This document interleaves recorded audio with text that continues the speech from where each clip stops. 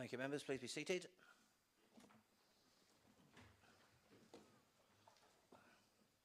Glad to see someone's put the large cushion on my chair.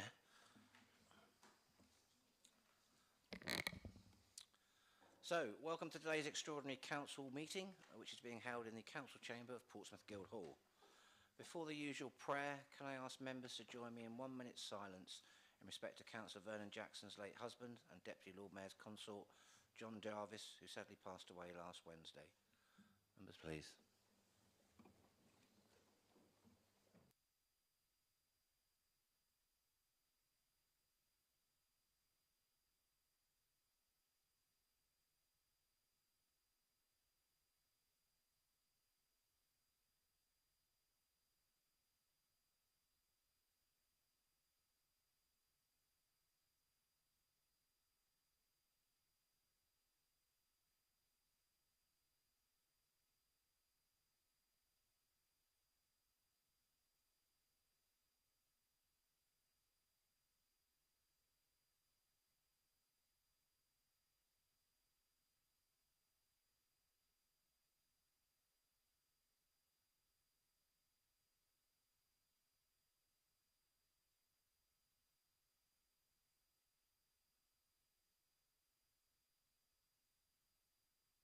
Thank you, members. Please be seated. So I'd now like to welcome Reverend Canon James Macaulay, who will say a short prayer. Thank you, Lord Mayor. Let us pray. Let us ask the blessing of Almighty God on our city of Portsmouth and on all its people.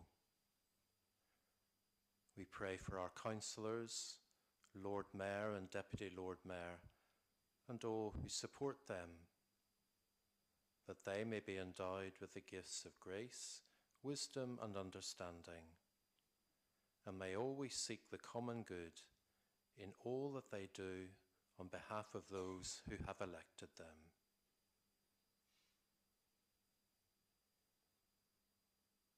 And those who wish may join in the Lord's Prayer. Our Father, who art in heaven, hallowed be thy name. Thy kingdom come, thy will be done on earth as it is in heaven.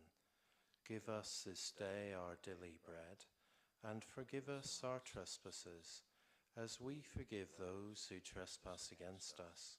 And lead us not into temptation, but deliver us from evil. For thine is the kingdom, the power, and the glory, forever and ever. Amen. In the name of the Father, and of the Son, and of the Holy Spirit. Amen. Thank you very much, Canon Macaulay. You're most welcome to stay for the rest of the meeting, but we fully understand if you need to leave. Right. Proceedings, members, just to remind you, for the attention of those members of the public wishing to record proceedings, the Council's rules prohibit the filming, photographing or recording of members of the public, including those making deputations. If the continuous fire alarm should ring, please evacuate the room and public gallery by the stairwells. Do not attempt to use the lifts, and please assemble by the statue of Queen Victoria in Guildhall Square. Just to remind members wishing to speak, you simply press the talk button on the unit in front of you, and I will activate your microphone when I call upon you to speak. I will also turn off your microphone when you finish speaking. We now move to Agenda 1, Item 1 of this extraordinary council meeting. Declarations of interest. Members, if you have any disclosable pecuniary interests or personal and prejudicial interests to declare in relation to the items on the agenda before us, can you please indicate? None. Apologies for absence. I've received one apology. Oh, sorry. Who's that? Oh, sorry. Do apologise. Oh.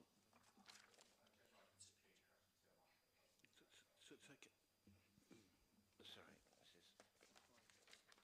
Thank you. This is the extraordinary meeting first of all, though. Okay. Hang on, sorry, my fault. Apologies. Councillor Vernon Jackson.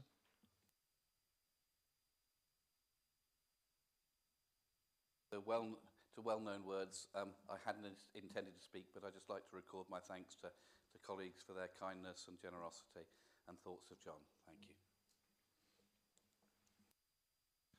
Thank you very much, Councillor Vernon Jackson. Apologies for absence. I've received one notification of apology. That's from Councillor Susie Horton. I've not been advised of any other apologies. An apology from Councillor Tom Coles. He's unwell. Thank you. Thank you. Record that, Councillor Tom Coles. Right, move to agenda item 3, deputations from the Public Understanding Order 24. In respect of this extraordinary meeting, no public deputations have been received under the provisions of this standing order. Item 4, which is admission to the role of Honorary Alderman, former Councillor Leo Madden. As you know, this extraordinary council meeting is to consider a proposal to grant the admission of former member and former leader of the council, Leo Madden, to the role of Honorary Alderman. Do I have a proposer? In fact, I do. The proposer is myself. Do I have a seconder?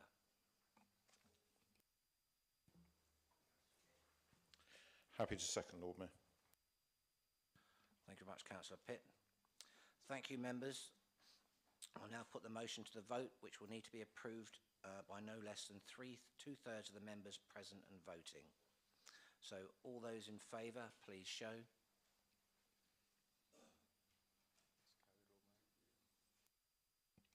Thank you very much. That is carried. It's passed, and we will look forward to welcoming Honorary Alderman Leo Madden back to a future council meeting to receive the certificate recording this decision. Members, that concludes the extraordinary council meeting. As it's now 2:05, I'm formally able to open the ordinary meeting of the council and begin with agenda item 1. So this is declarations of interest for the main council meeting.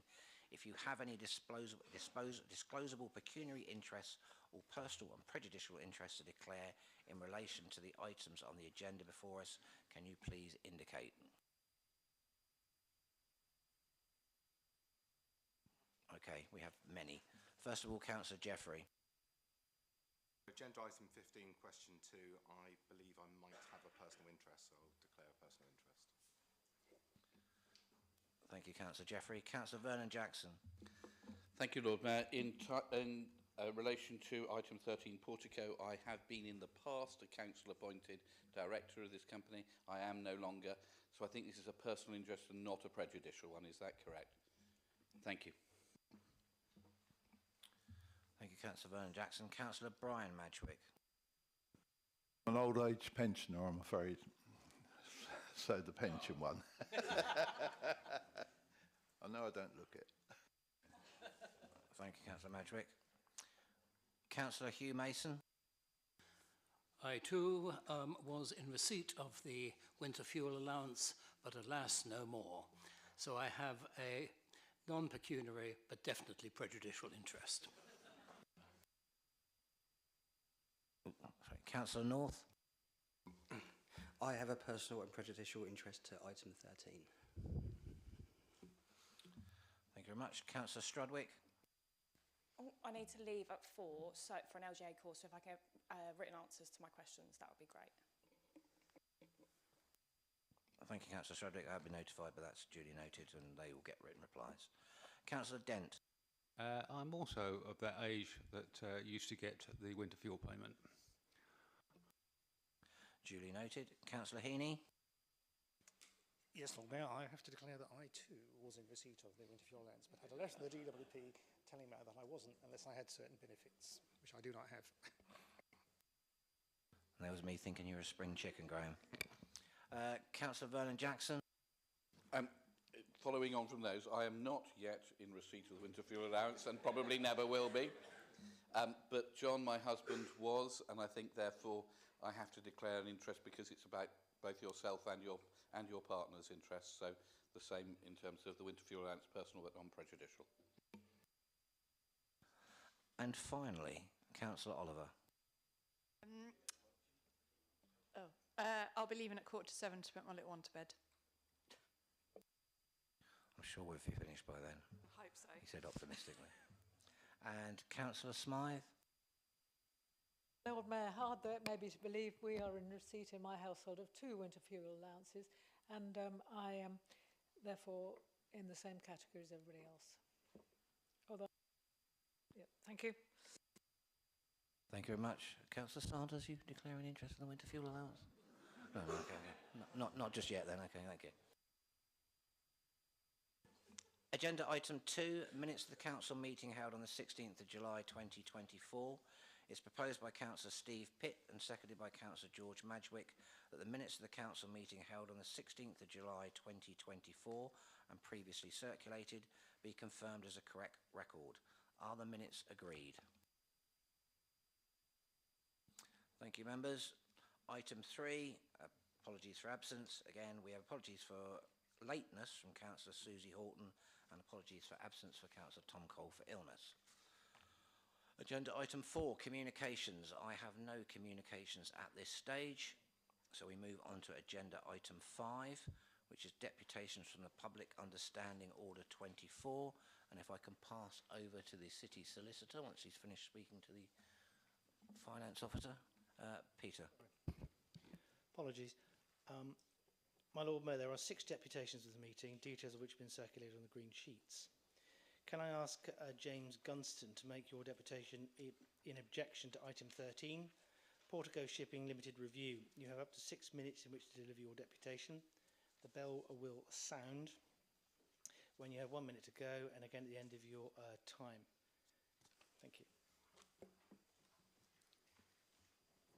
Thank you, Lord Mayor, for allowing me to make this deputation today on Portico Shipping Report. Portsmouth City Council acquired MMD Shipping back in 2008, and there was a subsequent report in early 2019.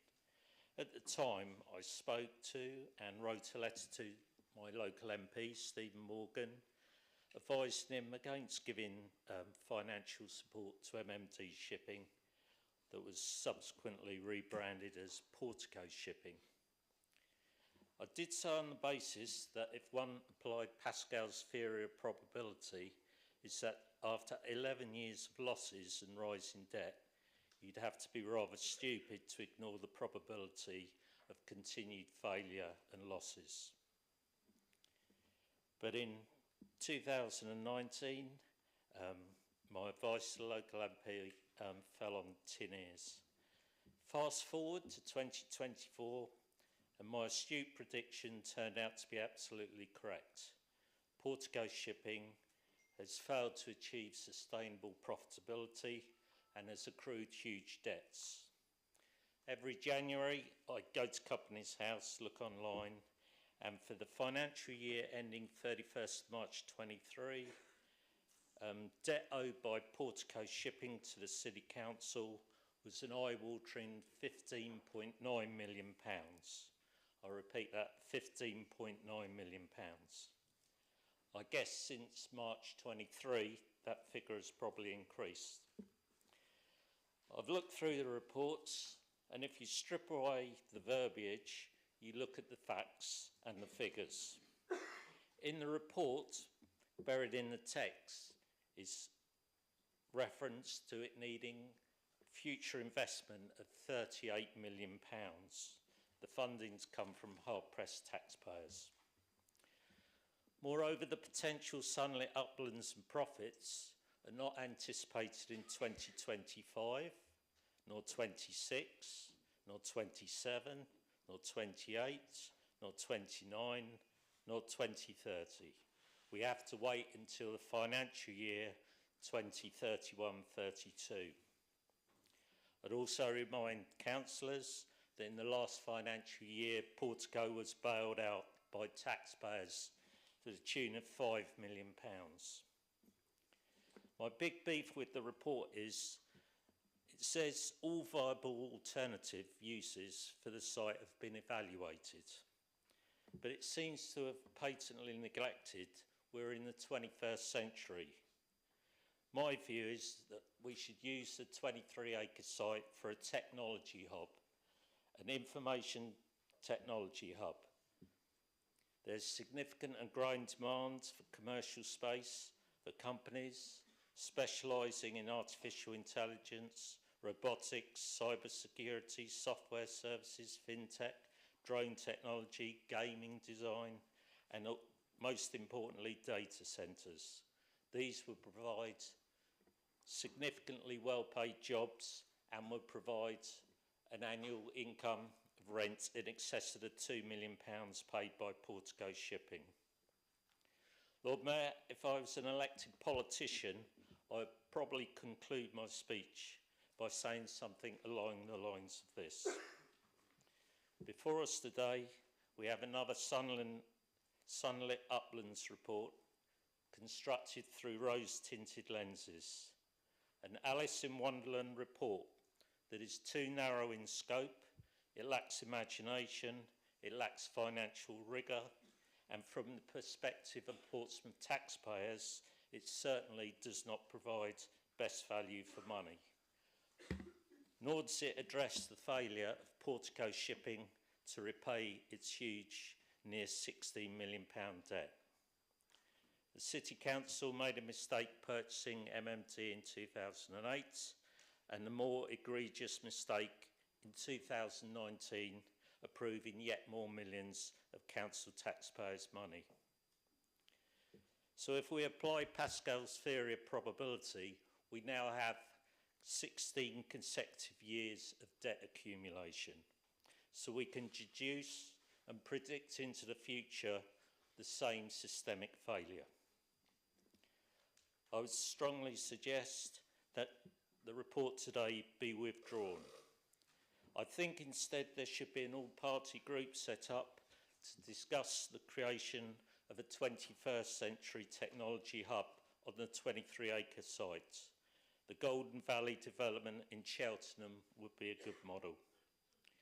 It's up to the Labour, Conservative and Independent councillors today to scrutinise this report and, if like me, come to the conclusion it's not fit for purpose. And I hope you will vote against it today. Thank you. Thank you. Please be seated until the deputations item is concluded. Can I ask Claire Udy to make your deputation in support of Notice of Motion 14D, winter fuel payments? You have up to 6 minutes in which to deliver your deputation. The bell will sound when there is 1 minute to go, and again at the end of your time. Thank you. It's Udy. Thank you, Peter. Hello, everybody. I'm Claire. I'm speaking to you today in my capacity as a semi-retired activist. I keep on going in, dipping my toe in and coming back, and I think I'm back for good again this time. I didn't really want to come and speak on this, but I feel like after the first 100 days of a Labour government, I think this is very important for everyone to hear in this room, especially when we're trying to work together for the betterment of our city. I'm basically being part of a political group which I know of because I am in the Liberal Democrats, but it's more the fact that when you're in a political party and you're tied to the decisions that you make, when will people make a moral choice, as it were? We all knew that a Labour government wouldn't be lollipops and sunshine, but after the first 100 days, we were finally able to hold the government to account in this council meeting for what must be one of the most unpopular and, quite frankly, unexpected policy decisions.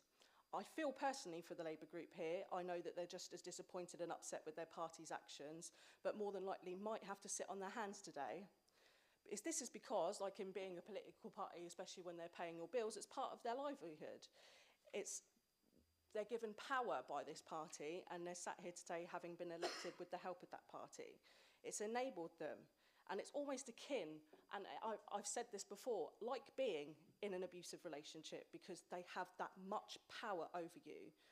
It's okay though, because myself and others will basically forgive you for not speaking up against things like, for instance, the ongoing genocide in Gaza or the far-right protests this year, or even the barriers that have happened to trans healthcare, for instance. Myself and others will forgive you for sitting on your hands because we know you're squirming internally and your brain is screaming at you because at this point, you are part of the problem. And if you had the courage to speak out, you'd face the consequences from your bosses and masters, being the Labour Party, for doing so. Thankfully, the council has already hit the ground running to support those in need this winter with the motion, and I thank Councillors Barrett and Candish for putting this motion forward to today. There is also cross-party support for this motion, as evidenced by a similar motion by Councillors Gardner and Swan, so thank you for that as well. Whilst I've seen your leaflets that have gone out, and I don't inherently agree with leaflets going out that look like energy pills, for instance, I feel like that might scare people. I recognise that maybe the local Conservatives or Conservatives in general might be doing some inward reflection, recognising what the last 14 years of a Conservative government have been doing, because Labour are carrying on that and going at the most vulnerable in society. I welcome that being in opposition in government has opened your eyes, and we may be able to work together as a city to protect residents from further hardship. So, what are our next steps as a council in the city? Portsmouth is working hard to get residents the help that they need, but with a budget 2 weeks away, will the next full council meeting be more motions protecting residents from decisions made by government? I await the budget as a currently semi-employed single mother of 2 children. Am I next? Are my children next? As a council, we must not be categorically using our time condemning the actions of the government and using our finite resources doing what is right by our residents. That money should be coming from the government to help them. It shouldn't be our money coming out and then taking away further support for other services that people use here in Portsmouth. We need to go further and stand up to the government constantly and keep on their toes and call them out constantly, because it will only get worse before it gets worse. If anything, I don't need to say about the correlation between the policy that removes protections from British citizens and how it has intensified the far-right hate that has boiled over here in England, Wales and Scotland in the last few months. But I will. Populist cabal forming politicians are capitalising on policies such as removing the winter fuel payment because people want someone to blame, and they are telling people that this is the fault of maybe asylum seekers or immigrants or migrants coming over here. They're the ones taking our services, when it's categorically not true. People are believing this absolute hooey, and as a result, people that are working to help the most vulnerable residents are being abused in the streets, all because, at the moment, over a moral panic over a photo of what appears to be ethnic minority people outside a hotel. I hope when helping elderly residents this winter, council staff are supported and helped and able to counter the sheer misinformation that they will be subjected to on the front line. For this, myself and others are thanking them for the hard work that they are doing and will have to do. As I conclude, I hope there is an effort today to at least combine both motions A and D, because motion D, whilst asked for slightly more, and at least has the spirit of the first motion going forward. It would be nice to see some cross-party working here, and hopefully for those to maybe take a moral stand for what is right by our wonderful little island city. I get that motions are about raising awareness, but having to use this time to correct the poor actions by government is not it. I urge you all to support the motions for 14D. Thank you very much. I cannot stay. I need to pick up my children. Thank you.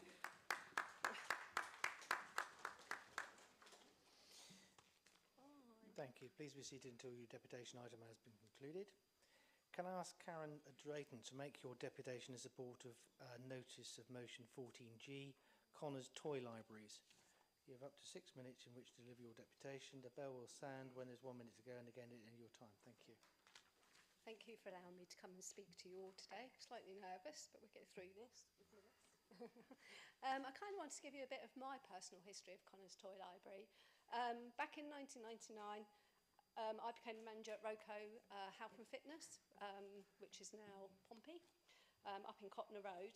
It was a brand new creche. We had brand new staff in there, and it was my job as the creche manager to kind of equip it. We only had a small budget, so I joined Connors Toy Library, and from there I was able to borrow all the cultural, seasonal, educational and topical items from there. We had a really good Ofsted inspection, and that was linked to the toys and the resources that we could borrow from Connors Toy Library. I left the creche and became a childminder under Portsmouth City Council, again joining the Toy Library service. I borrowed to enhance my setting for the children attending. I was able to borrow for children with special needs, enhancing their learning and development opportunities. Again, I received an outstanding. Within that year, only 2 childminders received outstanding from Ofsted. It was myself and one other one, and it was both linked to the resources that we could access through Connors Toy Library. In 2005, I actually joined the team. I actually could see what they were doing and the difference they were making to family settings and services across the city, and I wanted to be part of that, and I remained part of Connors Toy Library. In 2010, I became a foster carer, borrowing toys and resources for children in my care. This made a huge difference to the children, as I could borrow depending on their age and development levels of the children. I provided respite care for full-time foster carers. needing a break. So always different children every other week. So always different toys and resources. When I first met a child, we'd talk about what they liked and what they'd like to play with and what they'd like to do. We'd look on the website, we'd look on the database, we'd plan together, and when they actually come to my house, them toys were available there. It was a huge, big connection for so many children. When we look back on the experiences, one of those was having the toys available that we'd spoken about. It was huge in their lives. For the past 25 years, I've accessed the toy store as part of a Girl Guiding unit. We plan and develop, we've got an over 2-year waiting list, and it's because of what we do. We couldn't do this without the resources and the toys we borrow from the toy store. This is just me, and that's how many children I've supported, and we currently have 192 members joined to the toy store. So you can imagine how many children are benefiting across Portsmouth, and these are all Portsmouth children, they're all our children.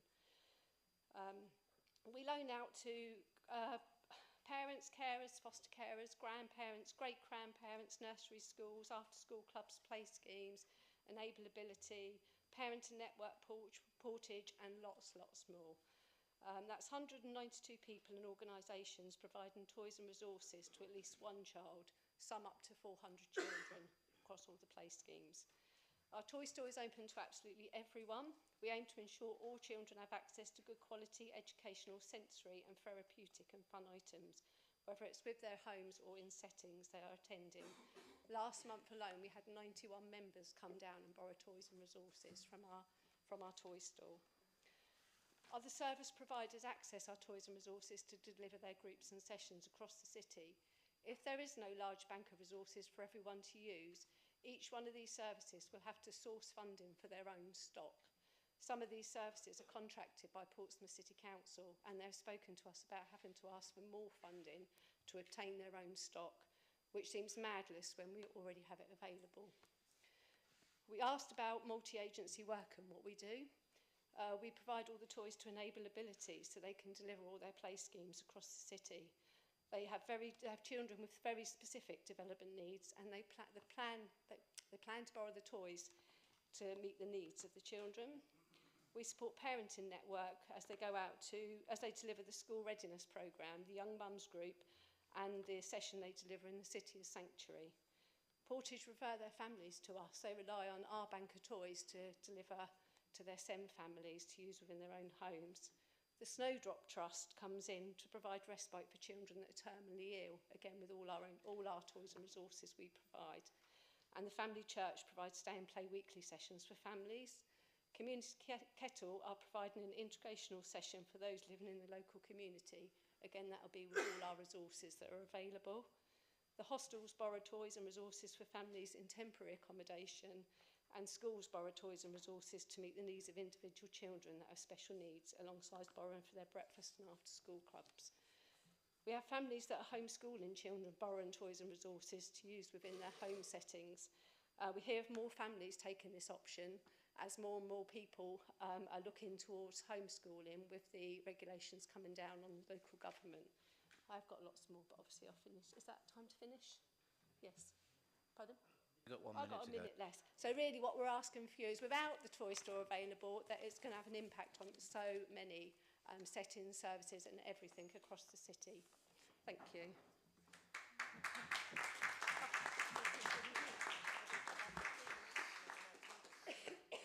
Thank you. Please be seated until the deputation's item is concluded. Can I ask Jessica O'Rourke to make your deputation in support of Notice of Motion 14G, Connors Toy Libraries? You have up to 6 minutes in which to deliver your deputation. The bell will sound when there is 1 minute to go and the end of your time. Thank you. Good afternoon. I've been attending toy library sessions as a parent for the past 5 years. I have 2 small boys. It was a group that I could take both my children to, as many groups are aimed at a specific age or stage. We were made very welcome, and I was introduced to other parents, which was really significant for me at the time, as my husband's in the Navy and away a lot, and I had become isolated and low as a stay-at-home mum. I have made friends that I've stayed friends with, and they've been a rock for me when my husband is away. My children have made friends, which has really helped my eldest transition into school, as he's quite shy. I was able to get support with finding out about naval support services through the staff at the Connors sessions I attended, and they gave me advice about behavioural issues I was experiencing at the time. In March 2023, I became a volunteer, seeing the benefits Connors Toy Library provides for many families. I wanted to be able to give back to others the support and guidance I had received. I completed training including safeguarding and first aid, which has supported me with seeking employment opportunities. In June 2023, I became a trustee, wanting to be involved with the running of this charity and support its future for generations to come. I've become heavily involved with fundraising efforts and know there is a need for the Toy Library service to continue. Connors Toy Library supports community cohesion through bringing families together, supporting those that are hard to reach and vulnerable through the Outreach Support Project. It reduces isolation and depression, establishes routines, reduces poverty and deprivation through early intervention, supports those suffering with mental health problems, increases the number of children being immunised as outreach workers support families to attend appointments, enhances learning and development, enables children to attend nursery through support and form filling, gives parents a voice at meetings because we attend with them, keeps children safe through home visiting, and makes toys affordable for all. Children with special educational needs and disabilities have access to specialist resources they need to improve well-being and development, and enables families where English is not their first language to attend groups with support. Families see us as the nice service, the ones with the toys, welcoming families, giving support and advice and bringing lots of fun. They see us differently to those running under family hubs, although we follow the same guidelines regarding reporting and safeguarding. They let us into their homes as we are the ones with the bags of toys. We bring an element of play and therefore they feel less threatened when we knock the door. We are often asked to accompany other professionals as they know we will gain access into the family home. Families that are referred to our service do not need to meet certain criteria. They don't need to already be at a high level of need. Anyone can refer, including families themselves. We aim to support families as soon as the need is identified. Very often a small need that has been identified overshadows a larger need not yet disclosed by the family. For example, a health visitor seeing no toys in the home will make a referral. When we visit and talk to the family, we discover there are more in-depth needs. We currently run 11 community-based toy library sessions. These are open to all families with preschool children, and we have a mixture of parents, carers, grandparents and great-grandparents attending. We run our sessions within family hubs, community centres and churches. Many of our families only attend their local toy library session, therefore they don't see any other professionals. We are often the only service to have contact with these families. We continue to provide early intervention for families. Just talking to a mum on the baby mat can uncover so many things they feel is normal. The lack of sleep, feeling isolated and alone, worried about how they're going to afford their rent, buying food, let alone nappies and formula. They assume this is part of being a mum. We are able to give them advice and support around sleep routines, benefit advice and checking they are claiming all they're entitled to. We give them advice on their local food pantry, which can be accessed ongoing. We make them feel welcome and listened to. Volunteers support our service, taking training courses and gaining qualifications leading to better employment opportunities. More parents are taking up employment as they struggle financially. We help them with qualifications, references and supporting them to grow in confidence and self-esteem. I know firsthand how much this support has meant to me and other volunteers across the service. We ask people that attend our sessions how it would affect them if it were to close, and here are a few examples. As a professional supporting families, I would have nowhere to access the resources needed to support individual children. Their learning and development would suffer. Their outcomes would be reduced. It seems strange to take away something that provides so much benefit to so many children when we talk about, as a city, creating better opportunities and outcomes for our children. Where would we access resources from if there wasn't a toy library service? Toy libraries should be compulsory in all major cities. I live 9 miles away and travel specifically to use the services. I found this invaluable for my birth child, but also critical for showing foster children the breadth of toys available, bearing in mind that when fostering, you might welcome children that have never experienced toys at home. The children I care for would have limited opportunities for socialisation, and their preparation for school would be negatively impacted. It would be a huge loss for the whole community, particularly for the families on low incomes or those lacking social support elsewhere.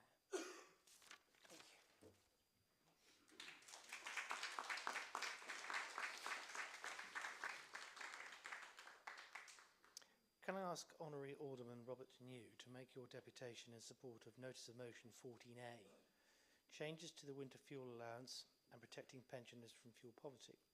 You have up to 6 minutes in which to deliver your deputation. The bell will sound when there is 1 minute to go, and again at the end of your time. Thank you. Thank you so much. I was warned that this may happen.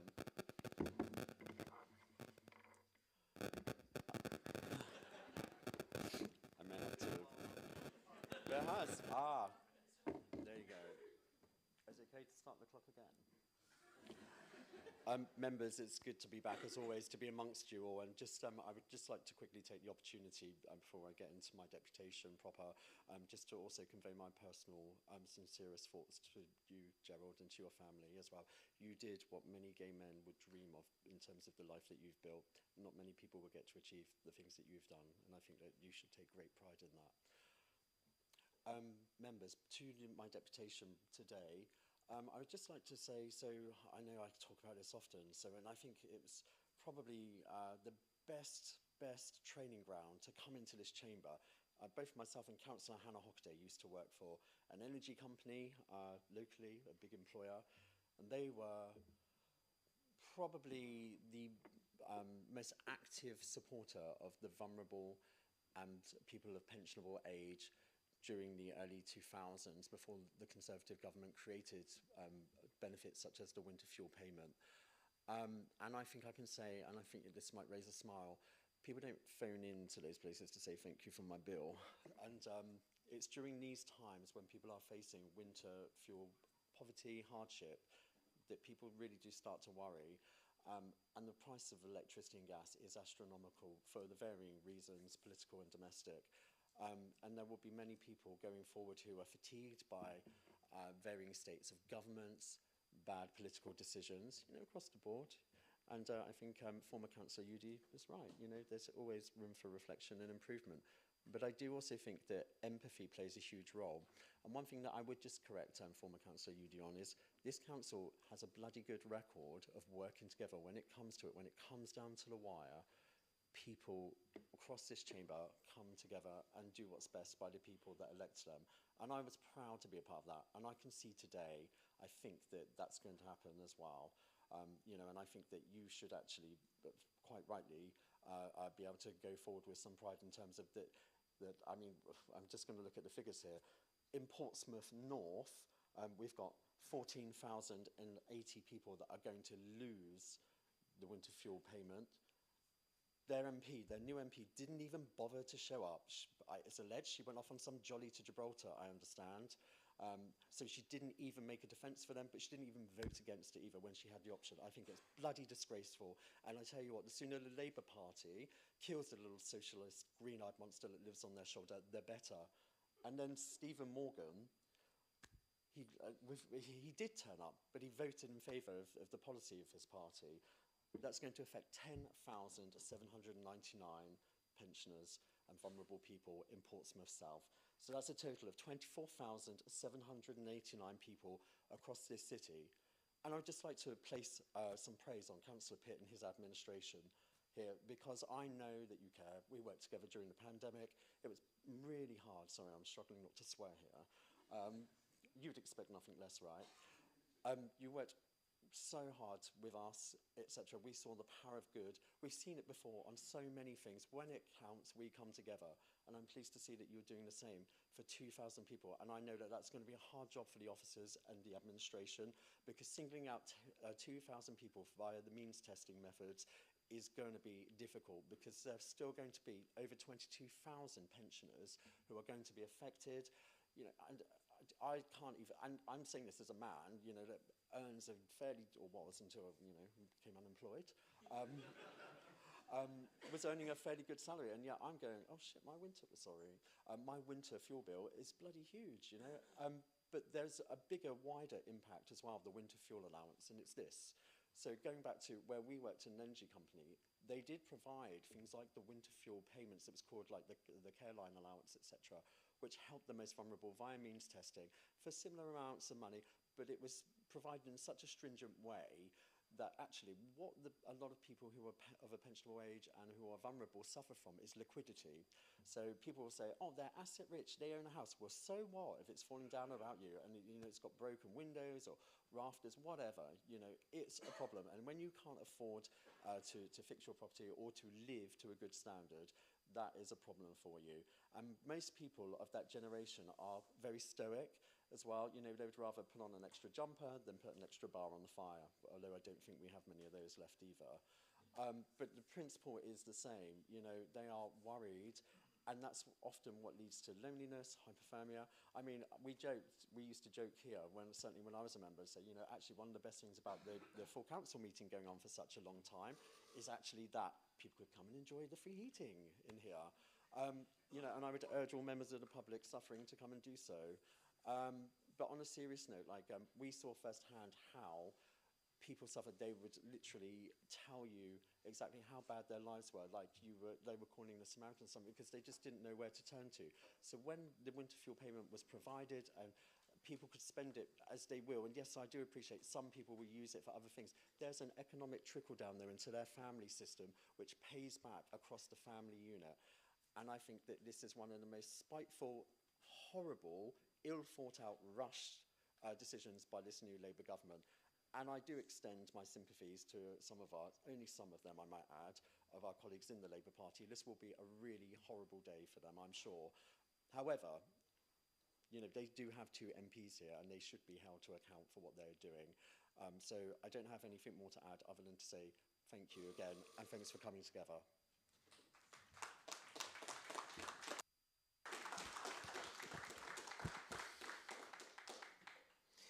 Can I ask Alan Burgess to make your deputation in support of notice of motion 14D, winter fuel payments? You have up to 6 minutes in which to deliver your deputation. The bell will sound when there is 1 minute to go, and again at the end of your time. Thank you. Good afternoon, full council. I make this deputation in favour of motion 14D. The motion states, the number of pensioners affected by the change of eligibility data is shockingly at least around 24,457. If you multiply by £250 the average winter fuel payment, you obtain the amount £6,114,250. This is how much the City of Portsmouth is losing as a result of this. I applaud the efforts of the Leader of the Council to ameliorate the worst impacts of this loss of the winter fuel allowance. However, a scheme, no matter how generous, cannot plug a 6 million plus black hole. I'd like to draw the attention of the Council to the systematic transfer of resources from the poor to the rich, that this theft of winter fuel allowance is only a minute fraction. The richest 1% of the UK own 25% of the household wealth of the nation. A survey by the Resolution Foundation showed that the wealthiest 1% had almost 800 billion more wealth than suggested by official statistics, meaning that inequality is much higher than previously thought. This mass transfer of wealth has accelerated since Thatcher and continued through the Blair years. It is time for this excessive greed at the top to stop. I note in motions 14A and 14D that there is provision for the Leader of the Council and the Chief Executive to write to Rachel Reeves, the Chancellor of the Exchequer, to complain about the inequality of robbing pensioners of the means of heating themselves. I understand from the press that Reeves is very reluctant to engage with anybody before the budget. Even ministers from her own cabinet have no contact with the Chancellor. But should, in the unlikely circumstance that the PCC letter does sneak through, could we add on the top of the request of abolishing the removal of the winter fuel allowance that we request the Big Six privatised energy supplier companies to be brought into public ownership. Energy giants have pocketed over 420 billion of profits since the energy crisis, according to endfuelpovertynow.org. This puts into perspective the rather nervously squeamish trepidation of the current Chancellor over the 22 billion gap in public finances. There is money in the economy. The UK is the 6th largest economy in the globe, with a 3.5 trillion nominal GDP as of Q1 2024. We should not be forcing the elderly in this country to decide between eating and heating. There will be a jump in excess winter deaths as a result of this policy. Shame on Labour, within 100 days of the landslide majority, to bring this shoddy continuation of neoliberalism.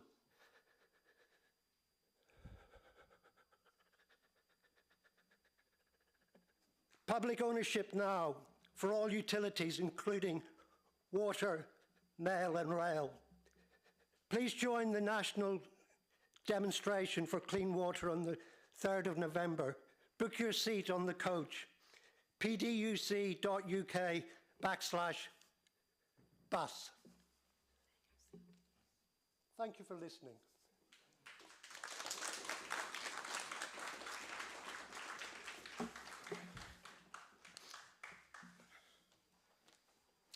Thank you. Could those of you who have made a deputation please retire to the public gallery if you watch the remainder of the meeting. Thank you very much. Okay, members, that brings us to the end of deputations for this meeting. We move on to agenda item 6, which is questions from the public under Standing Order 25. No questions from the public have been received under this standing order. So we move on again to agenda item 7, appointments. We have a proposal within the Green supplementary sheets proposed by Councillor Steve Pitt and seconded by Councillor Charlotte Gerarda that Council 1 adopts the overall political balance and allocation of seats as set out in paragraph 3.3 of the Chief Executive's report. 2, reappoints Councillor Raja Ghosh as a non-aligned independent member on the Licensing Committee. 3, reappoints Councillor Raja Ghosh as a non-aligned independent member on the Economic Development, Culture and Leisure Scrutiny Panel. 4, appoints Councillor Yinka Adeniran as a Labour Group Standing Deputy on the Planning Committee. And finally, 5, appoints Councillor George Fielding as a Labour Group Standing Deputy on the Education, Children and Young People Scrutiny Panel. Members, of these recommendations agreed? Thank you very much. Item 8, urgent business. I've not been notified of any urgent business for this meeting. We move on. Agenda item 9, Treasury Management Outturn Report 2023 to 24, to receive the recommendation of the Cabinet held 23rd of July 2024, as previously circulated within the agenda. I now propose to call the minute. If you wish to either question or oppose the minute, please indicate by standing and calling out either question or object once I've called the minute. Can I also remind members that any item to which no objection is made will be deemed to have been approved. I therefore call Cabinet Minute 62, Treasury Management Outturn Report 2023-24.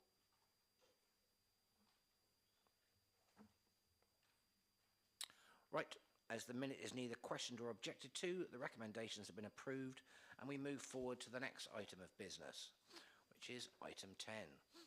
Approval of Corporate Plan 24 to 26 to receive the recommendation of the Cabinet held on the 1st of October 2024, as previously circulated within the agenda. I now propose to call this minute. If you wish to either question or oppose the minute, please indicate by standing and calling out either question or object once I've called the minute. Can also remind members that any item to which no objection is made will be deemed to have been approved. I therefore call Cabinet Minute 78, approval of the Corporate Plan 2024 to 26.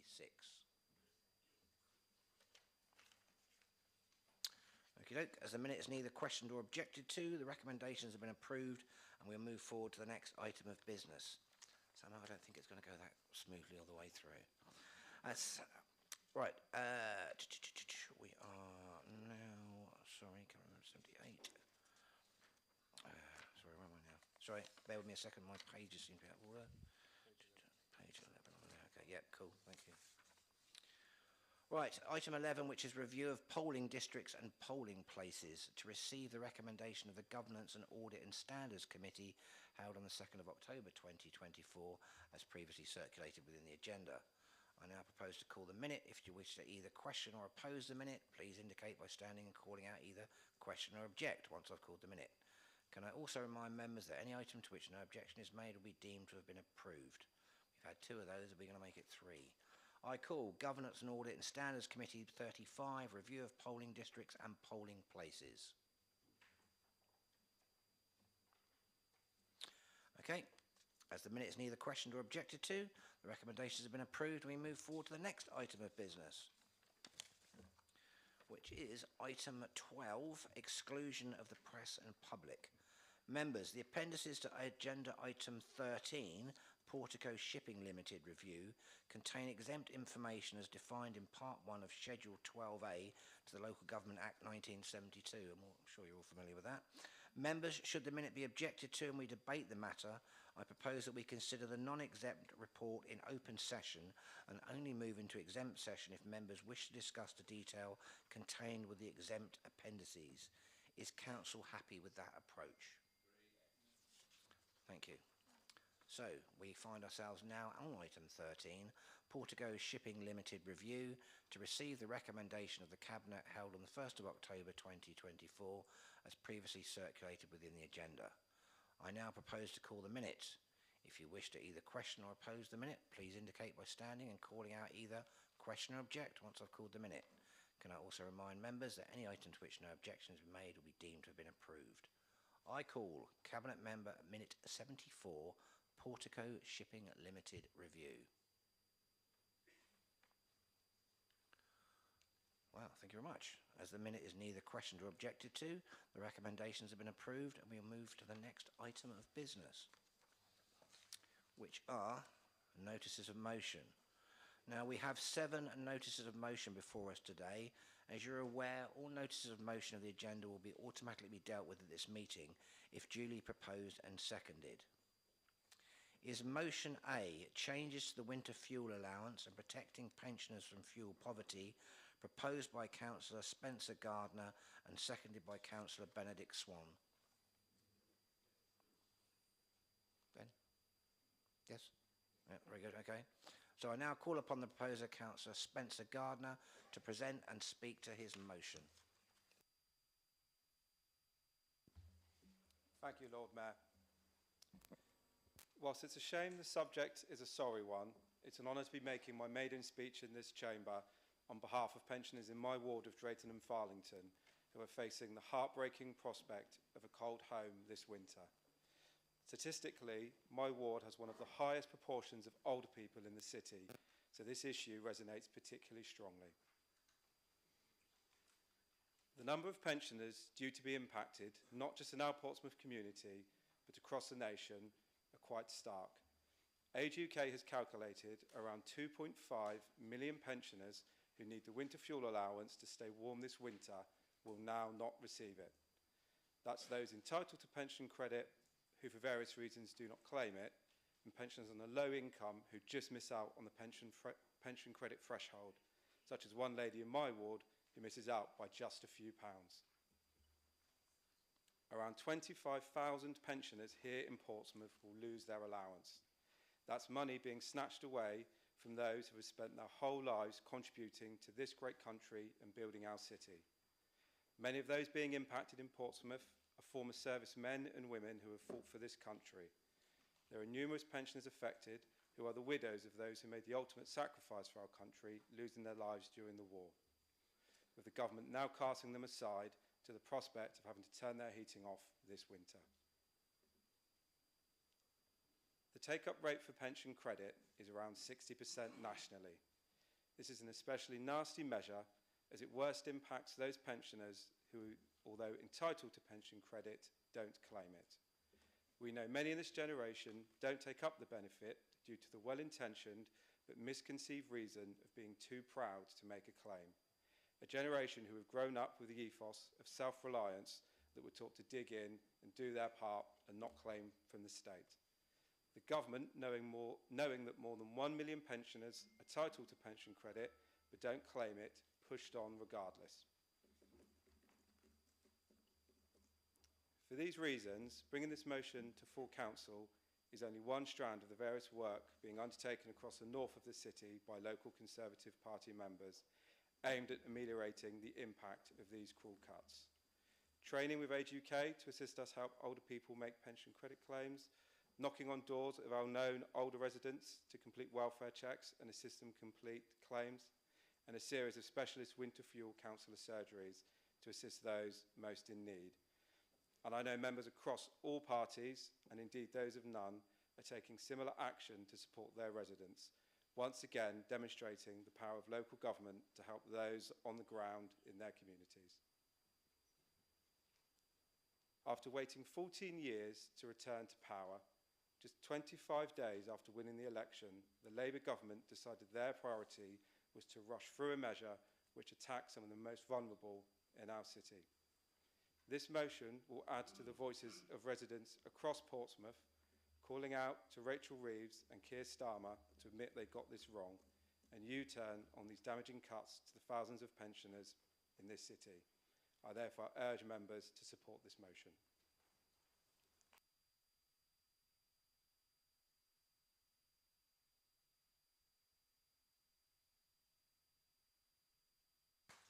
Councillor Garden, congratulations on your maiden speech.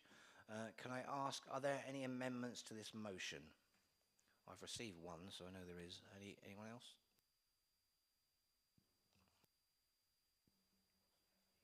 Sorry, Councillor Heaney. Is there another one? Yes. You happy for it to be circulated now? Yes, please. Yes. I haven't physically got it. The officers have got it. I also need a seconder. Councillor Valley. Okay, so that's seconded, proposed and seconded. That can be circulated, please. I have Councillor Pitt. An amendment in my name, Lord Mayor. And that's seconded by? Me, Lord Mayor. Councillor Sanders, thank you. Members, I'll give a minute for those just to be circulated.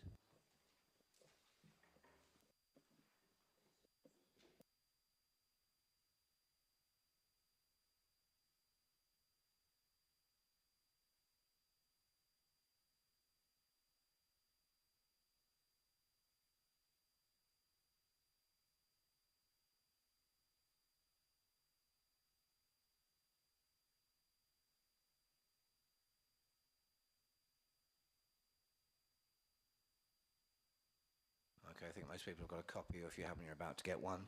I have an indication to speak from Councillor Hunt. Is that still the case? I'm ready. Sorry.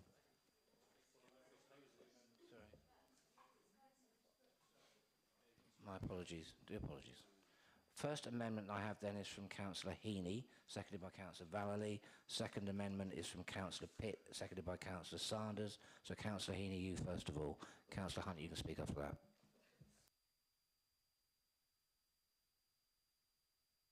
Got me on? Right, I'm on. Thank you, Lord Mayor. I'd also like to congratulate Councillor Garden on his maiden speech as well. So, the amendments before you are purely factual and contextual. They're not intended to make a point or to contradict the motion. In fact, we are going to support the Conservative motion as it is before you. Just to put a context, the Institute for Social Studies, as I said, and the Office of Public Responsibility have identified funding shortfalls, and a letter was sent by the chair of the OBR to the Treasury Select Committee because the estimates that the OBR had been provided with turned out not to be correct. And the OBR chair makes the point that the significance of that is such that he said, given the seriousness of this issue, I have initiated a review into the preparation of the departmental expenditure limit forecast in the March 2024 summary. So we do have a problem. Just to give one example, the Home Office budget, £6.4 million was not identified in extra expenditure on asylum seekers. And the Treasury, the Home Office seemed to think that this would come out of the Treasury Reserve. Now, that was known about by the previous government, but it was not in the budgets, and it wasn't found out about properly until after, when the Treasury did its full review. So we do have some issues there, and the IFS also pointed out that in the election, that the spending plans that were being suggested by the government were not realistic, you know, in terms of what they were proposing. So I think we do have some factual information there. That doesn't mean that the decision the Labour government made was correct, and the choice they made was correct. I'm just pointing that out. The second one is about what the government committed to in terms of the triple lock. That is important. Pensioners will get an above-inflation increase next year, but of course they will not get it until the spring, after they have had to pay energy bills.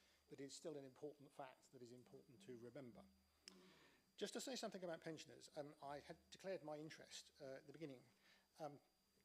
I don't need a winter fuel allowance. I have employment. I work part-time. I have a pension. I have a small pension from the University of Southampton and our state pension, and I have my council's allowance. I do not need a winter fuel allowance. It is quite clear that the winter fuel allowance does go to people who don't really need it. It's estimated that there are something like half of pensioners are now in the top half of the population by income. So a lot of pensioners are well off. The question is, how do you deal with this situation? I think the government have been hasty in going for this measure. I think it has not been thought out properly. I don't think they've thought through the consequences properly. And I think we have to think about universality in terms of effectiveness and efficiency. How effective are universal benefits at getting to who needs it? It is effective at getting to who needs it because no one has to apply. And pensioners who are currently on pension credit will get it in a universal system. If they are not in that and they do not apply, they will miss out. So that is the effectiveness of a universal system. The efficiency problem comes with the amount of money that it costs to give people like me who don't need it and the others. And when we are in straitened financial circumstances, these things do need to be thought about. I think there is a case for means testing, but it has to be done in a more carefully thought out way with consultation and not in the rush that has happened so far. Just to say a little bit more about where we are, the argument on universality, I think, is also important because the previous pensions minister in the Liberal Democrat government tried an experiment when he was minister. He decided to identify people who were entitled to pension credit, and the department did a 3-month experiment by putting the money into people's accounts and then writing to them to say, we've put some money in your account and you should probably claim this because we think you're entitled. Some people did, but a significant number didn't. And that's the challenge you're up against, that even when you put people in money into people's account, they don't always know. That was on the More or Less programme, which I happened to listen to a couple of weeks ago when it was Steve Webb, by the way, who was the minister. So we have a real problem. If you're going to make sure that people who need it get it, we need to make sure the criteria are right. The problem with means testing is cliff edges and people's unwillingness to apply. And that is clearly a problem with the pension credit. Pension credit has historically been a problem.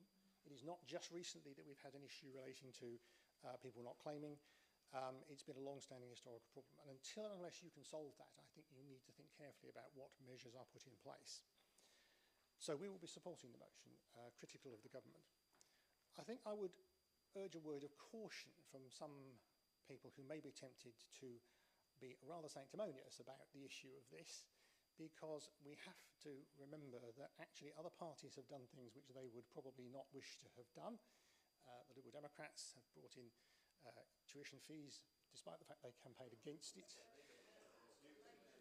You tripled tuition fees. You tripled tuition fees when you said you were going to abolish them. You tripled tuition fees when you said you were going to abolish them. You also introduced the bedroom tax with the coalition government, and the local council tax support scheme was brought in with only 80%, although of course that is looking to change. I can see that looking to change it. It's still going to be people getting less than they would like. But be careful about being too sanctimonious about this issue. I think the government were hasty. I don't think that there was an absolute need to do this right at this moment. I think we could have had more time, and I hope the government will rethink, or if they're not able to rethink, to put some mitigating measures in place to make sure that the worst off are not harmed by this measure. Thank you, Councillor Heaney. Before I move to Councillor Pitt, welcome, Councillor Horton. Do you have any declarations of interest? Thank you very much. Councillor Pitt. Thank you, Lord Mayor. Just while I'm on my feet and to not waste a point of order, the Labour government introduced tuition fees and tripled them first. So let's just be really clear on that, because going back to stuff that happened a decade ago and which we all regret and have been thoroughly beaten over the head for by yourself and your colleagues, Graham, I think sanctimony does not belong on this side of the chamber today. Now, the point about this and why it's so important, and we absolutely support and will be supporting the Conservative motion. We have one on the order paper ourselves, as you'll know, because this is an extremely important issue, is that this is not just about doing the wrong thing, it's about careless and shoddy politics and government that is frankly embarrassing for a country like the United Kingdom. Now, that government came into office not as a bunch of inexperienced politicians who'd been out of office 14 years, didn't know what was going on. They had experienced civil servants to lean on. They'd had huge amounts of consultancy in the lead up to the election and never mentioned this at all, not once. And then 25 days in, oh, we're going to do this because we found a black hole in the books. It was the wrong place to go for the money at the wrong time. And it's, as you've kind of admitted yourselves, it's a really shoddy piece of legislation. Now, what actually is happening here is that it's, by everyone's admission and acknowledgement, only allowing the benefit to go to people who struggle to claim it. I believe that there are over 260 questions that are required to be answered in order to complete the first part of an application for pension credit. Not the whole thing, just the first part. Over 260 questions, which is absolutely ludicrous for something like this. Now, that being the case, it's pretty clear why a lot of people have put off applying for it, because it's so damn complicated to do it.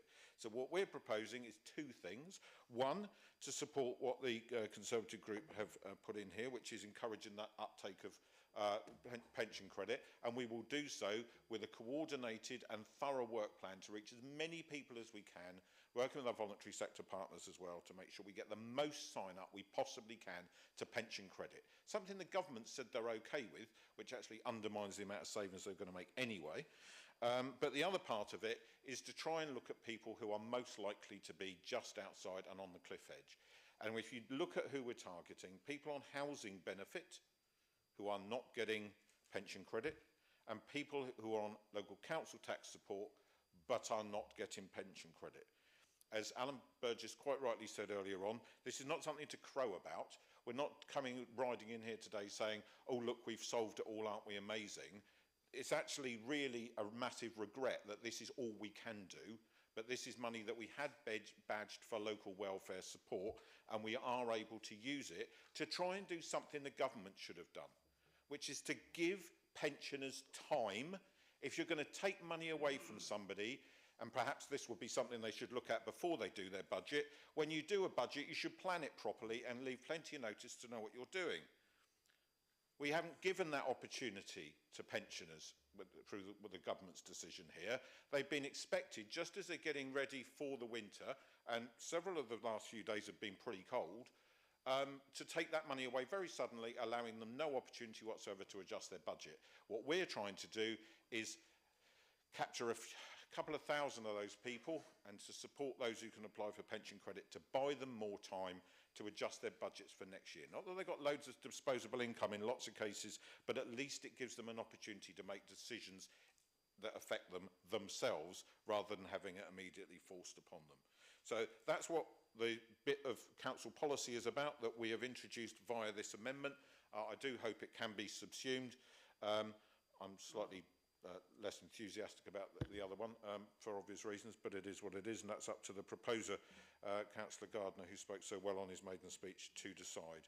So it's important that we get the support in place. It's important that we help those people we can, and we've been able to identify a group that we know are definitely in need of support. There was a really, really simple thing that this government could have done if it wanted to, in effect, means test pension credit. The MP Tim Farron on Question at a Time a couple of weeks ago put it so succinctly and so simply, and you think, how can all those civil servants sat in Whitehall and all those elected MPs in the House of Commons not have just thought, yeah, we'll do that? You could just tax it. And then those people who are on high incomes would have been giving at least 40% of it back anyway, and those who were also on the lower tax thresholds would have also paid a bit. Who wouldn't have paid? The people that really need it. Thank you, Lord Mayor. Thank you, Councillor Pitt. Councillor Hunt. Well, don't expect me to pull my punches at all. This was, it was not meant to be like this, was it? We were told by Labour that this country needed change. We didn't want change for worse. We were told there was going to be change for better. And the fact of the matter is that all of you delivered letters, and you're all nice people, I know you're like nice people, but all of you delivered letters from Keir Starmer to all those thousands of pensioners across Portsmouth saying, I will never betray pensioners. And the first thing the Labour government, I know you're uncomfortable with it, I'm sorry. The first thing the Labour government did when it got into office was to betray pensioners. And it was a clumsy policy. It was ill thought through and unnecessary. Tim Farron has indicated one way that it could have been done. Another way could have been done through the council tax banding. People from A through to, say, D could have retained the allowance, and above it might not. But I listened to what Councillor News says, and he's right, there are people who are asset rich. But it's good to hear that you're going to support a motion today. I don't know whether you'll support it by the end of this debate, because we're amending it. And I support our amendment, and I hope the Conservatives will do too.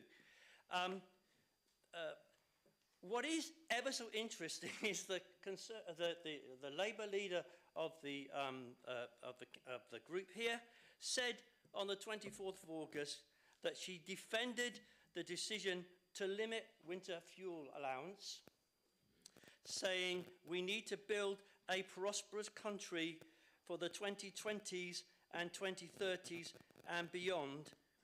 And in the short term, that requires hard choices to clean up the Tory mess. You don't clear up Tory mess by wiping your feet on pensioners. And that's the truth of it. You've got the Portsmouth Pensioners Association here today. They must be absolutely wondering what on earth is going on. You've got Unite outside, who supported your party in the run-up to the general election, campaigning furiously, and some of you are members of Unite, campaigning furiously, asking the Labour government to think again. So credit to you if you are going to support the motions today.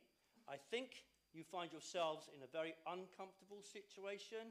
I think all of us here know that. We have been in the same position as yourselves over tuition fees. And we were not given, it was really hammered to us, wasn't it? And particularly by yourselves. So this is the discomfort of being in government, I suppose. But nobody, Lord Mayor, nobody anticipated that pensioners would be the first target of the Labour government. It's extraordinary. I was hopeful. And then they followed up with their freebies. You know, robbing, it is robbing pensioners, taking money away from pensioners. And then we learn that the Labour leader himself is taking suits and goodness knows what else as freebies. You know, it is extraordinary. It's not what I was expecting. I was hopeful. I really, really was hopeful. And I tell you what, and you know we do it, we go out almost every weekend on our stalls and we talk to people. And we've been asking them about the winter fuel allowance, Lord Mayor. I can tell you, Labour supporters are ever so angry. People who switch to you, switch your party, I beg your pardon, for the general election, made it very clear to us and are making it very clear to us, and we will continue to do this, that they are not going to vote Labour again.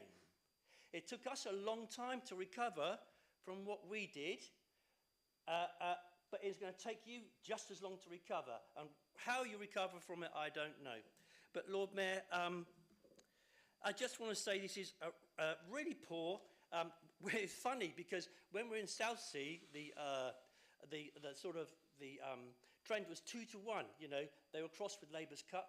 But when we moved to North End, it was more like 4-1. People were saying to us they were very angry. But I think more and more information is coming out. So you are in a right old pickle, that's for certain. The thing you've got to do, though, is to tell Mr. Morgan and to tell Amanda Martin in the North that they need to get their act together and they need to tell the Labour government to change their minds. And in the upcoming budget, to do something that puts this mess right. That is your job today, to go back. I know it's not a huge voice, but it is a voice, just like ours, to tell them they've got it wrong. You know they've got it wrong. We all know they've got it wrong. They all know they've got it wrong. And it needs to change for the good, for the better. Thank you, Lord Mayor. Thank you, Councillor Hunt. Councillor Bosher. Thank you very much, Lord Mayor. Not often I'm in agreement with Councillor Hunt, but I think we are today. I think there were some that said we perhaps ought to be conciliatory to our Labour members. I'm not sorry, or I'm not sorry for not being sorry. I'll deal with the two amendments if I can first. The one in the name of Councillors Pitt and Sanders, I'm happy to support that. I appreciate it's Councillor Gardner's decision, but we would look to subsume that into the notice of motion. With regard to the Labour one, absolutely not. Because what you're trying to do here is to blame every other bugger except your own political choices. And you're looking to try and blame previous governments. We never actually put forward that we were going to do this. But clearly you're trying to make references, Councillor Heaney, to this mythical £22 billion black hole. Well, let's actually look at that a little bit, shall we? Because the Financial Times tried to put a Freedom of Information request in to try and find out exactly what it consisted of, and the Treasury rebuffed that. But there's 11.6 billion for international climate finance, 9.4 billion for above inflation public sector pay rises, 8 billion for GP Energy, 9 billion in lost tax receipts for shutting down North Sea oil and gas. Those are the things that don't constitute a £22 billion black hole. But 1.5 billion winter fuel allowances clearly do when it comes to government. It was really, and I appreciate you're trying to defend a position, Councillor Heaney, but it was classic Labour whataboutery, where the history of the world starts at 2014. Lord Mayor, I'd go back to the 14th of September. I don't know whether you're smiling or whether that's wind, Councillor Heaney, but I really hope that you're not smiling at this debate that we've actually got before us, because it makes my blood boil. Back on the 14th of September, we in Drayton Farlington had our monthly ward surgery. And one of the first people we had through the door was a 91-year-old lady that lives on her own in Drayton. She's been to our surgery before, usually highlighting local issues around the neighbourhood. But on this occasion, she actually asked whether Amanda Martin was at our surgery, to which the answer was clearly, no, she's not. It's a local ward councillor. She sat down with me and promptly burst into tears. Mr. Bosher, she said, I'm scared. I don't know what I'm going to do. They're going to take away my winter fuel allowance, and I'm £15 over the limit. The lady in question spent most of that morning with us, and we've since provided her with all the support that she actually needs. What I wasn't expecting, Lord Mayor, was a social media post about it to have almost 150,000 interactions and over 2,000 people, not just from the UK, but there were people from Germany, France, Australia, and the United States contacting me to offer to pay the £300 on her behalf. That is the sort of impact that your policy has had. Back on the 26th of May, Keir Starmer put out a video, I think we've probably all seen it, in which he highlighted the plight of a pensioner he'd met in Dewsbury, who wouldn't get out of bed until midday and wore a thermal jacket so that she didn't have to turn the heating up. That's an awful position to put a pensioner in, says Keir Starmer. But I bet he and his cabinet weren't thinking of those pensioners when they were queuing up for their freebie Taylor Swift tickets because their children wanted to go, or their free wardrobes, or even their £900 visits to DJ booths in Ibiza. That alone would have paid for 3. Separately, Lord Mayor, Labour pledged to cut energy bills for good, cutting bills by up to £300 per year. Well, that pledge didn't last very long either, did it? Energy bills up 10% within 100 days of being government. So when the Labour government tried to defend what I consider to be a cruel political choice, which incidentally isn't backed up by an impact assessment, I know you like your impact and risk assessments, Councillor Heaney, but there's not one attached to this. Think long and hard about the 91-year-old resident in my ward sobbing in our monthly surgery, and make no mistake, Lord Mayor, this was a political choice. I've held monthly surgeries in Drayton for over 20 years, and this is by far away the worst face-to-face meeting I've ever had to endure. But let's just have a little bit further, Lord Mayor. Stephen Morgan voted to protect his job and remove the winter fuel allowance from 10,000 pensioners. And even worse, the newly elected MP for Portsmouth North, who campaigned on being a Pompey girl standing up for Pompey residents, yet the first opportunity she runs away. Not an abstention, Lord Mayor. She actually didn't bother to turn up for the vote, choosing to rush off to Gibraltar for a photo opportunity. No doubt funded by me as a taxpayer, letting down an estimated 14,000 pensioners in Portsmouth. Then a couple of weeks ago, community coffee morning in Drayton, with our photo-seeking MP was due to attend. No show. Clearly she didn't fancy meeting with the pensioners in Drayton and Farlington. I've almost finished, my Lord Mayor. She's living up to her nickname, Absent Amanda. Doesn't turn up for the important things. Lord Mayor, I hope that anyone in this chamber who has 1 ounce of humanity thinks about that 91-year-old pensioner in Drayton Farlington and supports this notice of motion. Thank you. Thank you, Councillor Bosher. Councillor Swan. Thank you, Lord Mayor. I'm really disappointed that this motion has had to be submitted, and I'm disappointed that something that will leave some of the most vulnerable residents in my ward and across the city destitute has been proposed by a Labour government who promised the country they were looking out for everyone. Now, I know there are some good people in the Labour group here, people who are genuinely caring and that look out for others, not in front of a camera for a cheap PR stunt, but to quietly check on someone in passing, perhaps when that person is taking a minute out to regroup, look after their mental health, even if that person's political stance is quite different from their own. And this is not an attack aimed at them, although I truly hope they do acknowledge the injustice in what central government are doing. I know from speaking to family, friends and residents that there are some who accept that they will lose their winter heating allowance and that they feel lucky that they are not relying on it. However, the large grey area in which so many in this city fall will have a catastrophic effect on our communities, with people having to choose whether to heat their homes or eat. It is such a grave injustice, ill thought out, with no assessment done on the impact. It is cruel, heartless and unnecessary, and it needs to be paused and rethought.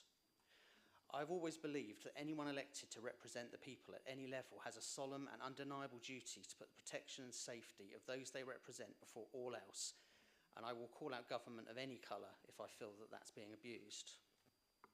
I truly hope that the government see the error in this morally bankrupt policy and reverse it before people lose their lives in the coming months. As always, I stand with the residents of Copner and Anchorage Park and the wider city by wholeheartedly supporting this motion, as I hope every single councillor will do. Thank you, Lord Mayor. Thank you, Councillor Swan. Councillor Sanders.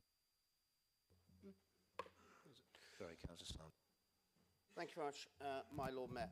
I'm delighted that the Conservatives and us have put down motions on this today. I will certainly vote for the Conservative one, and I'm grateful to the movers for accepting our amendment. Now, as someone who spent the last 45 years listening to the Conservatives extolling means testing, it's a pleasant surprise to hear them saying it's bad, even if it's only for pensioners. I was also surprised at the lack of one word from them, sorry. Sorry for the black hole that they left behind, the £20 billion black hole they left behind. Sorry for antics that did more than anything to destroy what little faith people had left in politics. Sorry for the pain they caused people thanks to their economic incontinence. But it's what you do with that black hole that matters now, and that falls to Labour. As has been mentioned earlier, to govern is to choose. And that's a truism first said by a Prime Minister dealing with a morass of decisions his weak, faction-ridden predecessors did not make.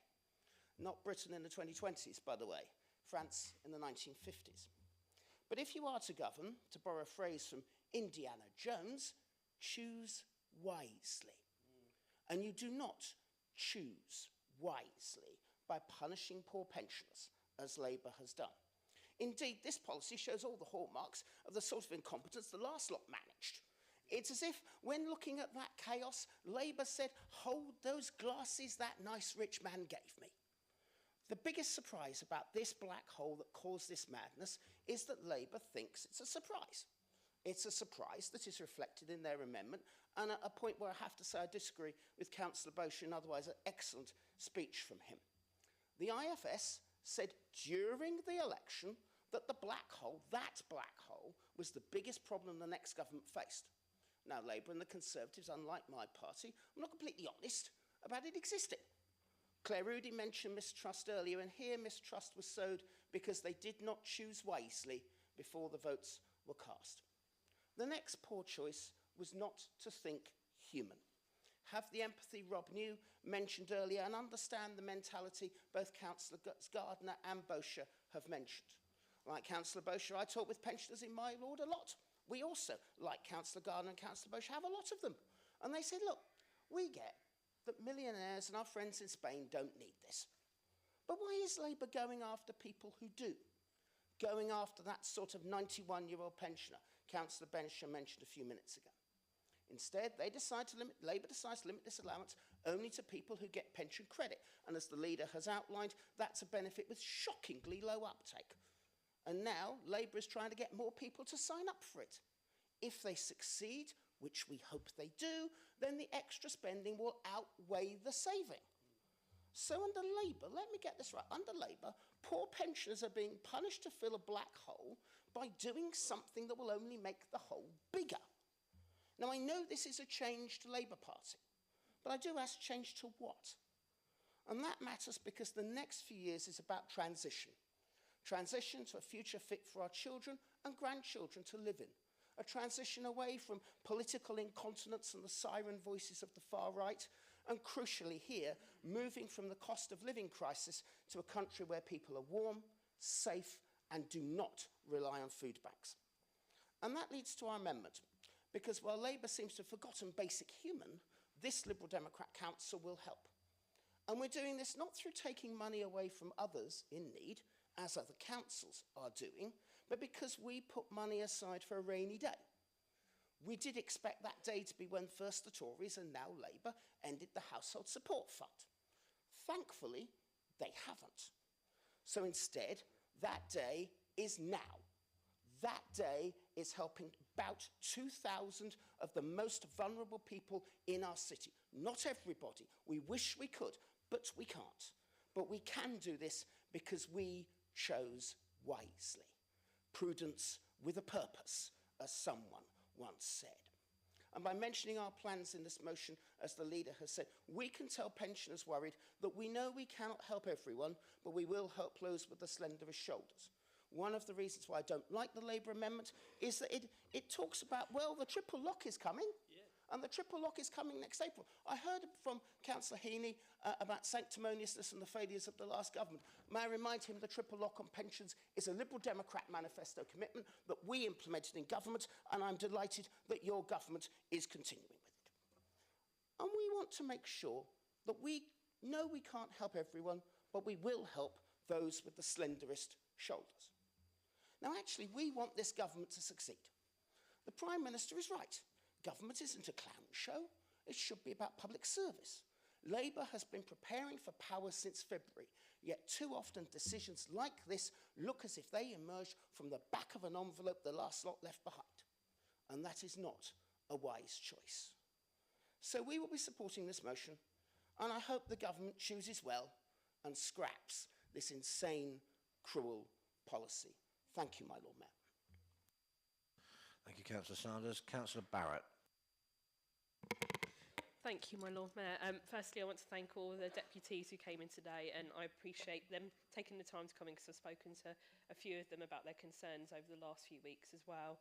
I'm really gutted to have to stand here and talk about this because regardless of what government's coming in, you always hope and pray that things will be better, and it doesn't feel that way, and I can only hope that things can change.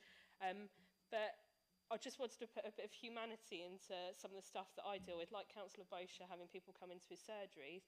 I'm quite thankful in a way, but upset that people do know that I oversee the energy services for the council, so some of their first ports of call have been to call me. A couple, you know, I was had major surgery as well, and even when I was in hospital, I was being called by people crying down the phone. The person opposite me in the bed, she was thankful that she was going to be there because she was so poorly that she'll be there until October because she won't have to heat her house over the winter. One of the most upsetting cases I've come across, I had a lady, she tried knocking my door, but I was in hospital, and she came and saw me and then spoke to me on the phone. She was in tears. It was about an hour call I spoke to her. It turns out that her and her husband have recently retired. They got the winter fuel payment last year, and they had got the maximum amount.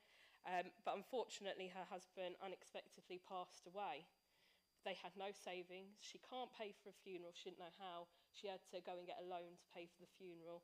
And now her sole concern at the moment, after getting through that horrific thing, is now how is she going to heat her house? She has no saving.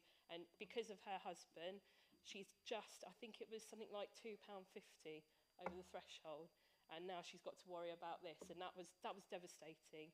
And I'm getting in every single day, I would say at least 5 people contacting me every single day as a councillor, as a ward councillor and as a cabinet member overseeing this.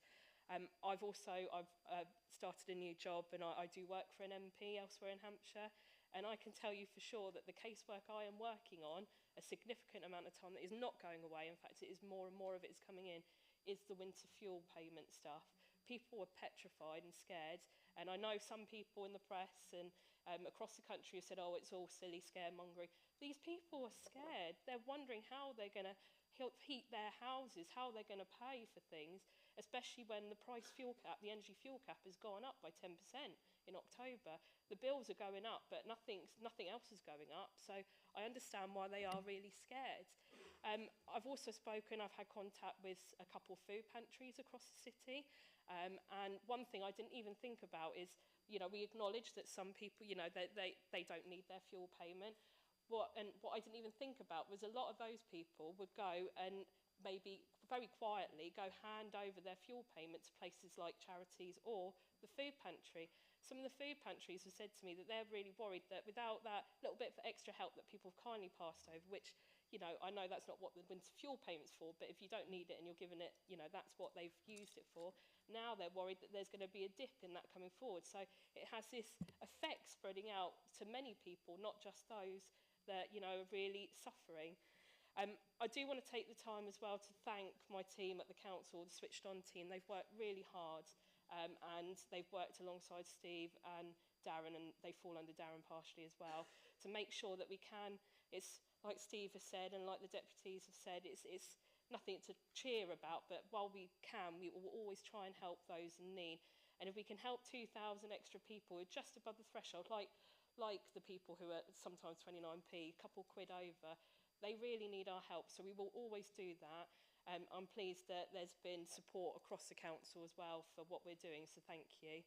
And I'm sure you won't be surprised to hear that I've had a meeting, I have constant meetings at the moment with the energy team, and I've just had an update this morning to say that our free phone line, the calls have shut up, because people are starting to expect their fuel payments come in, and you know what, it's not. So, and as we all know in this chamber, it doesn't matter how many times you leaflet or send out a letter or go to the press or anything, people will still say they didn't know anything about it. So we're getting to that point where it's getting colder, people expecting things to land in their bank accounts and it's not. So I think I just want to say thank you to the team and to everyone who's been working on this. And great minds think alike, obviously, we've been doing this together across all portfolios, across the Cabinet and Group, and it's great to have cross-party work and agreement on this stuff as well. Because we all know, you know, it's our residents that are going to suffer on this, and it's just not fair. And it's different groups of people as well that, I mean, I've had multiple different groups reach out to me, and I know my colleague Susie is going to speak on one of them who couldn't be here today. But I really appreciate people taking the time to reach out to me. I understand, I said I wouldn't cry today because some of the stories have been really harrowing and they continue to come through. But I really appreciate everyone who's taken their time to contact me about it. I feel your fear, I understand it, and we will be here to try and support you as much as possible. If anyone who's listening is worried, please reach out to Citizens Advice and reach out to our Switched On team, and they will let you know if there's anything we can help you with.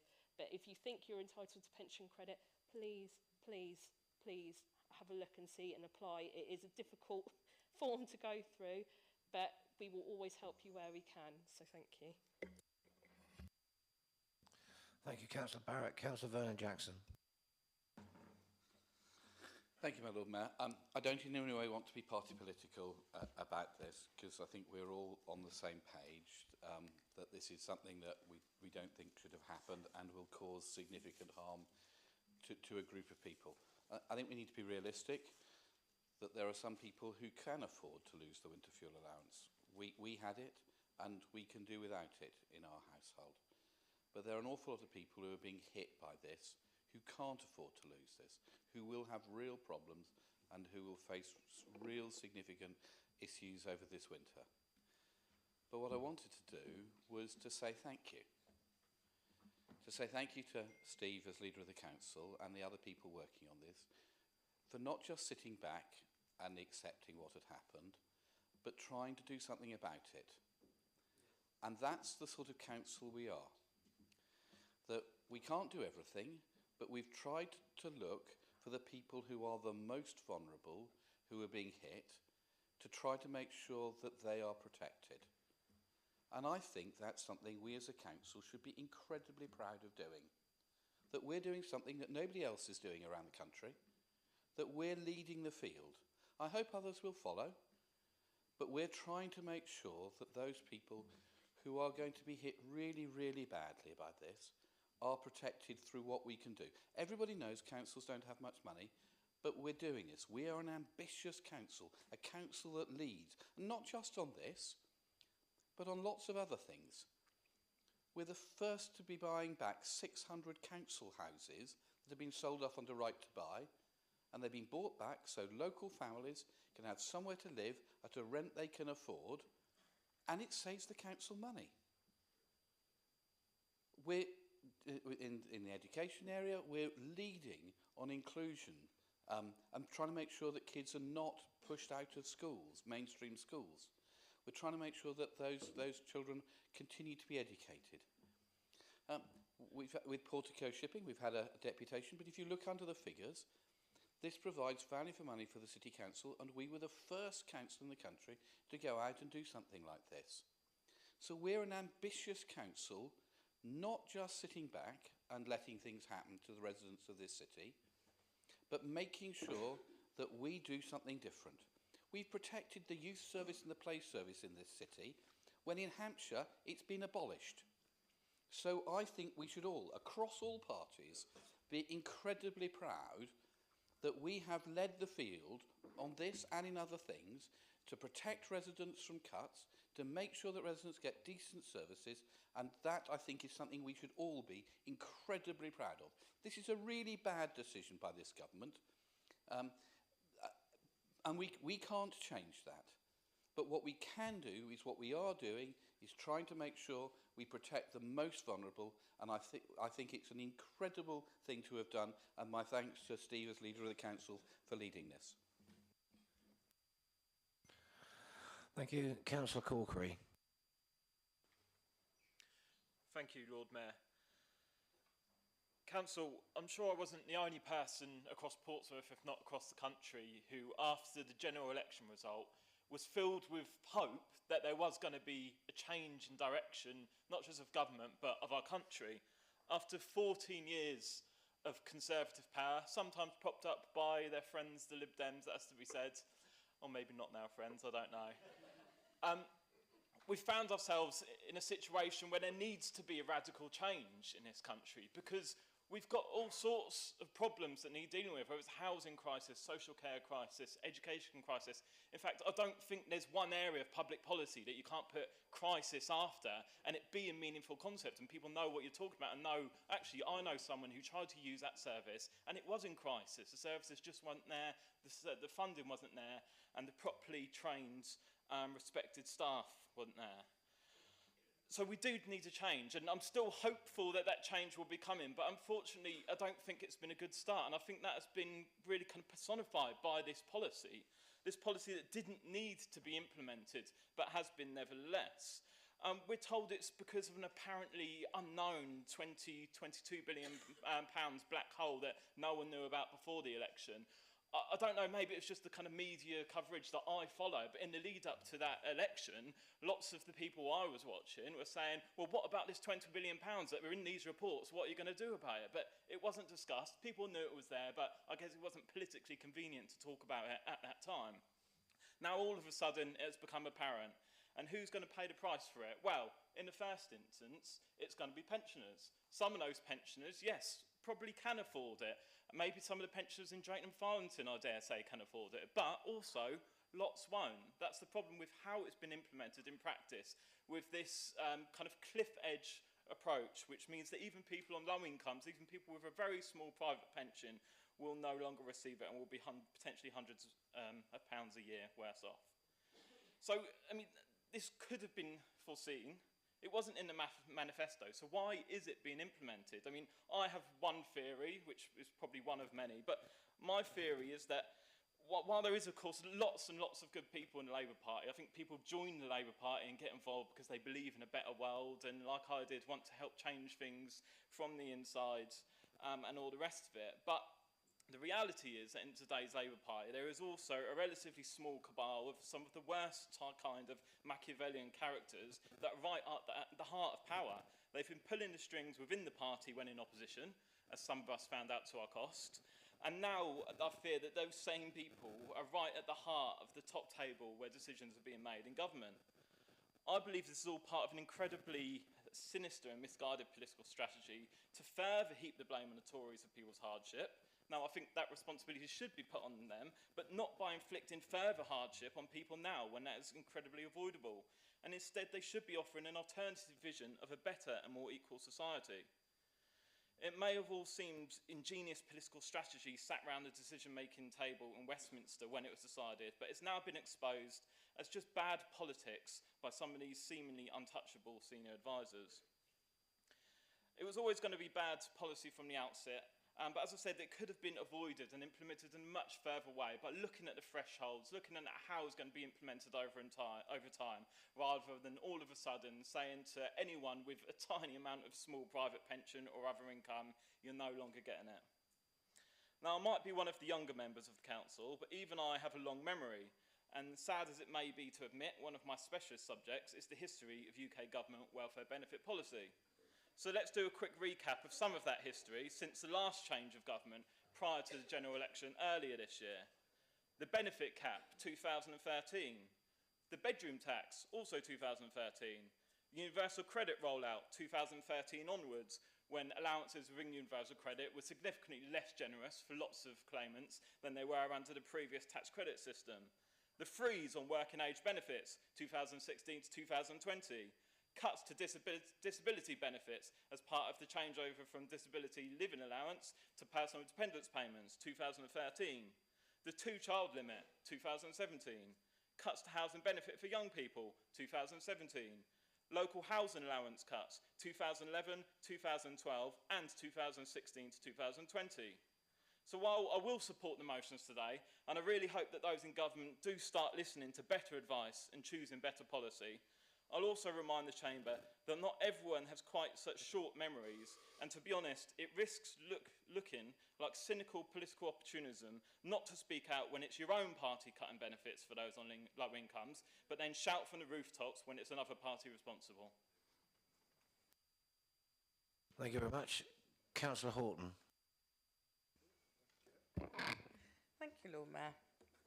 Sorry to have missed the deputations, but I think it's clearly an issue that affects different people in different ways. No less so than the WASPy women, and Councillor Barrett hinted that I would be speaking on their behalf in a way. So these are a group of women that most of us have supported, both in this chamber but also out there, maybe at conferences or whatever, with conversations, photo opportunities, social media, but actions, as we know, are where it really counts. They've kindly been in contact with us, so I just wanted to read out something that reflects their perspective in relation to this issue. So the withdrawal of the winter fuel payment is extra punishment for women born in the 1950s, over 9,000 who live in Portsmouth. They're already struggling to make ends meet after proven mismanagement of their state pension age changes. After 9 long years of campaigning, an extensive and lengthy investigation by the Parliamentary and Health Service Ombudsman, and a clear finding of maladministration by the Department for Work and Pensions, WASPy women are still waiting for their compensation. So this winter fuel payment policy adds insult to injury, in their opinion. The fact that it happened immediately with little notice, no notice, is all too familiar. It's another example of decisions made with little thought for the impact of particular groups affected. Many WASPy women do not receive the full state pension. Many are just above the pension credit limit, and many have used up any savings they had been able to make to fund the years between when they thought they would get their state pension and the date that they received it. And as we know, and we've heard many times before, sometimes this is 6 years. They could manage to pay bills with the help of the winter fuel payment, but a worry that they won't be able to now. It's disappointing that one of the first things that the government did was to cut this, as we've heard on many occasions, not just from the rich, as they could have done using the tax system and removing the payment from those paying the highest rate of tax, but withdrawing it from everyone with income over 12,500. That's only half of the living wage. So this policy, using the blunt instrument of a cliff edge means test, is unworthy of a government led by the self-proclaimed Party of Social Justice. And that's a quote from Sheila Simmons herself, who finishes with, "We hope our council will approve this motion, and we urge our city's two MPs to bring all necessary pressure to bear on the government to rethink this cruel decision." Thank you. Thank you, Councillor Horton. Councillor Candlish. Thank you, my Lord Mayor. This is the first time that I've felt the need to speak out at full council, and I fear I may lack the elegance of some of the others. Certainly some of my best thunder has already been stolen. And as Eastern Craneswater local councillor, I would much rather have been starting my talk talking about the joys of Canoe Lake and our beautiful seafront. But like many, I had hoped that the new Labour government would mark a positive and not a negative change for us, from a Conservative government that had, by its end, already felt that it was no longer delivering in the way that it had hoped. But I can also understand why the new Labour government felt the need to take action to address the financial hole that the Conservatives had left the government in. A universal benefit that paid up to £300 a year to millionaires surely seemed a good place to start. However, I already feel let down by several of Labour's key choices in government, such as its refusal to unpick the two-child benefit cap, the fastest way and cheapest way to reduce child poverty in our city, and its lack of urgency to take real action on green issues like sewage and home insulation. And now we have the decision to remove winter fuel payments from low-income pensioners just above the credit line. I feel particularly let down on this issue. Firstly, I feel let down because I had thought that Labour in government would seek to help the poor and the most vulnerable in our communities. Instead, according to Age Concern, Up to 2 million pensioners will be plunged into fuel poverty this winter. This is simply cruel and morally wrong. In opposition, Labour had spoken up about how doing exactly this could result in people dying. Now they're in charge, and this is what they are doing. Secondly, I feel let down because the consequences of this measure have been so ill thought through. This is a competence issue, and I'm glad that Councillor Heaney admitted it so openly earlier in this debate. The move will likely send thousands of pensioners into hospital this winter with respiratory and other illnesses when they could have stayed healthy and in their own homes. This is not only a personal disaster for them, but it will hit us all. It will exacerbate the NHS winter crisis, and the provision of expensive acute hospital care will significantly reduce the net cash savings which Labour had hoped to make from the move. This hardly smells of the financial competence we need to get the country going again, nor does it give me much confidence over the big reforms that are being mooted for the NHS. Finally, I feel let down because it was a wholly avoidable mistake. Taking the time to consult properly and to draft a better scheme could have removed the benefit from those that do not need it, like the 1 in 4 pensioners with over $1 million in assets or income, while still ensuring that those who need it could still benefit. I would have welcomed that. So, we have a new and inexperienced Labour government, and it's made a mistake. That, to me, is forgivable. I want this government to do better than the last and to succeed. They are now the government of my country, and it is still not too late to reverse and change the bill. This council should help by asking Rachel Reeves to do so. But in case she will not change course, we need our local MPs to stand up and fight for Portsmouth's just about managing pensioners. Surely even from their Westminster offices, they must know what we, as local councillors, all know. We've already heard from Councillor Bosher and from other people about how it's going to hit a lot of vulnerable residents very hard. What will these MPs say to these vulnerable pensioners when they come back to Portsmouth and meet them? I'm very glad I'm not going to have to tell my residents that I supported the government's legislation as it stands now. Finally, if our Chancellor and our local MPs won't act, we as a council must. We must protect our most vulnerable local pensioners in what remains a cost of living crisis, and we need to link those in need to the benefits that still remain. For these reasons, I am very proud of this Lib Dem-led council's older persons energy payment scheme that will help 2,000 of those hardest hit local pensioners. And it was a measure that was put together so quickly, but was still so well thought through. For these reasons, I support the motion, and I ask that councillors from all parties support it too. Thank you very much, Lord Mayor.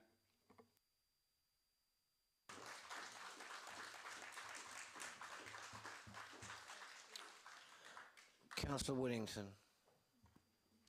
Thank you very much, Lord Mayor. And after a maiden speech, you get an old lag, I'm afraid. But it's been an interesting debate, and actually, I have to say, it is nice once again. I don't think this has happened too many times since the coalition that you've actually had the local councillors of the government actually agreeing to back a motion which is very, very critical of their own government.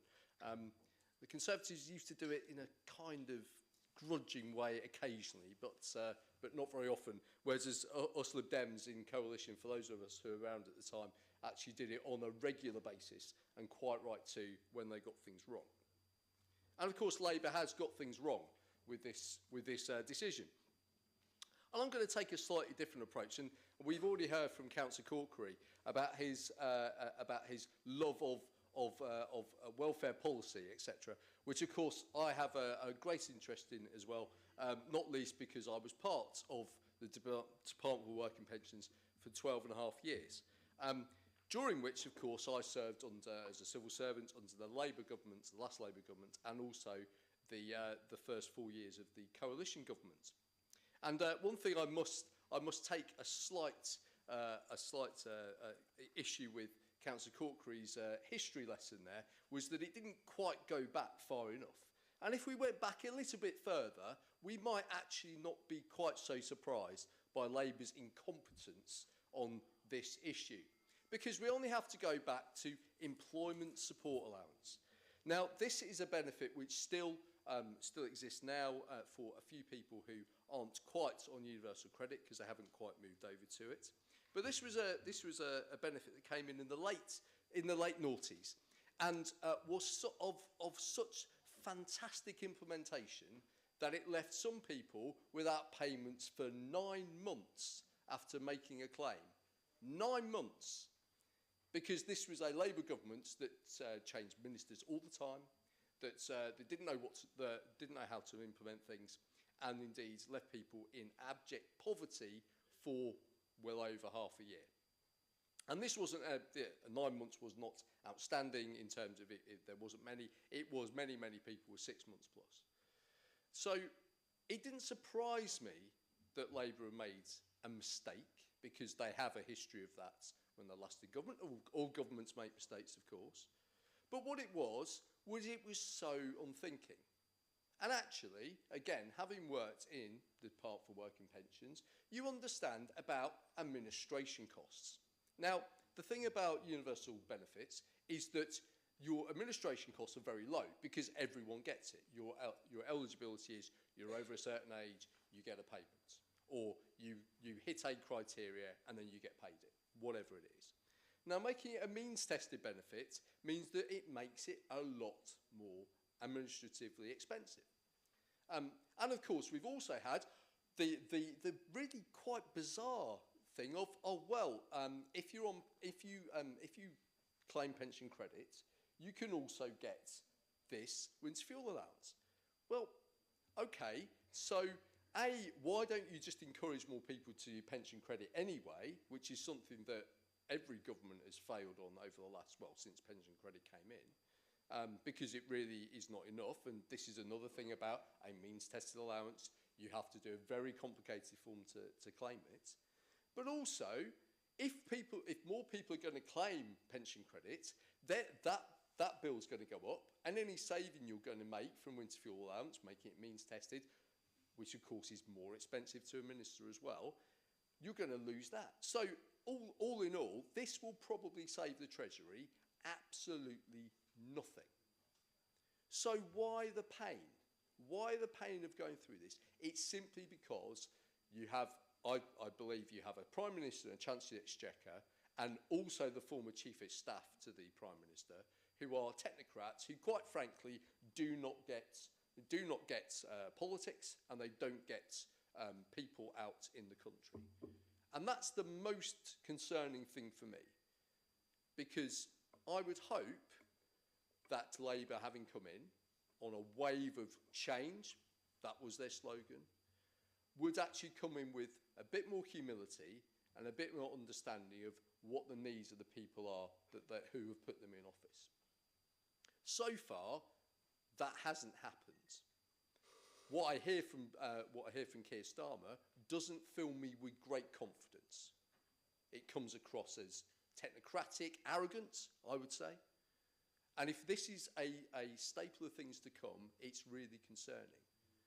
And for us in local government to have to basically bail out the government for their failures, what is effectively a cost shunt, yet again, from central government to local government to try and plug the gap to make sure our pensioners do not get into poverty who are just over the threshold, is absolutely outrageous.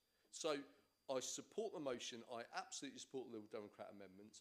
I hope everyone votes for both of those today, and that we can move forward as a council and speak as one for the people of this city, including when we have to hold this government to account.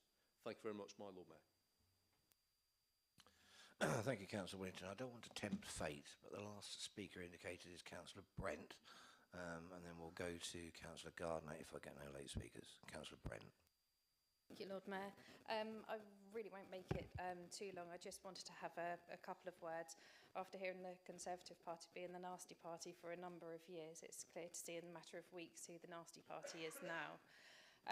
Echoing on from Councillor Bosher, the last couple of surgeries that we've had in Drayton and Farlington we've had a couple of elderly ladies coming in who I haven't seen before, but Councillor Bosher may have because he's been around a bit longer than me.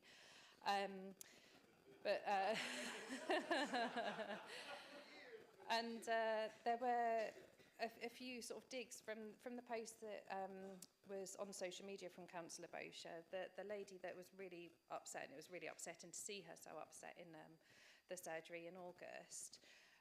You know, one comment that was made, well, she shouldn't buy a newspaper. She's got a newspaper in her hand. And how can people just criticise that she's probably well off because she went and bought a newspaper? You know, people can be so cruel. And I think what's actually happening is this government is being really cruel to pensioners and really scaring them. It's interesting to read this. And by no means, I know Honourary Alderman New sort of mentioned about us having energy efficiency training, which still does come into use now from working at SSE for a number of years, speaking to people over the phone, trying to help them to reduce their bills. And certainly this lady that came into our surgery on Saturday was in her 80s. She's looking after her husband, who is 91 and bedbound, and spending £700 a week on carers for him. So she probably won't get pension credit or housing benefit or council tax support because she owns her own home. So I support what the Lib Dems are saying for, you know, helping these additional people. But for example, for those that are in, say, my ward in Drayton and Farlington that own their homes outright and have saved money through working, but that money is actually going to go towards their care, they're still scared at putting their heating on. And this lady owes £1,700. I'm going to see her tomorrow, and I'm going to go and read her meter because I'm hoping that it might, you know, be a misreading or something like that. But she owes £1,700 already, and we haven't even gotten into the winter. And she said, I've actually had to bite my pride to come in here today to speak to you. And her comment, she actually felt like a queen when she left because I'm going to see her, like I say, this week. And that's literally, you know, the least I can do. And that's just one person. I know, Councillor Barrett, you had a few examples as well.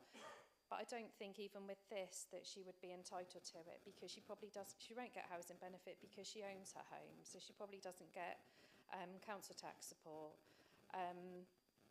So I really, really hope that the Labour Party will U-turn on what they're doing to the pensioners, that they will get through this winter and they will be able to switch their heating on and keep warm. Thank you. Okay, so as I indicated, there's no further speakers, so I will now ask Councillor Spencer Gardner to sum up and also confirm whether he wishes any of the amendments to be subsumed. Thank you, Lord Mayor. I'm content to subsume the amendment of the Liberal Democrats, but not that of Labour. At the risk of losing the goodwill of members in support of my maiden speech, I'd like to join Councillors Corkery and Winnington by giving a brief benefits history of my own, and it will be very brief, I do assure members. Members will of course be aware the winter fuel allowance was introduced in 1997 by the then Chancellor Gordon Brown, and it shouldn't go unnoticed that year on year it was successive Conservative governments who have stepped up and continued the allowance to those who need it.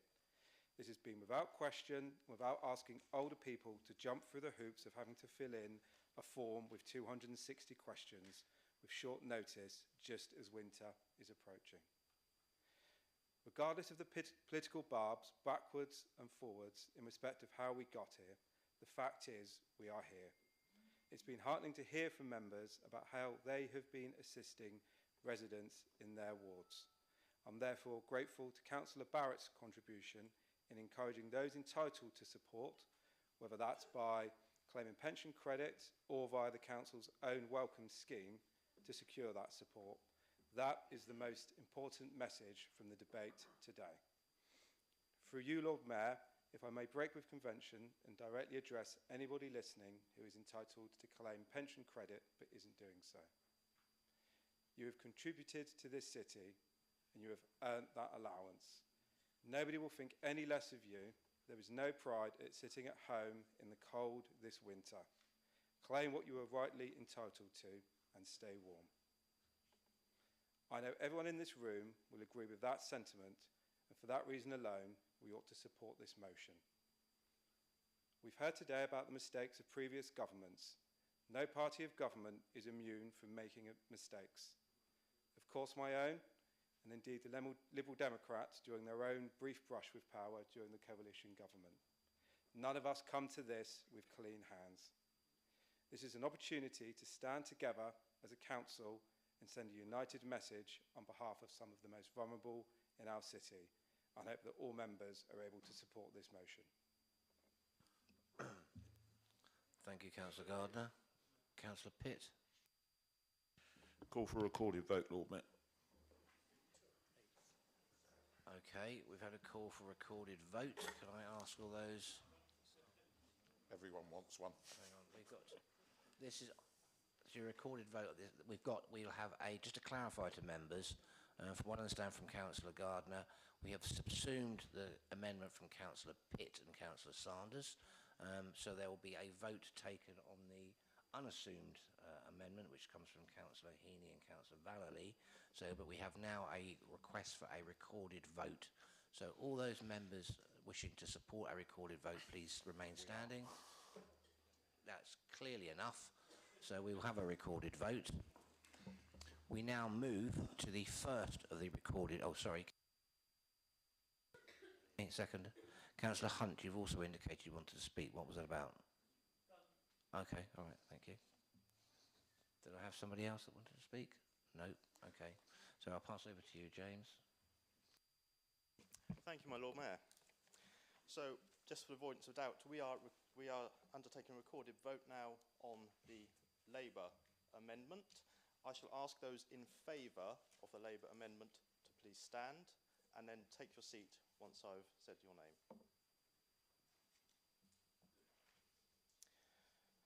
Councillor Adeniran, Councillor Ghosh, Councillor Smythe, Councillor Corkery, Councillor Shah, Councillor Fielding, Councillor Vallely, Councillor Gerardo, and Councillor Heaney. Will those who wish to vote against the Labour amendment please stand? And resume your seat once I've said your name. Councillor Jeffrey, Councillor Holder, Councillor Dorrington, Councillor Oliver, Councillor Kadir, Councillor Winnington, Councillor Vernon Jackson, Councillor Atwell, Councillor Barrett, Councillor Ashmore, Councillor Candlish, Councillor Adair, Councillor Brent, Councillor Swan, Councillor Mason, Councillor Brown, Councillor Hunt, Councillor Sanders, Councillor Gardner, Councillor Pitt, Councillor Horton, Councillor Bosher, Councillor Dyke, Councillor Dent, Councillor Tyndall, Councillor Strudwick, Councillor North, Councillor Brian Madrick, Councillor Matthew Cordy, Councillor Simpson, and Councillor George Madrick. Are there any abstentions? I've tried to be neutral in regards to this over the course of the year, so I will abstain. Lord Mayor, abstain.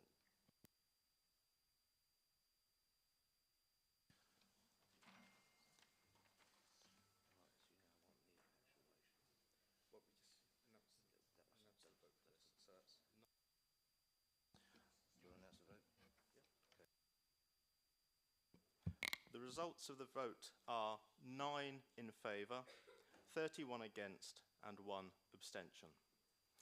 We shall now take the vote on the motion in the name of Councillor Gardner with the subsumed amendment in the name of Councillor Pitt. All those in favour, please stand.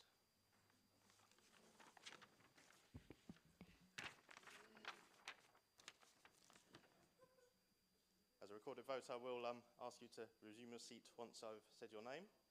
So, Councillor Jeffrey, Councillor Holder, Councillor Dorrington, Councillor Oliver, Councillor Kadir, Councillor Winnington, Councillor Vernon Jackson, Councillor Atwell, Councillor Barrett, Councillor Ashmore, Councillor Candlish, Councillor Adair, Councillor Brent, Councillor Swan, Councillor Mason, Councillor Brown, Councillor Hunt, Councillor Sanders, Councillor Gardner, Councillor Gerardo, Councillor Heaney, Councillor Pitt, Councillor Horton, Councillor Bosher, Councillor Dyke, Councillor Adeniran, Councillor Ghosh, Councillor Smythe, Councillor Corkery, Councillor Shah, Councillor Fielding, Councillor Valley, Councillor Dent, Councillor Tyndall, Councillor Strudwick, Councillor North, Councillor George Madgwick, Councillor Simpson, Councillor Cordy and Councillor Brian Madgwick.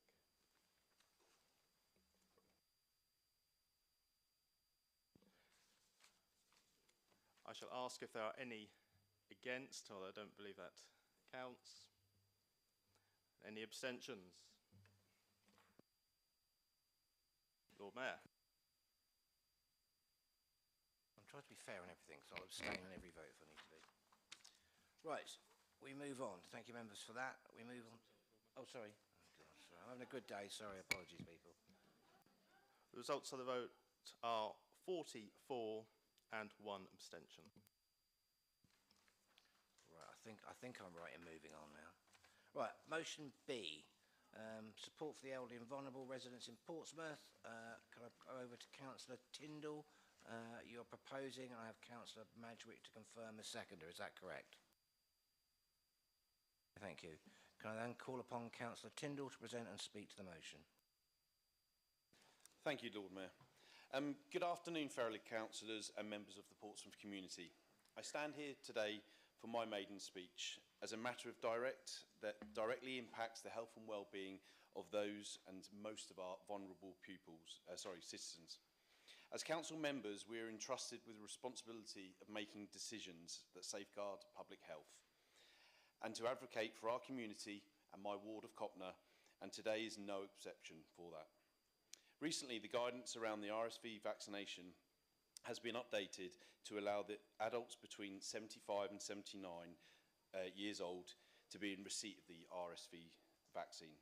This will exclude almost 10,000 of our Portsmouth most vulnerable residents, a double hit this winter. The RSV vaccine helps protect the respiratory syncytial virus.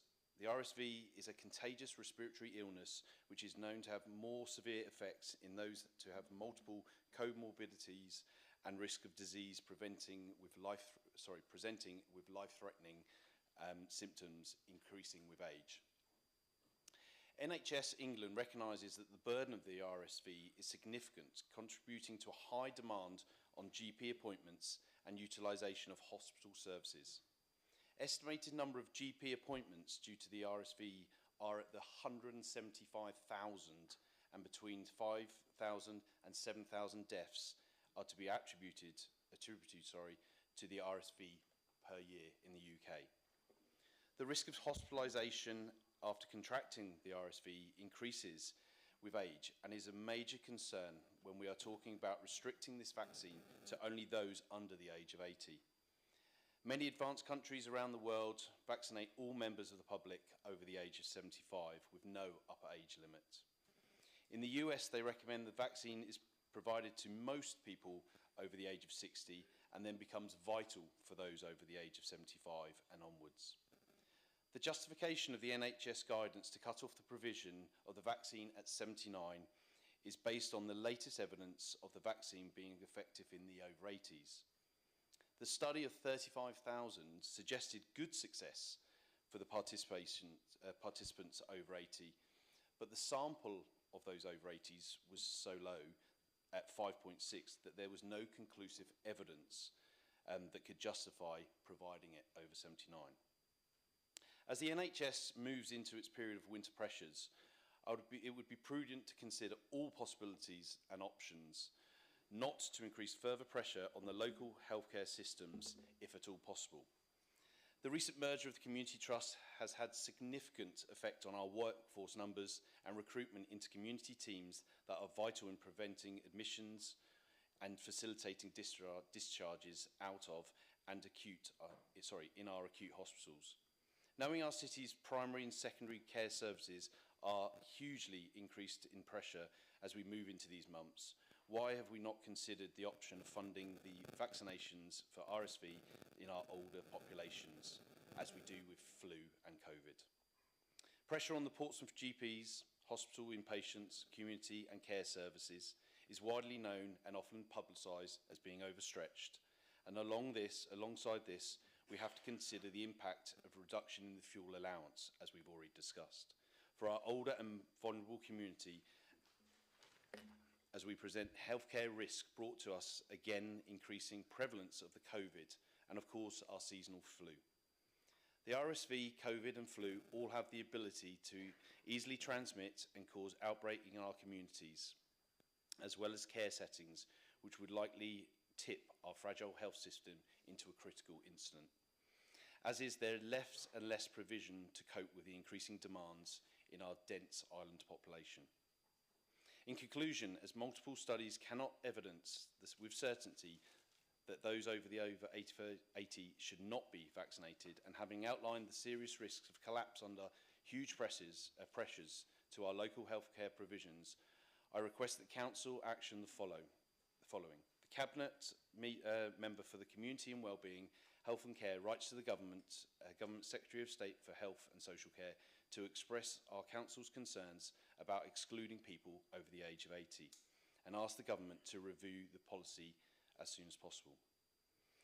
Secondly, ask the Council Administration to review whether we have the ability to support elderly members of our society who are excluded from the Government's policy to access the vaccine via alternative means this winter.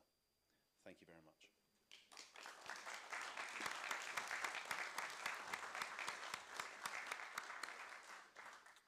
Colleagues, I'm not aware of any amendments, but if there are any, please make them known now.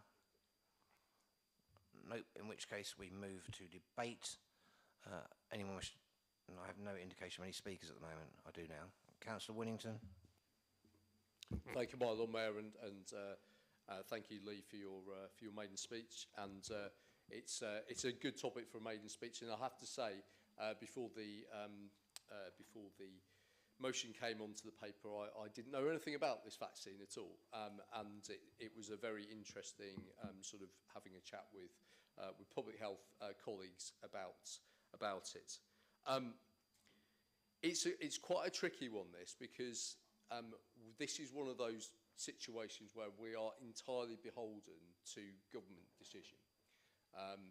The JCVI, so about who look at vaccines, they make decisions on behalf of the country, and we locally have no way to change any policy in a local setting. I'm not going to keep this very long at all, but just to say I'm very happy to write to the government. I'm very happy with the motion. Write to the government and express the concern that Councillor Tyndall has brought up in the motion. And also, there's no way that we would actually be able to fund the vaccinations for people over 80, but as per the motion, whereby we're looking at other ways that we might be able to support people, my Lord Mayor, I think that is, we'd be very happy to look at that and see if there are other options around there. But just to give a summary, because it was alluded to by Councillor Tyndall, this is just a summary of what the Joint Committee on Vaccination and Immunisation have said. They found the evidence was stronger to vaccinate 75 to 80-year-olds in terms of clinical and cost effectiveness, but further evidence was needed to confirm protection in older populations, i.e. over 80. This evidence would come from reviewing the real-world impact of the initial programme, and therefore there may be further recommendations from JCVI on extending the programme. So I don't think the door is shut to over 80s having it, it's just not yet. So I think we can certainly give a push to our response to that as a local authority. I'm sure everyone will be happy to do that, and say that, as Councillor Tyndall said, maybe there might be enough evidence already, but certainly to say, you know, can you can you make sure that evidence is really looked into, and that also that is then told to us as a local authority, so we can obviously evaluate that. But as I say, it's one of these situations whereby if a vaccination is made available only for a certain group, we are not able to pay for it to go to more groups. Flu vaccinations are slightly different. Flu vaccinations, you can pay for those to be done for different groups, so, you know, workplace, etc., if it's relevant, because that's the kind of vaccination it is. It has got that broader scope, whereas they have made it very clear that it will only be funded and indeed only be available, because this is about numbers as well. This is about stocks available to do it for that small cohort at the moment. So thank you so much for the motion. Really appreciate it coming here today. I think it's been educational for all of us, and very happy to work with the recommendations of the motion. Thank you, Councillor Winnington.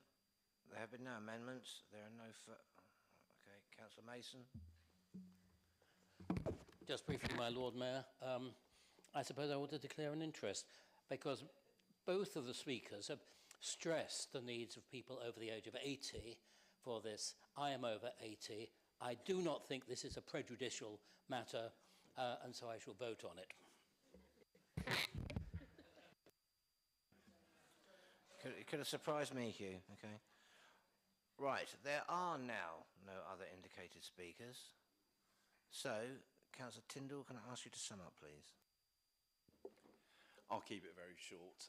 Yes, I think I understand what has been said. I think that is going to develop in the next sort of few months as well, as now that the challenge with regards to Pfizer and their version of the vaccine comes online. So I take to note what has been said and look forward to the response. Thank you.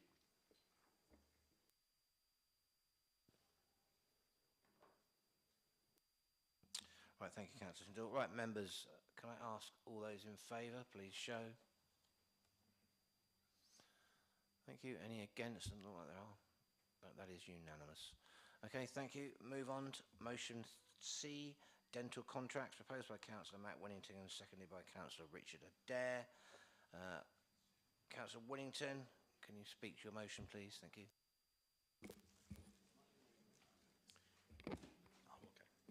Thank you, my Lord Mayor. So we come back, colleagues, to dentists, something that has been a real issue for this city for quite some time. And we come down to specifically about dental contracts. We know that dental contracts for NHS are not what they could be. And we have had conversations and debates in this chamber and elsewhere before in different parts of the council and committees that we're part of, like the Health and Wellbeing Board and HOSP, around dental contracts. But this was a particular issue that came up very recently when we were looking at the nature of dental contracts.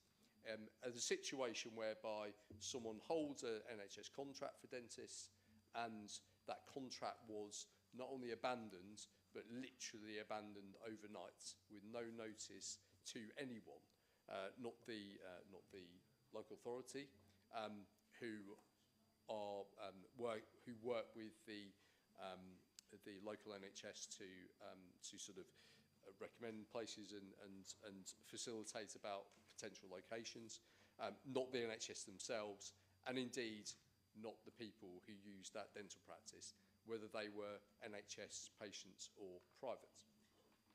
So this is a real call to arms from the government to actually make them aware of something that maybe they are not aware of in terms of nature of these contracts. Because the contracts as they are, as I said, generally are not fit for purpose, and we have real issues in attracting NHS dentists, not just in Portsmouth but around the country.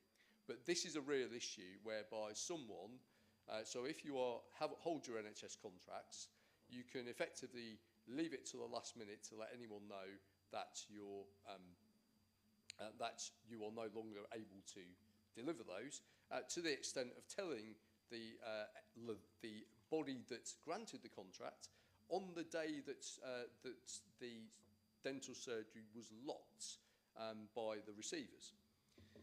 That is just not acceptable. And I'm sure it hasn't just happened in Portsmouth. I'm sure this happens around the country. Because really, this is about companies that are taking on these contracts really should do better. They should do better for the residents they're serving and to the communities around them. And of course, this doesn't just affect the communities and the residents and the people who use them. This is about jobs as well. So this is about some of the people who work there who would have had no idea and then be told you no longer have a job.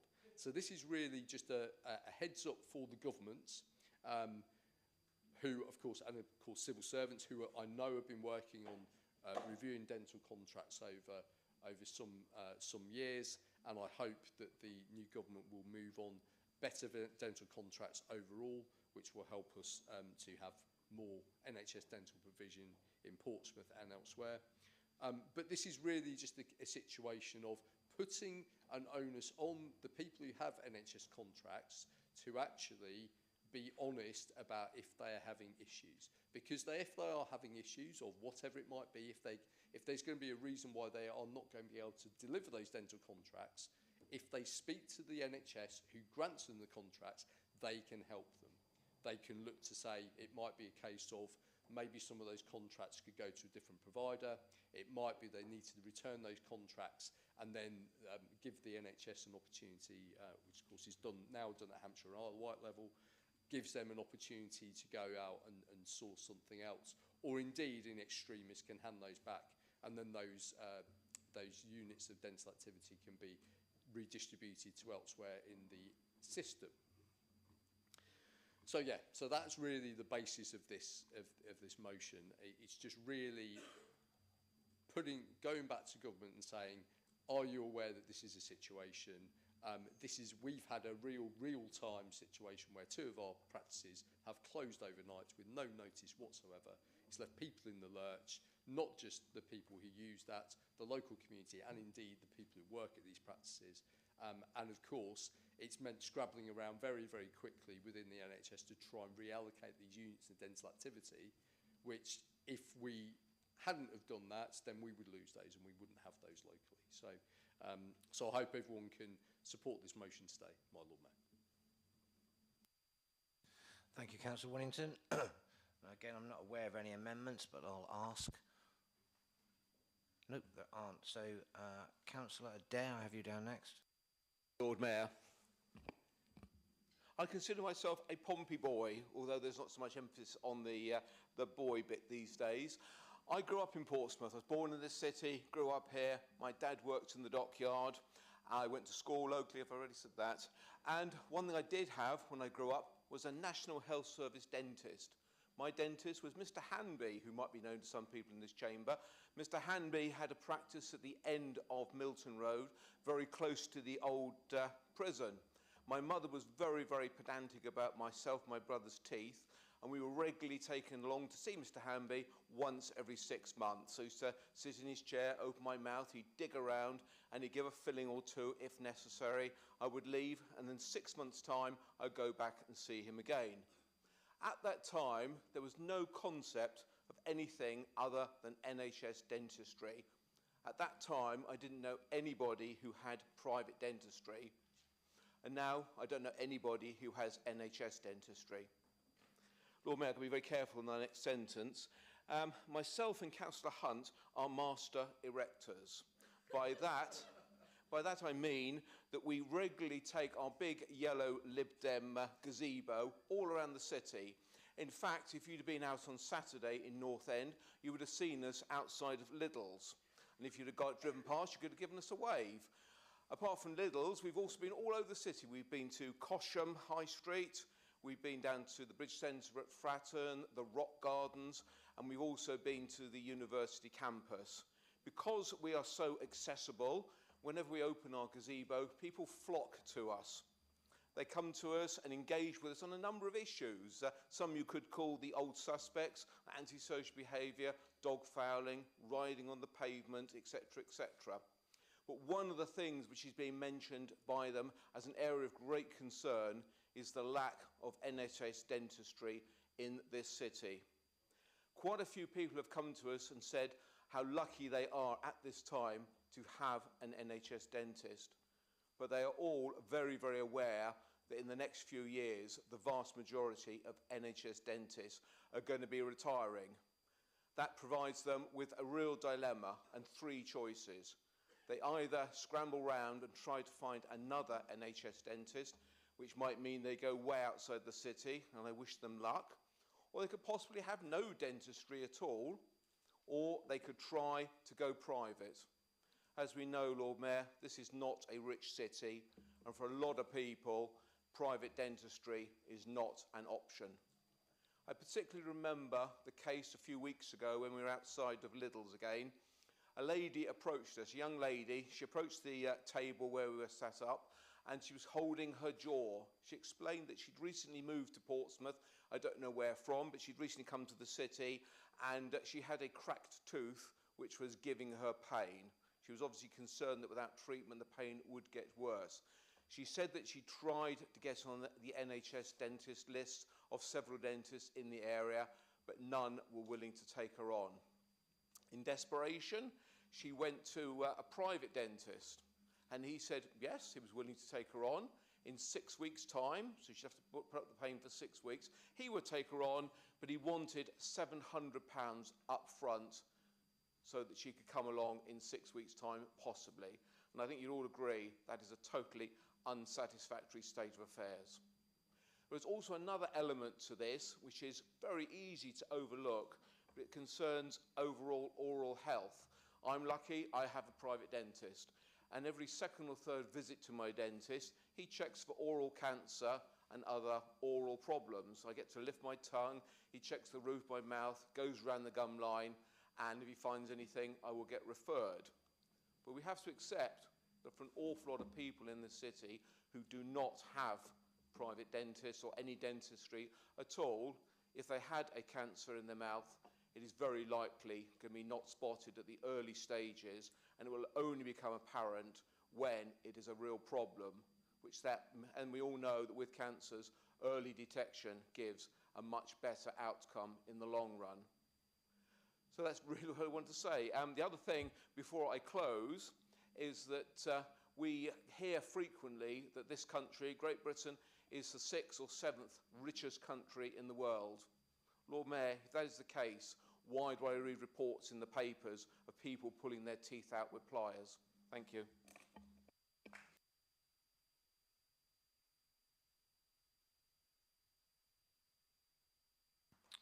Thank you, Councillor Dare. Councillor Heaney. Thank you, Lord Mayor. I'd like to thank Councillor Winnington and Councillor Dare for bringing this motion forward, because it does highlight a really important issue which we were obviously aware of as both involved in health and social care.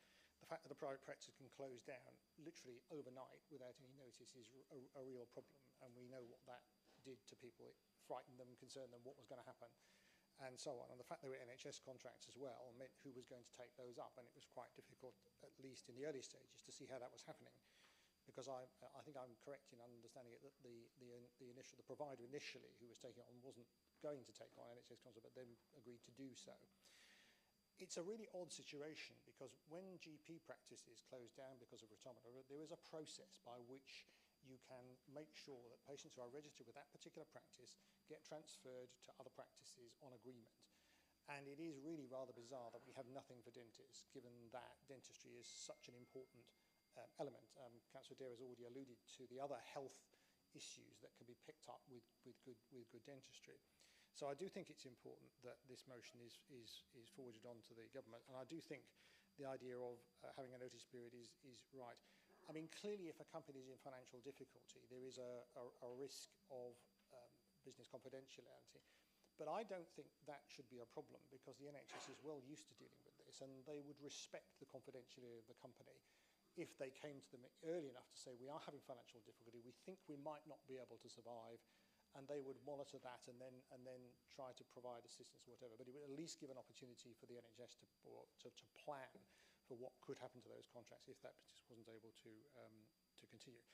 In relation to things like retirement, or people just giving up because they've come to the end of their time, there shouldn't be any reason why you couldn't give 3 months' notice of that in order to make that more effective. So I think this motion is most welcome, and thank you for bringing it forward. Thank you. Councillor Hunt.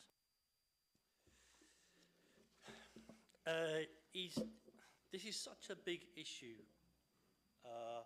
When you get a bad tooth, it's not just about a bad tooth, it's about how it impacts you, as Richard and Graham there have indicated, it affects your own body. I spoke to an associate a little while back, and I can't remember who it was, but he told me about a friend who had got a bad tooth. And indeed, that friend actually pulled the tooth himself. And sepsis set in, and he died. And this isn't an unusual story. It's becoming more and more common as our country moves away from the established NHS that we have all enjoyed, and I've certainly been very grateful for over my time, including with Mighty.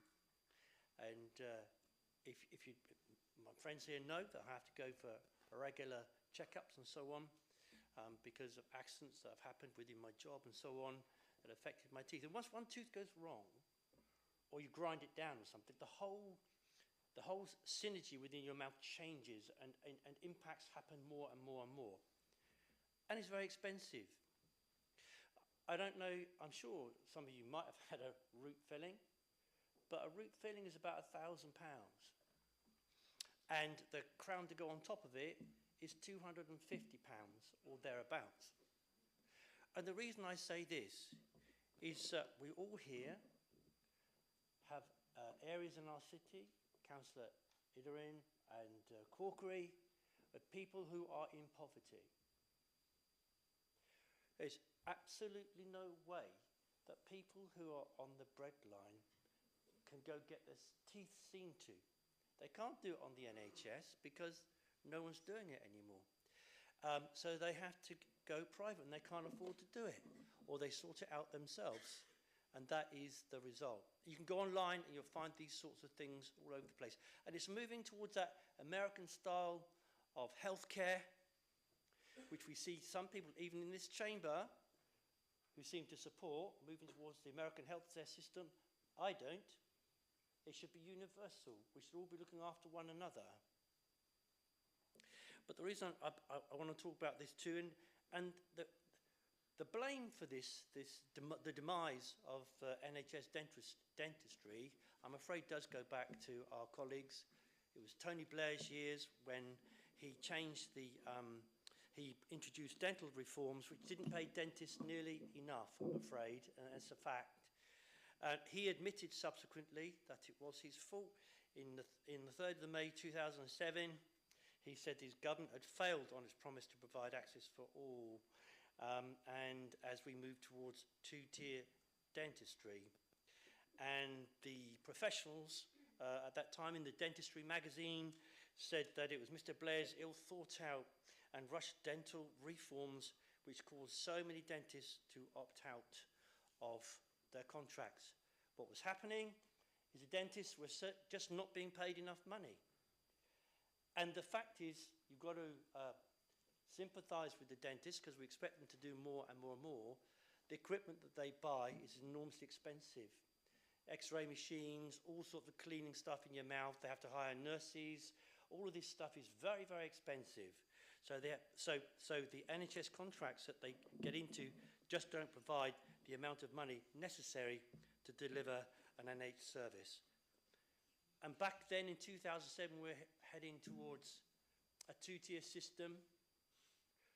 The system now is private, or we get a van going around the city, as we've seen recently, fixing people's teeth. And that is the American model. People who are too poor to have their teeth fixed, they have to wait for a van sent round by charities and so on, or the state, to go get their teeth fixed. And this is crazy.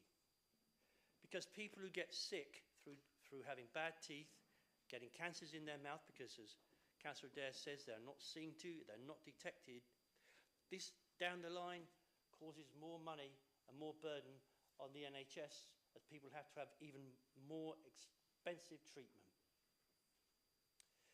It's about corporate greed too, because a whole bunch of corporations feed off of this, and unfortunately, as a country, we've kind of fallen into this trap, and everybody sort of accepts it now.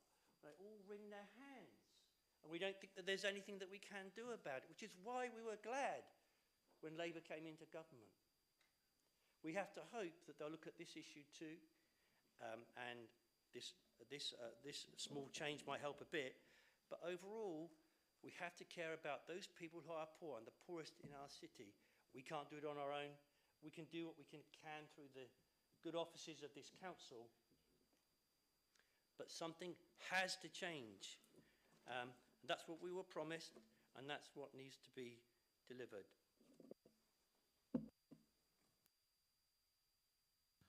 Thank you, Councillor George Madgwick. Thank you, Lord Mayor. So I was just reminded that I'm our group's resident expert at dentistry because I'm a wimp. I'm an absolute wimp. But if you tell me, would you rather sit in a bath of spiders, see my dad's laughing, a bath of spiders or go to the dentist for a checkup, I'd rather go into the bath of spiders. I'm terrified. And unfortunately, I've mistreated my teeth for years. So that means over the last couple of years, I've been unfortunately in private because, as it's been noted, NHS is near on impossible, but had to go private, and I've had impacted wisdom teeth removed, I've had root canals, fillings, the absolute lot, and I've actually become quite comfortable there now, so it's actually been a good thing.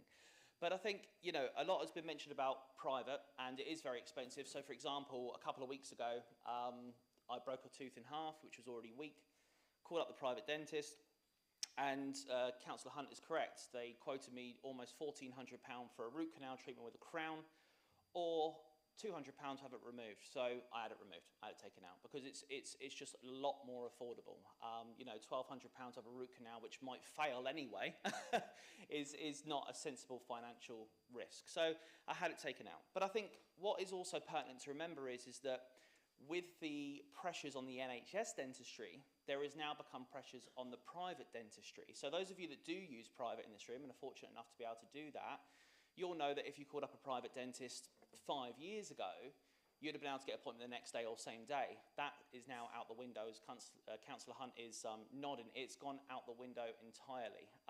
So when I broke my tooth, I was told 5 days. Luckily, well, not luckily, but because I suffered with a lot of back pain, I had some decent medication and managed to take that to subside the pain for a few days. But through private, paying up to £1,400 for a root canal is a 5-day wait now. So those problems from NHS have now spiralled onto private healthcare and private dentistry.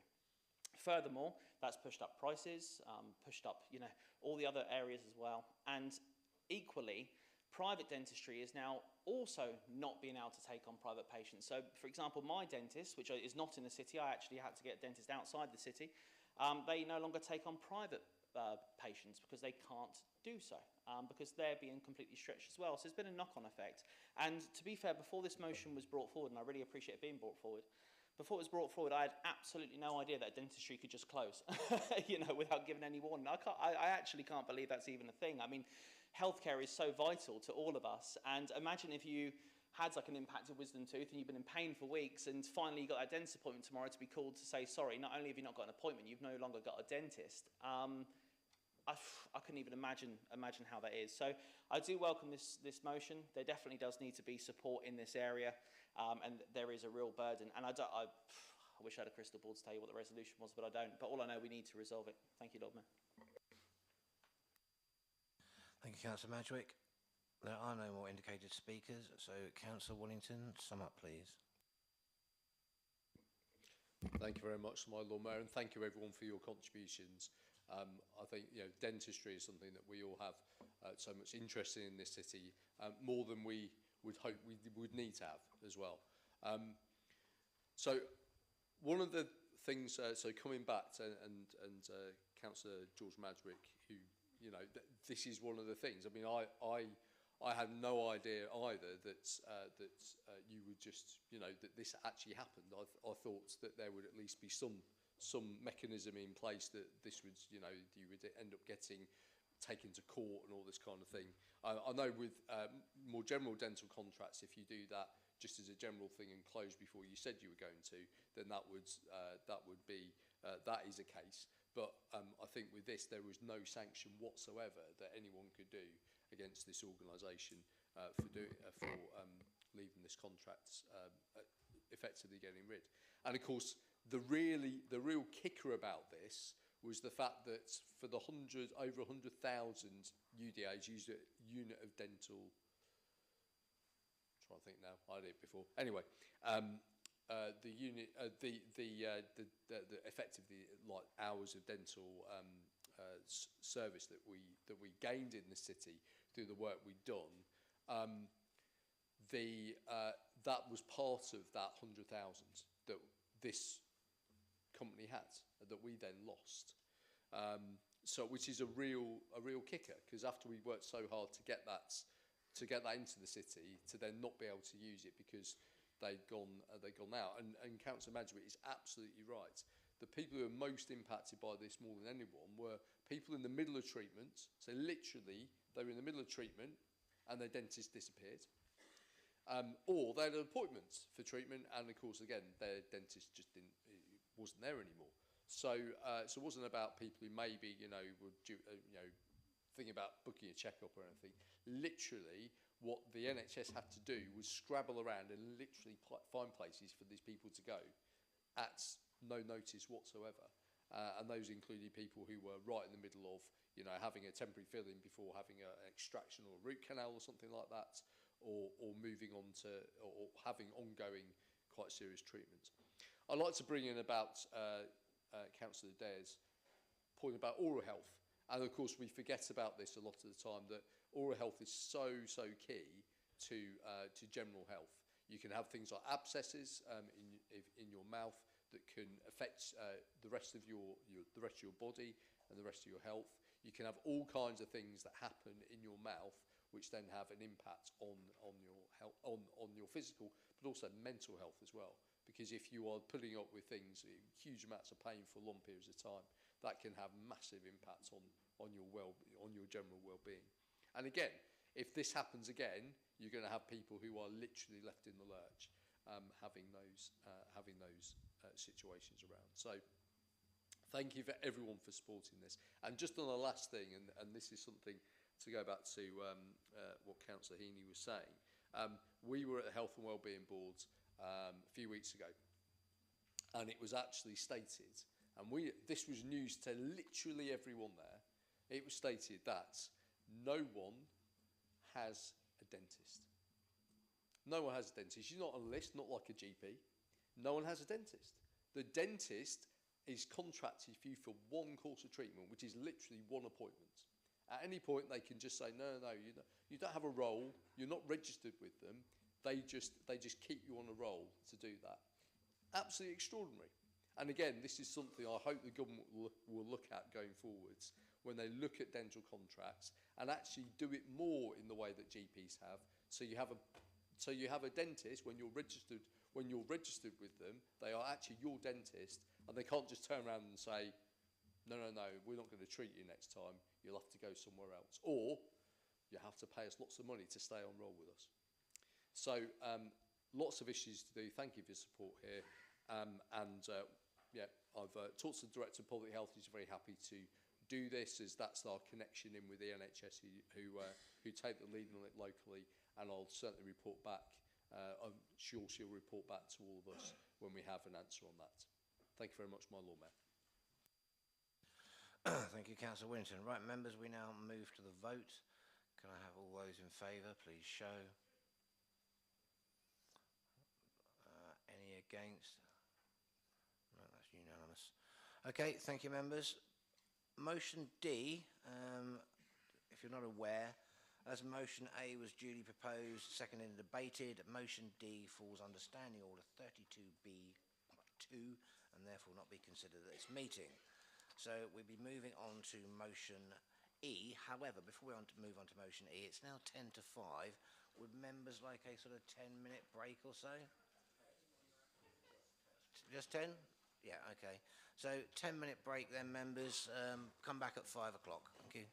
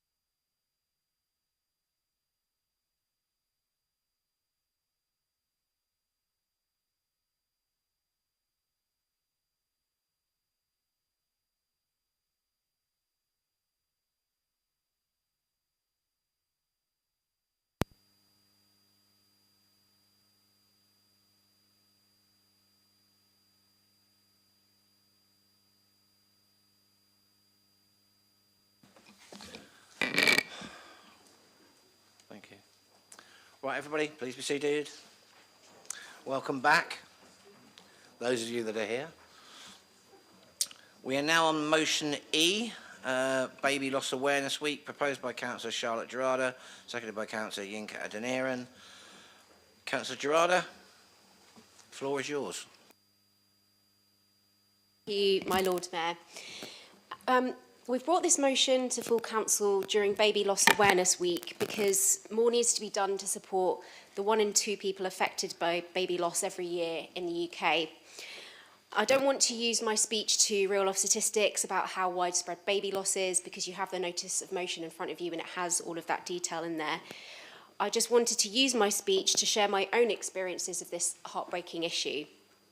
As many of you know, this time 2 years ago, I miscarried at 10.5 weeks. When it happened, it was the moment that every pregnant woman dreads, waking up to find you are bleeding. At that moment, I was so frightened because I didn't know what was happening to me or my baby. Despite how common miscarriage is, it's predicted that at least 25% of pregnancies end in miscarriage. You're not given any warning about potential signs or what to do if you think one is occurring. My initial instinct was to call the maternity unit to ask for advice. I was told I needed to be referred to the early pregnancy unit within QA Hospital and that my GP needed to do this. In full panic mode, I tried to call my GP to get this referral. I was kept on hold for an incredibly long time to finally get through and have the call cut off. So I was forced to physically visit the doctor's surgery, which added more stress to an incredibly stressful situation. When I finally managed to get advice from medical professionals, based on the symptoms I had, I was essentially told to sit tight. I was told the bleeding wasn't in very high volumes, so I needed to wait and see what happens. This wasn't the response I was expecting. Thankfully, my sister, who lives nearby, insisted on taking me down to A&E immediately to get checked out and to see if my baby could be saved. I was seen quickly and was taken to the early pregnancy unit, the place I was finding really difficult to access in person through any other route. After further assessment, including a scan, I was given the devastating news that they couldn't find a heartbeat and the baby was smaller than they expected. These words are quite possibly the most earth-shattering that parents-to-be could possibly hear, especially as I was just 10 days away from having my 12-week scan, a time you anticipate to be filled with excitement and joy. After being checked, I was told again to go home and wait and see what happens, as it was uncertain at this point if I was miscarrying or not. A day passed and the bleeding got heavier, and by this point I was experiencing pain. The signs weren't good, so I went back to the unit for a checkup. Despite my concerns, I was sent home again and told to wait it out. By the 3rd day of having miscarriage symptoms, I was in considerable pain, the bleeding intensified, and I couldn't stand without feeling faint. I knew deep down I was really unwell, so my family took me back to the hospital. This time my condition raised alarm bells. Not only was I miscarrying, but I was also hemorrhaging. The next few days were a total blur. I'd lost half the blood in my body, and I had no strength at all. On top of the pain of knowing that I was losing my baby, I was also gravely unwell. I required multiple blood transfusions and a surgical procedure to remove any trace of the pregnancy from my body. After the procedure, I was given a leaflet about miscarriages, and I was sent home. I didn't receive any further aftercare or checkups. That was it. The days and weeks that followed were incredibly dark and painful. It's nothing like any other form of grief that I felt when I lost my father or other relatives. It's because it's your body and it's your baby that you feel overwhelming feelings of guilt, thinking about what you've done or what you could have done during that pregnancy, what you could have done better. You feel like your body has failed you and you have let your unborn child down, as well as your partner and your family. You feel robbed of happiness, of future joy, and then you have to go back to being a functioning member of society when all you feel is misery and pain. I want to make clear, though, that throughout this whole experience, I encountered really incredible staff in the NHS who were so kind and supportive and were brilliant. So sharing my experience doesn't serve in any way to undermine the fantastic service that the early pregnancy unit provides under such crushing pressures. And in some areas, there aren't even early pregnancy units, so I'm so grateful that we do have one. But what I wanted to do by sharing my story is to explain that how because miscarriage is seen as an inevitability, the healthcare system treats this as such and doesn't provide the most comprehensive support that there could be. At present, a woman has to miscarry 3 consecutive times to qualify for a referral to investigate the reasons for miscarriage. This is because it's just seen as one of those things, that many women have 1 to 2 miscarriages before they go on to have a successful pregnancy. But why are women having to go through this many losses before they get the help that they need to save their babies? While it's true that some miscarriages will occur because of chromosomal abnormalities, some may be caused by hormone imbalances or health conditions affecting the pregnant women, things that could be assessed and changed, things that could protect a pregnancy and save lives. And when miscarriages do occur, again because of their perceived inevitability, women aren't given adequate support. I gained huge solace from hearing families and friends' experiences of miscarriage, understanding how common it is, and that actually many go on to have successful pregnancies. But what if a woman doesn't have those support networks around her? What if she doesn't know other parents who've been through this too? Or what if there aren't others who've experienced this who feel the shame that they can't talk about this openly? Sorry, my Lord Mayor, just finishing. That's why we're calling for HOSP to review baby loss in Portsmouth, to find ways to improve local services for parents experiencing baby loss. And we know that more needs to be done at the national level too, which is why we're asking group leaders to write to the Secretary of State for Health and Social Care to ask that they take up recommendations from the charity Tommy's about how to tackle the issue of baby loss. And that includes things like providing 24/7 clinical care, to recording the number of miscarriages, which is currently not done, so we finally understand the true extent of this issue. Together we can make pregnancies safer for all and save more lives. Thank you, my Lord Mayor. Thank you, Councillor Gerarda. I'm not aware of any amendments. Just to double check. Nope. Councillor Barrett. Thank you, my Lord Mayor, and thank you, Charlotte, for bringing this really important motion forward. I can understand the pain. I had a very early miscarriage after my first child, and I didn't really tell anyone because I almost felt quite ashamed, I think, at the time. Like Charlotte said, that my body had let me down and I'd lost this child. I was very fortunate to become pregnant very quickly after that, and I did speak to my doctor about it. And unfortunately, what I got back when I mentioned that it looked like, because I'd done my test, I was pregnant, and about a week later, it all went to pot, unfortunately, for me. And I had mentioned this to the doctor because I hadn't even had a chance to get a doctor's appointment yet to confirm the pregnancy officially.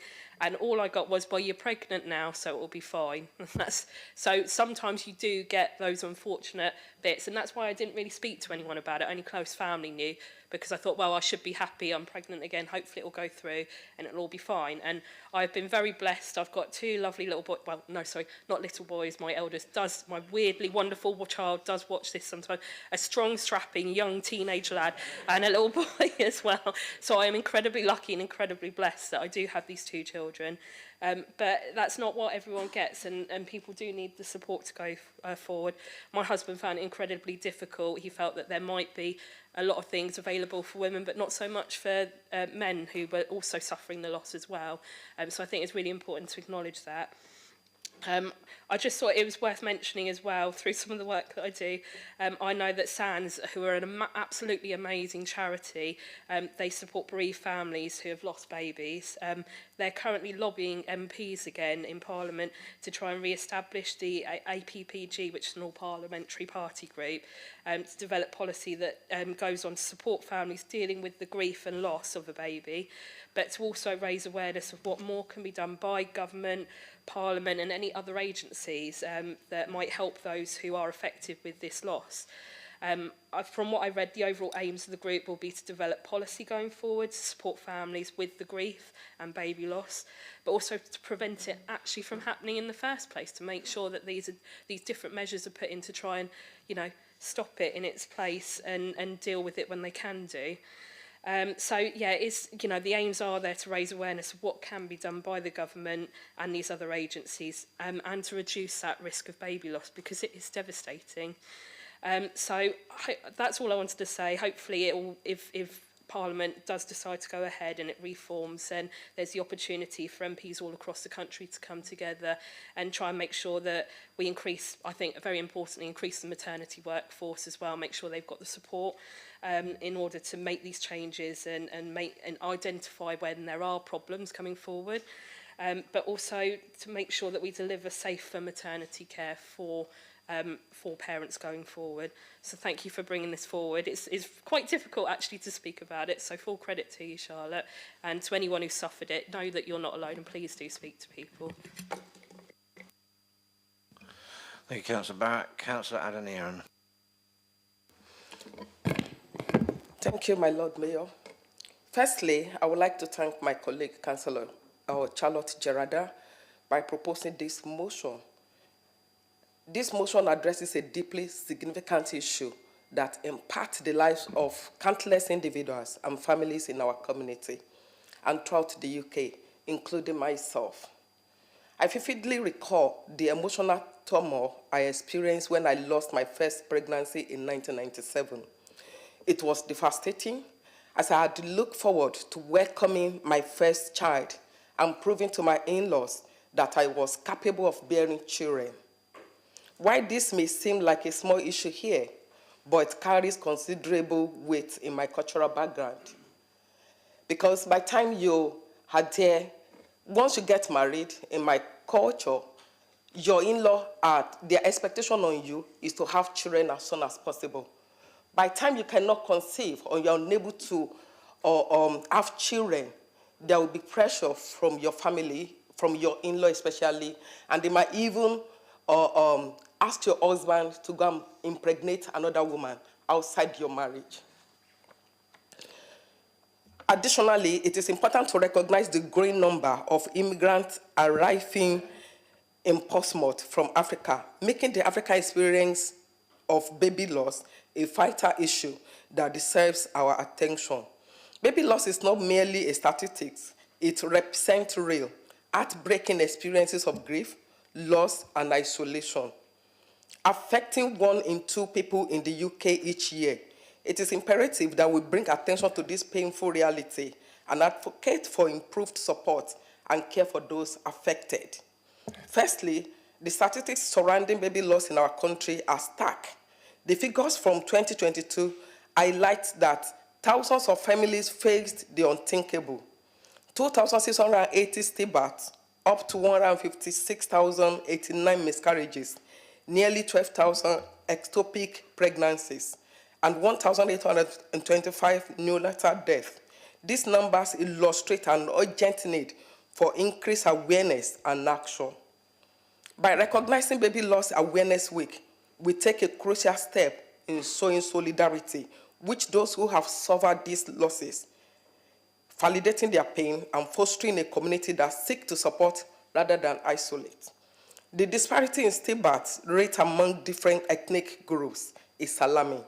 As noted, Black infants experience a stillbirth rate of 6.5 per 1,000 births, significantly higher than their white and Asian counterparts. This highlights systemic issues in healthcare that must be addressed to ensure equitable care for all families. By supporting this motion, we reaffirm our commitment to eliminating these disparities and providing comprehensive support to every parent, regardless of their background. Moreover, the current NHS guidelines surrounding referrals for recurrent miscarriages are insufficient. The 3 miscarriage rule can result in unnecessary suffering and preventable loss. And what value are we placing on life when you have to wait for 3 losses for life before action is taken? Many women endure physical and emotional trauma before receiving appropriate medical care, highlighting the urgent need for policy reform that prioritizes proactive intervention and support. This motion aligns with the work of charities like Thomas, which tirelessly advocate for improved care strategies and highlight the necessity of comprehensive support services for those affected by baby loss. Lastly, we must acknowledge the deep emotional impact of baby loss on parents and families. The feelings of isolation, hopelessness, and ongoing grief can have lasting effects on mental health and well-being. As a council, we are tasked not only with recognizing these issues, but also with leading the charge in providing accessible, compassionate support to all our residents experiencing such profound loss. This means fostering an environment where conversation about loss are normalized and where every post-mortem parent feels empowered to seek and receive the help they need, irrespective of age, ethnicity, or sexuality. In conclusion, support this motion for Baby Loss Awareness Week is not just an acknowledgement of a difficult reality. It is a commitment to action. We need to stand together to ensure that every individual and family affected by baby loss receives the care, compassion, and support they need. Let us light up Portsmouth with kindness and awareness and work towards a future in which such losses can be minimized and addressed with the dignity and support those affected deserve. Thank you. Councillor Bosher. Thank you very much, Lord Mayor. From the outset, Councillor Girardi, I will say that I'm totally supportive of your notice of motion that you brought here today. But one of the things that sort of chimed with me was your first, after the council believes, and you go into talk about baby loss, talking about isolation, etc. I would have taken that one step further, actually, and I think Councillor Adeniran sort of touched on it, is also the effect that it actually has on the wider family as well. And certainly, and I certainly don't want to diminish any of the stories I've heard today, but it's the sense of helplessness that as a male member of the family that you can experience with something like this. My sister lost a baby at birth. This is almost 30 years ago now. And as a family, we still mourn that loss. I had a niece that I never actually got to meet. And you do wonder where that person would be now, what they would be doing. Would they have a family? Would there be grandchildren? So it does live with you forever. And I think, and sadly, as I've got older, I've been to quite a few funerals in my life, but the one that stands out is the most soul-destroying funeral for a child, where my sister's husband was literally carrying in a small white coffin on his own. And that sort of image lives with everybody, anybody, and I would defy anybody not to understand that. I could have put down an amendment to expand it a little bit. I chose not to actually do that. But I think there needs to be a recognition, as the wider impact on the wider family. Because certainly from a male perspective, the isolation that a man feels, and perhaps it's a bit of the macho bit about it, and the support network just clearly isn't there. But for my part, her name was Hannah. We still remember her, almost 30 years on. And I'll leave it at that, if I can, Lord Mayor. Thank you, Councillor Fielding. Thank you, Lord Mayor. On publishing this notice of motion, we were contacted by a resident who would like to give some words, and these are her words. So, having taught in Portsmouth for 15 years, I've always embraced the responsibility of loco parentis, caring for and nurturing the children in my care, dedicating my career to giving them the best possible start in life. In 2017, my husband and I decided it was time to start our own family. Discovering I was pregnant with our first child was the happiest moment of our lives. Our entire family and support network were overjoyed. As a healthy 31-year-old woman, I felt confident and wasn't particularly concerned when I was told the hospital was experiencing high demand. I trusted that going slightly over the 12-week mark for my first scan wouldn't be an issue. My husband and I left work early for the appointment, bought a coffee and a sandwich at the hospital, planning to return to work after the scan. But in that room, our world fell apart. While the heartbeat was located, bringing initial relief, the sonographer soon became silent and left to get a colleague. At that moment, our hope and happiness began to slip away. A specialist midwife took me to a separate room to explain that our baby's skull had not formed properly, and tragically this meant our baby would not survive beyond birth. There was no hope. Unfortunately, no fetal medicine consultant was available to confirm the diagnosis for another week. That weekend I carried our baby, knowing that all our hope and their future were no longer possible. The following Monday, a consultant in Southampton took on our case with compassion. She explained that the medical facts that I needed to understand to take the decision for a termination. By this time I had reached the 13-week mark and were nearing 14 weeks, which meant our options were limited to either deliver or surgically remove. The next week I returned to QA to deliver our baby. They were so small, we saw their tiny hands and toes and held them in the palm of our hands for the first and last time. A priest from St. John's was with us, offering the solace of a final blessing before we said our goodbyes. The weeks that followed were an incredibly dark time for our family. It was only through unwavering support of my husband and the extraordinary baby loss counsellor that I found the strength to process the immense grief. For months, I lost my smile, my enthusiasm for life, and my sense of joy or hope. It has taken me years to rebuild, to find a new version of myself that can carry this grief without being overwhelmed by it. Baby loss is something that must be spoken about more often and openly. Both mothers and fathers need strong support networks to cope with such a devastating experience, regardless of how many weeks into the pregnancy the loss occurs, or under what tragic circumstances. It is a pain I wouldn't wish on anyone. What I hope for is for better support and services for families experiencing such loss, ensuring that they receive the care they desperately need. I will always hold a special place in my heart for baby A. I think of them often, and while the grief remains, I now live in a way that allows me to function and carry on. We can do better for families enduring this pain, and I'm proud that our city is taking steps to support this and make it a reality. Thank you. Thank you, Councillor Fielding. There are no other indicated speakers, so Councillor Grada, may I ask you to sum up, please? Thank you, my Lord Mayor, and thank you to everyone that's spoken and shared their personal experiences of what is, just easily one of the most painful experiences that any person, any human being can go through.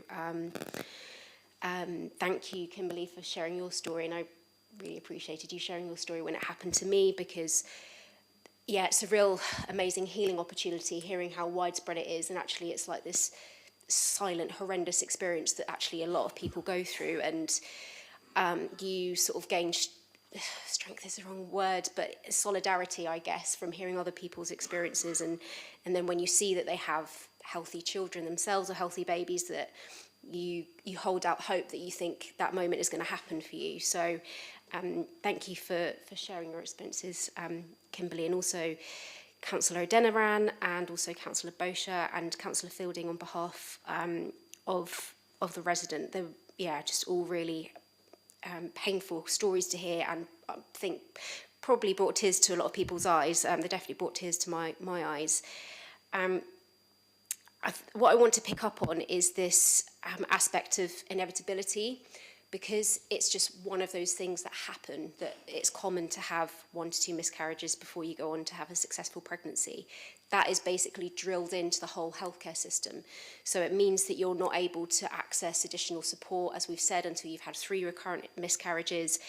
It means that you don't get further medical investigation, and as a result, it's just one of those things we just assume happens, and why would we? Why would we treat any other scenario like that where there's so much suffering and loss? I mean, I can't actually think of a comparable experience, to be honest. And like many other, not just women, obviously parents, and as Councillor Bosher pointed out, families that go through it, I became obsessed with miscarriage. I was researching all the time, obviously trying my best to minimise what I could and control what I could, just in case it was something that I had done.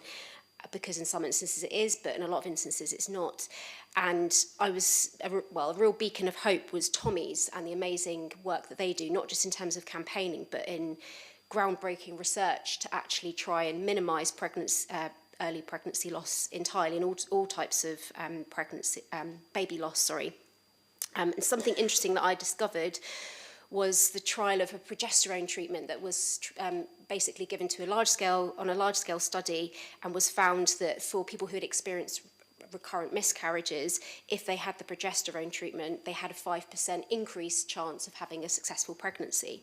So thankfully, because of all this research that I had done, in this particular instance, I went to my doctor and I pushed to have a full blood count just to check I wasn't missing any sort of vital hormones, or there wasn't something wrong with me medically. And then when I did fall pregnant again, he kindly agreed to refer me for additional scans and the progesterone treatment. So I had that treatment. Do I know if that's what meant that I went on to have my baby Ariana? I don't know, I'll never know, but I just kept that 5% increased chance of having a successful pregnancy in my mind. And if you had the opportunity to take in those circumstances, you would absolutely take it. But the point is, not everybody knows about this Tommy's research. Not everyone, I mean, they literally say on their website, show your phone to your GP if they don't, think that this is a legitimate treatment path. But if you haven't seen that research, or maybe if you're not as sort of pushy as I was, then, I maybe might not have had that particular support, and then I might have had another miscarriage, and that would have meant more pain and suffering, and as rightly been pointed out by Councillor Bosher, suffering for everyone involved. So what I promised myself when I couldn't bring this notice of motion last year, because even though I was pregnant and heavily pregnant by this point last year, I couldn't tempt fate, because I felt the entire time during that pregnancy that something was going to go wrong and that I was going to lose my baby, and I felt that up until the moment she was born, and then I finally relaxed when she was in my arms.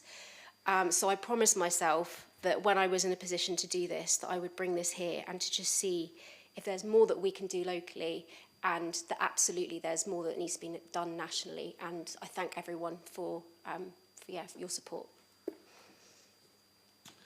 Thank you very much.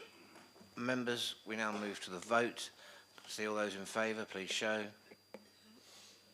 I'm pretty sure that's unanimous. Just to double check, any again? No, that's carried unanimous. We move on to our penultimate motion, motion F, DBS checks within Portsmouth City Council, proposed by Councillor Derek North and seconded by Councillor Chris Dyke. Councillor North, can I ask you to propose the motion, thank you, or speak to the motion rather.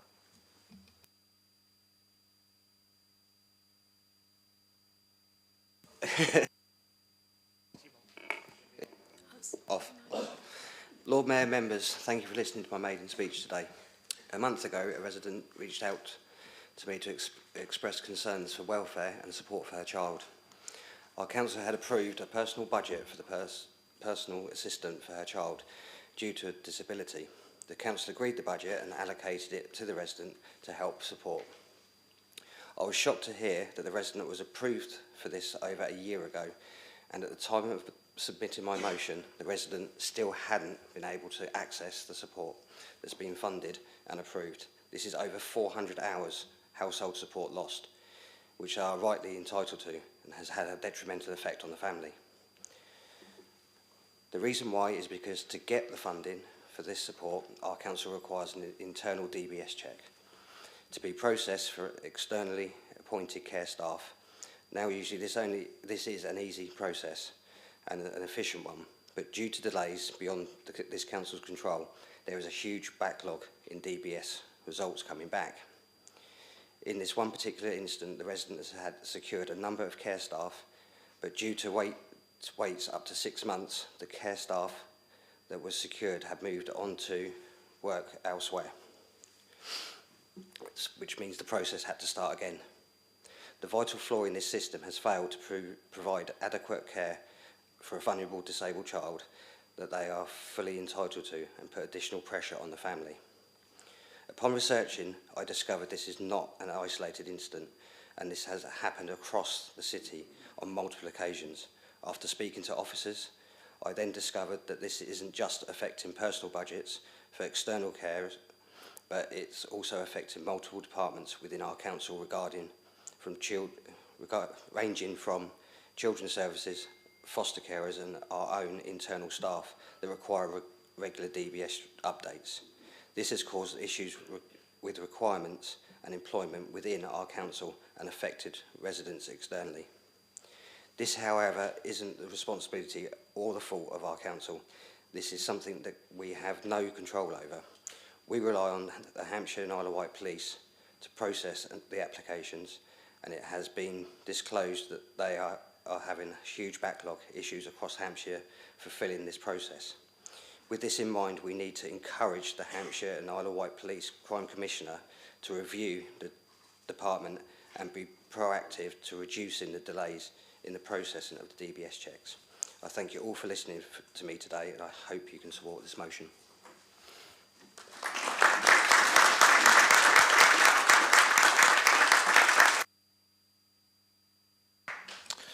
Thank you, Councillor North. Councillor George Madgwick. Thank you, Lord Mayor, and well done, Derek, for your maiden speech. Yeah, when myself and Councillor North were discussing this, we thought it was kind of like an isolated incident, that it was quite rare, and it's soon become very apparent that this was a widespread issue, not just in Portsmouth, actually, but across the whole of Hampshire, and in fact, across England.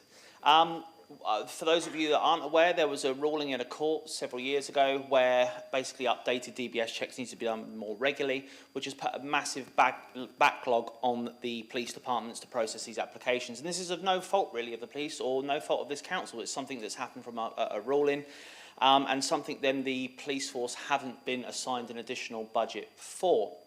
But regardless of the reason of why or how or what, it's still affecting us. It's affecting our foster system, it's affecting our care system, it's affecting our internal staff. I was speaking to our recruitment team that said they really struggle to employ certain areas of employment because we can't accept external DBSs. So for example, if someone got a DBS yesterday and they applied for the job tomorrow, that DBS wouldn't be valid and have to go through the process again, which would lead another 4 or 5 months. And I don't know about any of you, but if you apply for a job and you get accepted, you don't want to wait 4 or 5 months to start the job. And I think this is what happened to the resident that myself and Councillor North spoke to, is that she advertised the role publicly.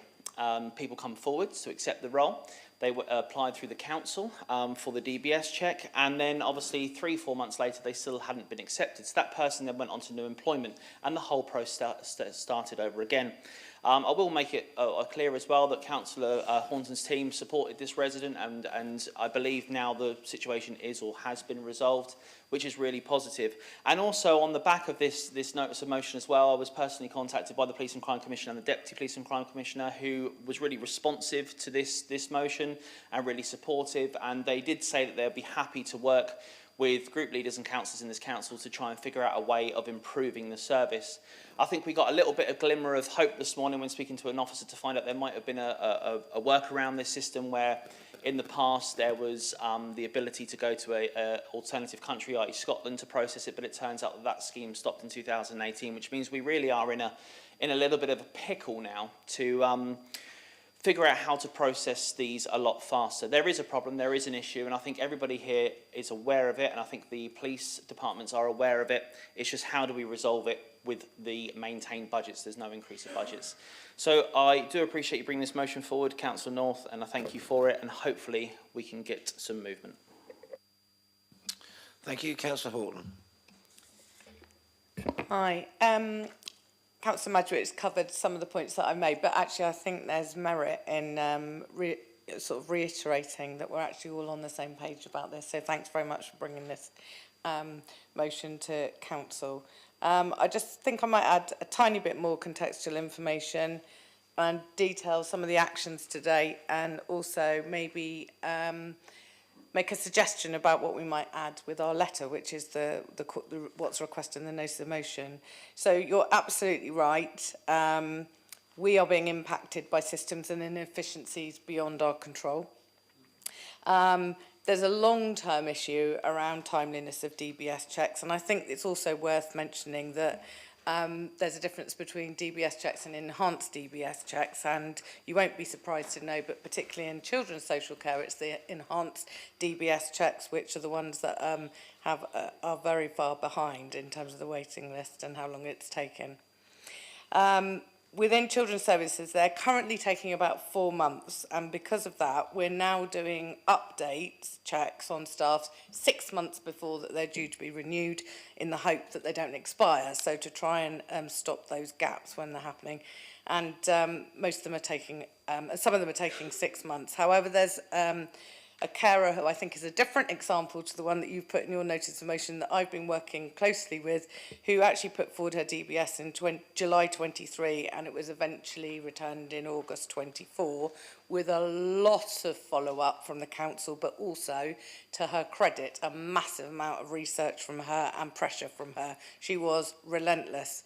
And whilst this is an exceptional case, it does illustrate that a worst-case scenario does happen, and also the time that it takes to try and chase this and sort it out could be better spent on supporting young people. So, as highlighted, this is particularly challenging when it comes to new recruitment and new foster carers. It's hard enough recruiting people in the first place without the delays within the HR systems related to this. And at worst, this and the example that Councillor Madwick highlighted is that people end up going off elsewhere, taking another job, and you have to start again. And a more worrying situation is that you're having to consider this notion of unregulated placements. And all at a time when we're doing so well at promoting and also being very successful in recruiting foster carers to Foster Portsmouth. So there are workarounds, for example, an agreed risk assessment for people to start in the role without a DBS, but of course they wouldn't be allowed to be unsupervised with children, and clearly this is not ideal for most of these roles. There actually has been quite a lot of correspondence with the Police and Crime Commissioner on many occasions, including in the last few months. The case that I mentioned before with the carer, she kept feeding back to me responses she'd had to compare them with our responses. So there was a response from Donna Jones's office saying we're aware of the delays to DBS, committed to reviewing the process, aware of the issues, currently working within the force to review the process of applications. This is being discussed weekly in briefings with the force and are working closely. Also a response from the MP for Portsmouth South, his office, saying basically keep me updated, but also there will be, sorry, I'm just getting my notes right. Regarding the wider issues that you've raised, specifically within Hampshire, the MP will be reviewing potential parliamentary action. So we will wait for further information on what this parliamentary action might be and the timelines of that. And finally, a response from the enhanced DBS unit themselves. I can confirm that there are currently delays in the processing of some DBS enhanced disclosure certificates. And basically, this is to do with much higher volumes than forecast, as Councillor Madwick highlighted. Changing the system and increasing the amount of information you need has led to this. But also, they've had higher than normal staff attrition rates.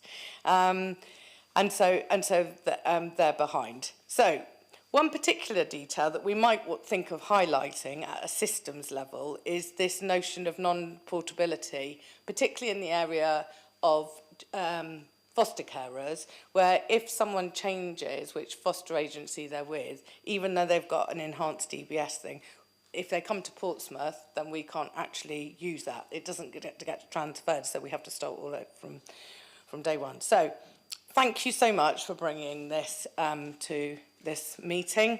I think we'll probably be united on this. Lots of correspondence has occurred, but I'm sure that a joint letter and joint action to express our concerns will emphasise the importance of these issues and the fact that it's not actually been resolved yet. So thank you. Thank you, Councillor Horton. There are no other speakers. There is no amendment, so Councillor North, may I ask you to sum up, please? Just like to thank everyone for your support today. It's going to be, I know it's not going to be an easy one to sort out, but hopefully with everyone's help we will get it sorted. Thank you. Thank you very much.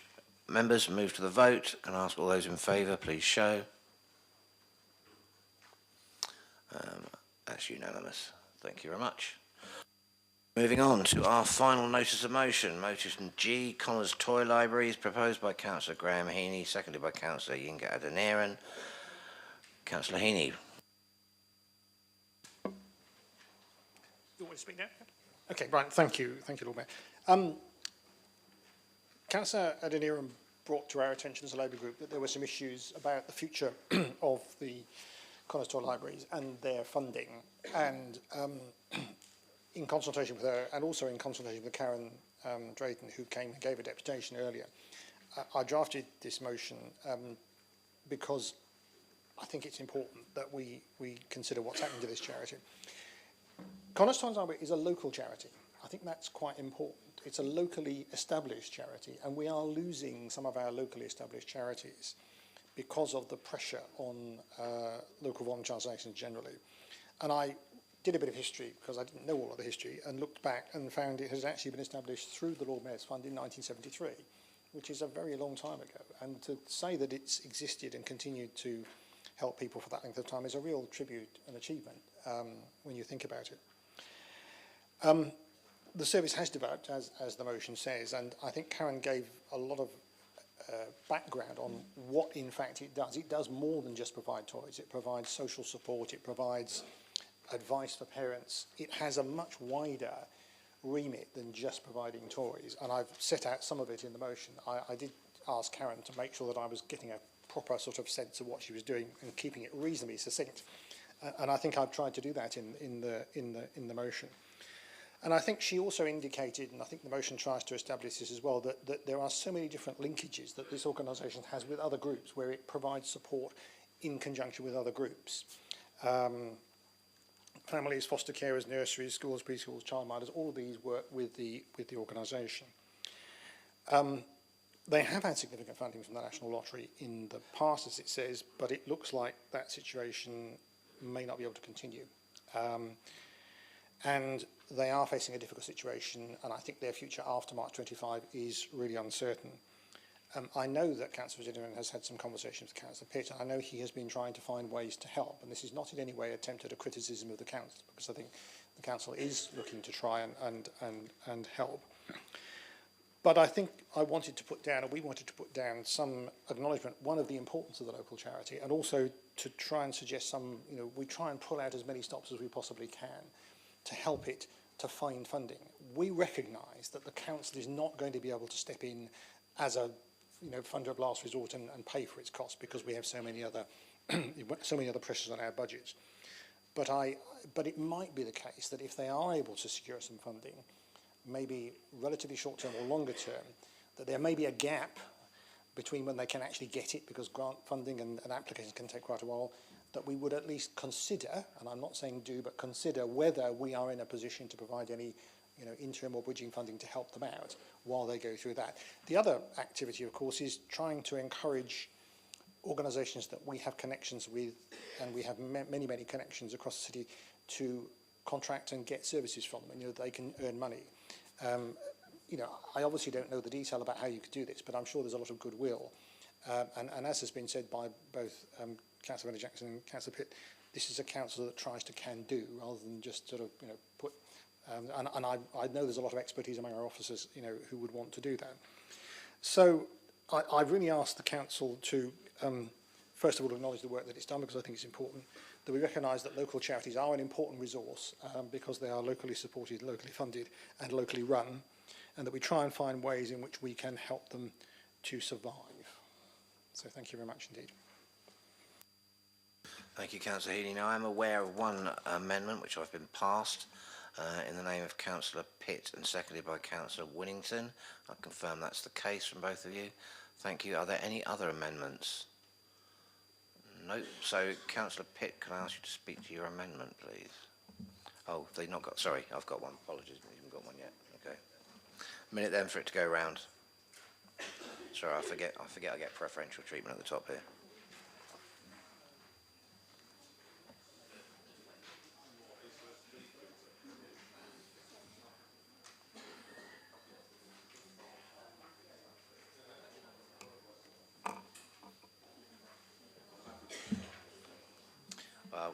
as I was chided, give it another 30 seconds.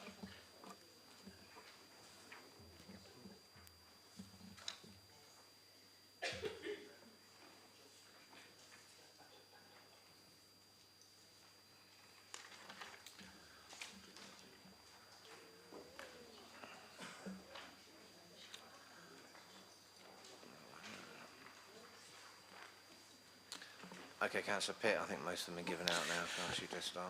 Thank you, Lord Mayor. In summary, the amendment doesn't take anything at all out of the notice of motion that's before us, but it does add some things. And I do think it's important, and I've gone back and checked quite a lot because I'm also interested in the history and how the charity's got to this point. And it's absolutely clear what we cannot in any way shy away from is that this is a great local charity that does great work. And it does really important work, as we heard from Karen earlier on, interacting with and supporting a whole host of other organisations in the city. That's absolutely the case. It is also the case that the council, through the Housing Revenue account, over many, many years, has recognised that and has supported it by giving it quite a hefty discount from the rent of the unit that Connors occupy, which is part of something that we recognise the importance of and set in stone with a policy several years ago, which is actually the piece of work that led to the social value policy that the council has, where we recognise the value of organisations who are in our buildings and look to see the impact they make on the local area and local residents' lives, and therefore consider whether we can give them a rent discount. So we do naturally now have a formal vehicle for doing that. You'll note from the amendment that we've also tried to support them with £2,000 worth of replacing the carpets this year, other repairs to the building generally. We are the landlord and we keep it in good order. But over the years, the gap between what Connors pay and the actual commercial rent for the unit has widened, and they're now paying round about 3.5-ish to commercial rent. It would be 16,700. So the council is not doing nothing.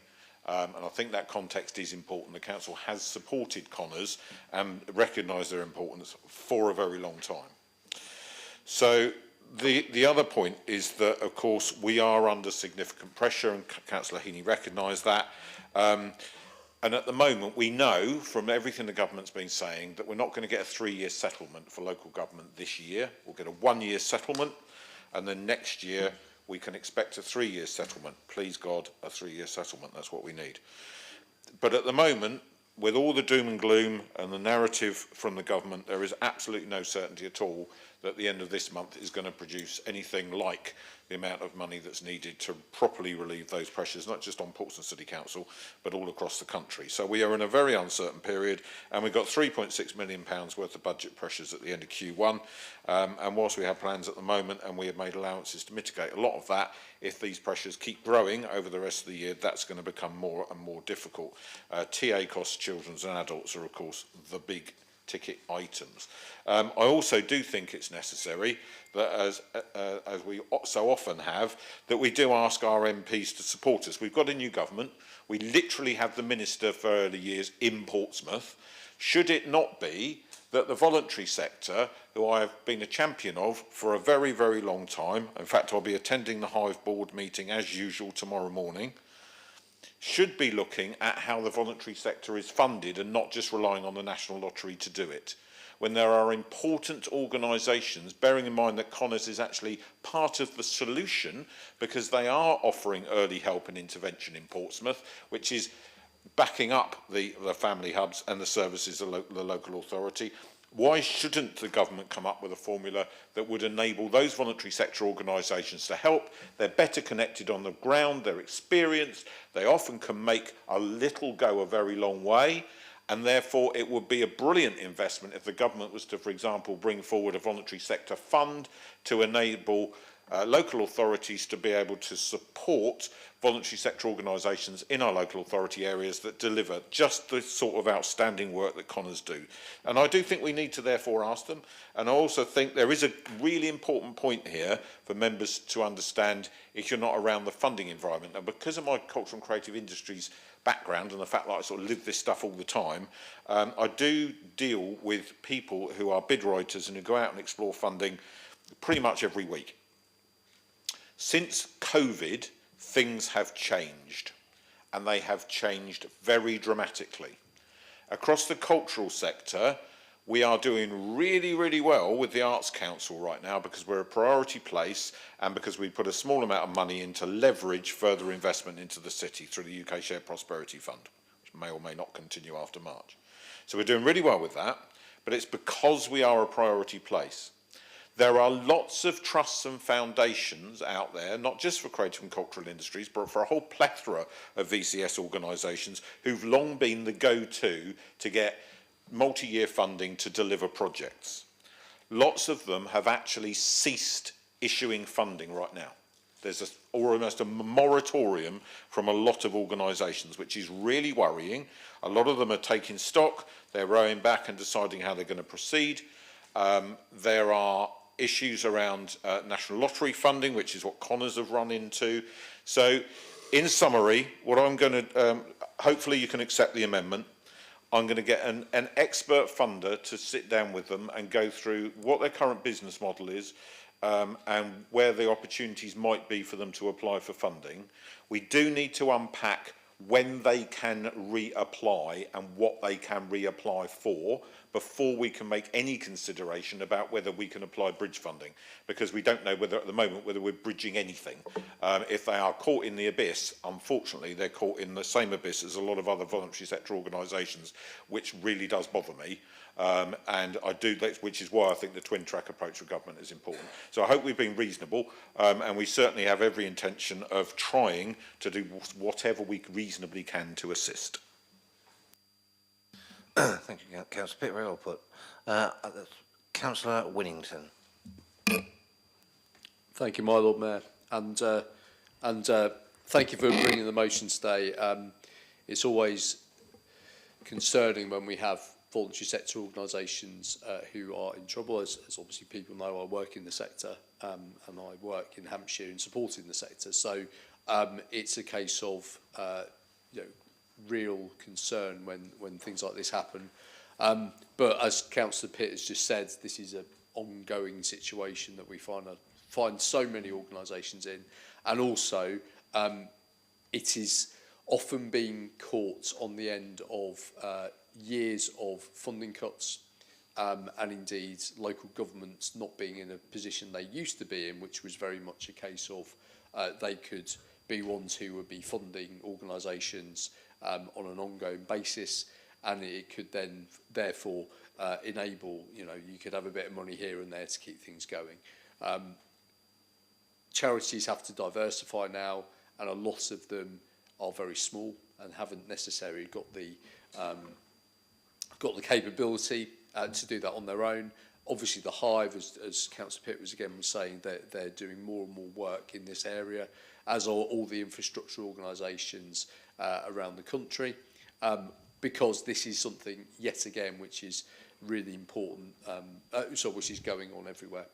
And I completely take Councillor Heaney's point about local charities. One of the real issues that we have when we look at the sector as a whole is that so often with a lot of bids these days, you get national charities are the only ones who can come in, and therefore that's one of the things that I've had conversations in my cabinet position, talking to the Hive about how they can get local authorities, charities to come together to bid for things together, rather than the old notion, which was always every charity for themselves, which was never great anyway, but it certainly now is just a very bad way of looking at things. So I'd like to thank Councillor Pitt for his point about sitting down and really looking at that. There might well be opportunities for them to do things with other charities and look for funding.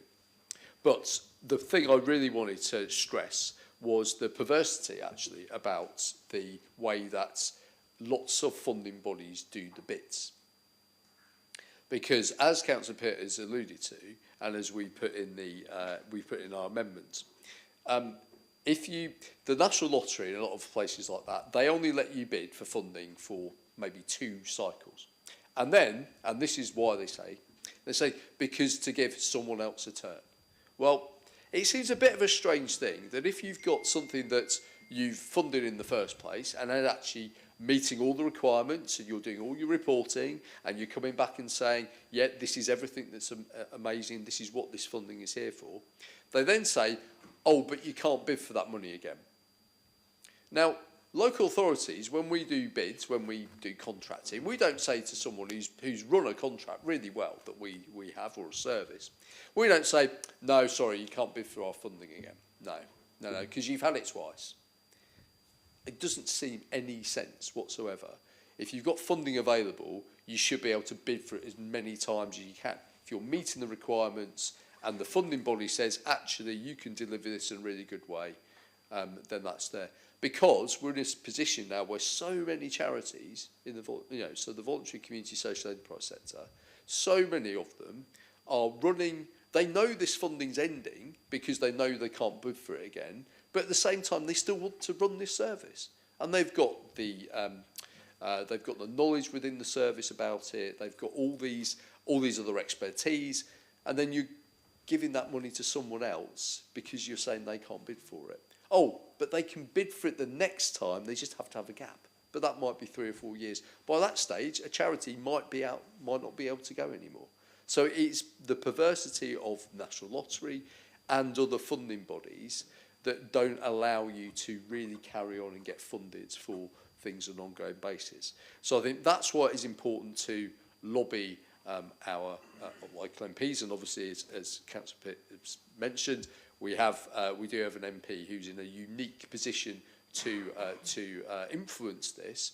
But more generally, again, it's a bit like the dental contract situation. Perhaps people haven't really considered about these things because though the lottery is independent, its directions are set by the government. And so that's something that I think we can really push back on and just really make it much easier for charities in the situation as things are now, not in a situation as it was 10 years ago, before the pandemic, or even further back, as things are now, actually being reflective to the fact and receptive to the fact that the charity sector, the VCSE, really needs a lot more understanding from government and from the statutory sector moving forwards.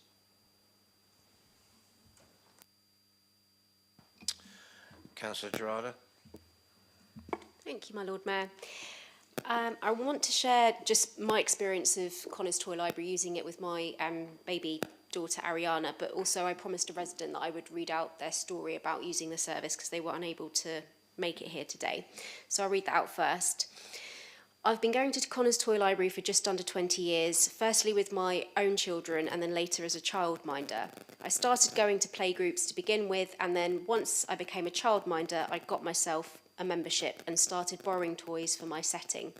It is an invaluable resource. Not only does it save you money, but children can be quite fickle and get bored of toys quickly, so I always have a decent turnaround of new and exciting resources. It's also worth mentioning that they do have a huge store of toys for children with special educational needs, and I've recently been caring for children with SEND, so I found it invaluable. With the rise of neurodiverse and SEND children, I think we need this now more than ever. It'll be such a shame to lose it. So yeah, that's for one particular resident in Central Southsea.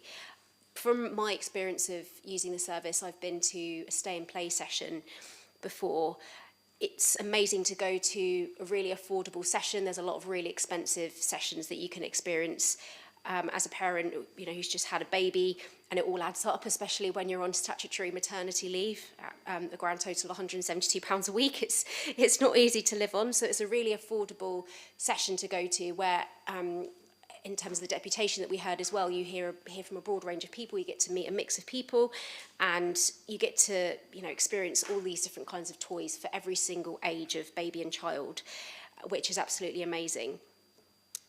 But then it's the part of being able to borrow the toys and take them home, because for anyone who has children or has children in their life, they are absolutely right, as the resident explained. They can be fickle. You can spend £30 on the toy, and then they want to play with the box, and they're not interested in the toy, and the toy gets chucked to, you know, the back of the cupboard and never looked at again.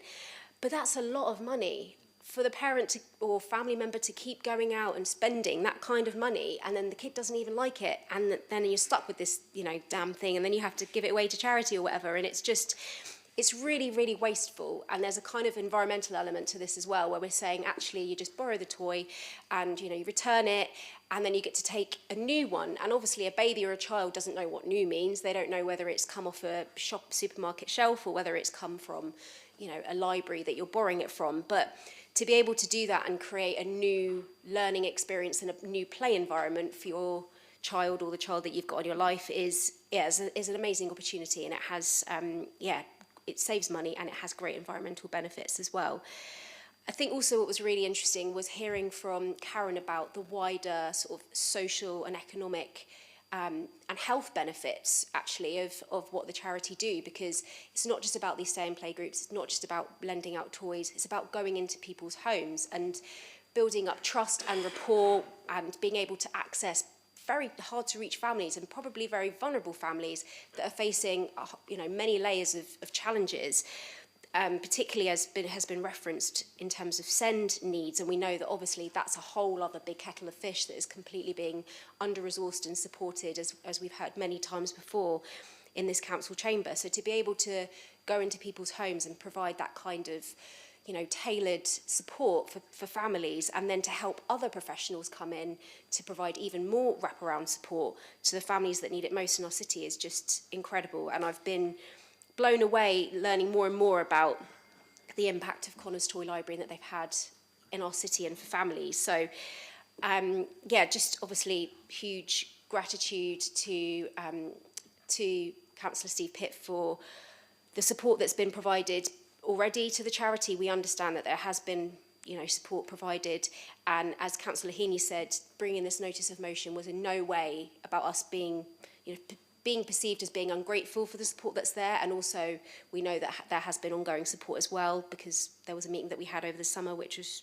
brilliant as well, with Karen, to try and see if more that could be done. We just wanted this opportunity to really push this up the sort of agenda, and for more people to be aware of the situation and to see if there is more that could be done, because I think, yeah, it would be really, really tragic if a charity like this that's been going since the 1970s, doing such amazing work, would have to close its doors because, as pointed out, there's, you know, a ridiculous loophole with how funders work. So, I really just behind this notice of motion and also getting some good outcomes for the charity. Thank you, Lord Mayor. Thank you. Councillor Sanders. Thank you very much indeed, my Lord Mayor. One of the things that's been one of the weaknesses in the public sector is a failure to invest up front, to actually deal with, actually try and prevent things or mitigate things at the start, rather than spend yet more money at the end dealing with the consequences. And I think things like Connors Toy Library are an essential part of tackling poverty in our city, as well as mitigating some of the pressures that exist around people with special educational needs, which, as we all know in this chamber, is sinking many local authorities across the country. And I believe that Connors Toy Library is part of that. I first became aware of it. I got an email from the 16th of May 2012, the day after the AGM that brought me here, saying basically there had been lots of funding cuts for Connors Toy Library. We were facing closure, but the big lottery has bailed us out for 3 years. 2012. So that's a situation that's occurred over a long period of time, and it is great that they've done it. But clearly we have now faced, as the leader has outlined and Councillor Gerarda has outlined, a whole series of loopholes that don't work. The account that I oversee, which is the housing revenue account, has, as indicated in the amendment from Councillor Pitt and Councillor Winnington, been doing a lot to help.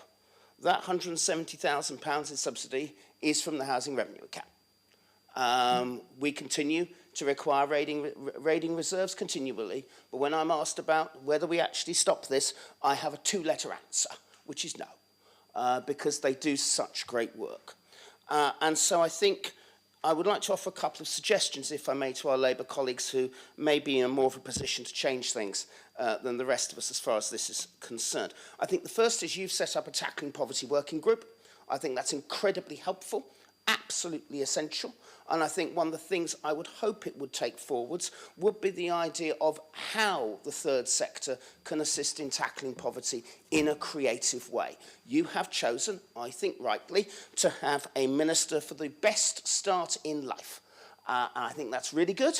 I'm delighted he's from Portsmouth.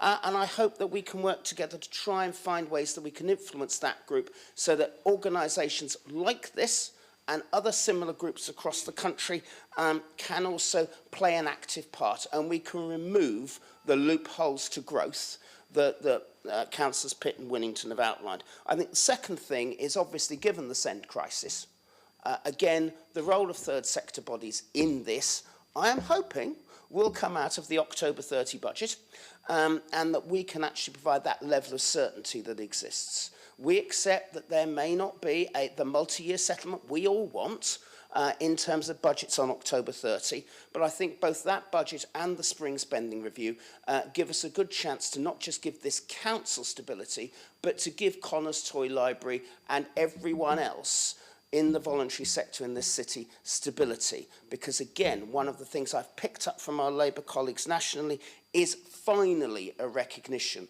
that if you invest a significant amount up front, then you won't have to spend even more dealing with the consequences later.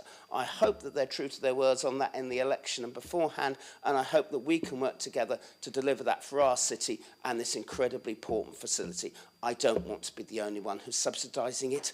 I'd quite like everyone else to play their part, and I hope we can do that with the motion as amended by us. Thank you. Thank you. Councillor Adeniran. Thank you, my Lord Mayor. Yes, I stand in full support of this motion regarding the funding, regarding the continued funding and support for Connors Toy Libraries. This organization has been an integral part of our community since its inception in 1973. And its unwavering commitment to supporting families through play and holistic services deserves our recognition and assistance. Connors Toy Library offers much more than just toys.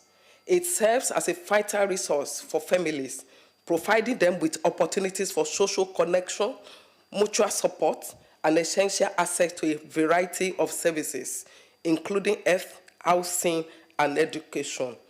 In an ever-changing social landscape where families are often faced with various challenges, Connors Toy Library acts as a beacon of hope and community solidarity, promoting child development and offering caregivers invaluable resources. The organization's outreach programs for vulnerable families are particularly commendable, ensuring that no child is left behind regardless of their socio-economic status. By doing this, Connors Toy Library not only enriches the lives of individuals' families, but also strengthens the fabric of our wider community, fostering inclusion and support for some of our most at-risk populations. Given this significant assurance on national lottery funding, which is not guaranteed, the potential closure of Connors Toy Library poses a genuine threat to the local community's welfare. The organization's ongoing fundraising efforts, while commendable, may not be sufficient to sustain such an impactful service without additional support. The urgency of the situation is clear, and we must act decisively to secure the future of this invaluable service. By acknowledging the work of Connors Toy Libraries and exploring opportunities for support, we are not only investing in a charity, but also in the well-being of our community's children and families. It is vital that the Cabinet takes this opportunity to recognize the profound impact that this organization has on the lives of many and to provide the necessary assistance in funding applications and potential interim financial support. In conclusion, I urge all the council members to lend their support to this motion, as it represents our commitment to nurturing a healthy and supportive community environment where every child has access to the resources they need to thrive. Together, let us ensure that Contoy Library continues to serve as a cornerstone of support and enrichment for families across our community. Thank you. And I also want to thank Councillor Steve Pitt. I know we've had meetings in the past with Karen, and you're willing to do more. So please, please, let's do something to make sure this service, we cannot just fold our hands to let go. It's serving community. So thank you. Okay, there are no more speakers. So if I can ask Councillor Heaney to sum up and also confirm whether he's happy to subsume the amendment or not. Thank you, Lord Mayor. First of all, can I thank Councillor Pitt and Councillor Winning for the amendment. I think it's a really helpful amendment. I'm also very grateful for the direct support that Councillor Pitt has indicated he's willing to give to the charity to help them to talk through some of the issues there. At the risk of a bit of nostalgia, we were talking about the issues of the voluntary sector. I mean, way back in sort of 2005, 6, 7, the then Labour government under Ed Miliband did try to bring the voluntary sector more into the government's thinking by providing infrastructure support for voluntary organisations and other things. And unfortunately, the financial crisis basically wiped all that away. But it was the first time, I think, a government had really recognised the importance of the voluntary sector and wanted to include them in both policy and funding. To be honest, I mean, David Cameron did actually have some ideas around the concept of the big society and wanting to see the voluntary sector being involved. But I think the problems of the financial crisis really stymied any attempts to make the voluntary sector central to what happened, and cost-cutting meant that they were just sort of there to pick up the pieces, more or less, which is unfortunate. So we are in a difficult situation, and I wasn't trying to ignore what had already been done. I wasn't quite aware of the detail. I think that's why it's helpful to have that in there. It gives a better context for the motion, so very happy to do that. So I just think we have to try and work together, and I'm sure that we will do our bit to talk to our Member of Parliament, Councillor Morgan. I'm sure we will invite you maybe to come and talk to Connors Tile Library so we can see what we can do. So thank you very much for your support, and I'm happy to support the amendment in the motion. Thank you, Councillor Heaney. Okay, members, can we then move to the vote? All those in favour, please show. Oh, another unanimous vote, I think. Yep, that's unanimous. I can see nobody against that. I'll give you a chance. Anybody against? No. Okay. Right, that concludes the notice of motion. We now move to our final agenda item on page 107, which is item 15, question from members understanding order 17. Members, there are, or rather there were, 16 questions understanding order 17 that have been previously circulated to you. However, 3 of those have now gone. One's been, question 10 has been withdrawn by Councillor George Madgwick, and Councillor Strudwick's 2 questions will receive a written answer, and she's no longer in the chamber. So can I remind members that we have a total of 45 minutes allocated within standing orders to deal with questions. Can I remind everyone that the member asking the original question may ask up to 2 supplementary questions that may arise out of the original question or the reply. Any other member is limited to just 1 supplementary question that must arise directly out of the original question or the replies. So, without any further ado, we move to question 1 in the name of Councillor Fielding. Thank you. Following recent councillor interactions on social media, could the Leader of the Council please provide us with an update on the previously agreed motion from last October on the topic of debate, not hate? Thank you. Councillor Pitt. Thank you, Lord Mayor, and thank you, Councillor Fielding, for the question. The Council signed up to the LGA campaign, and the leader, me, wrote to local MPs and the Secretary of State on the 9th of November 2023, asking for their support and endorsement of the campaign. A new digital process for reporting abuse and harassment has been developed, and this new health and safety tool was actually communicated to all members last week. So if you haven't seen that yet, check your inbox. Having data through this reporting mechanism will make it easier to draw insight and evidence base on which to engage with local policing and to implement effective and proactive safety measures for members where appropriate to do so. Information about the support available to members and the training in personal safety was included in the new member induction in May. A talk by Honorary Alderman to newly elected members contained a piece about the importance of personal safety and provided top tips and a discussion on some real-life scenarios. A training course on personal safety was offered to all members in July, publicised via the member training catalogue, and a guide titled Safer Interactions has also been produced alongside. One member attended the training event. I'll repeat that. One member attended the training event. Discussions have taken place between officers, including the monitoring officer and local policing, about member safety, both during the local elections, and that remains ongoing.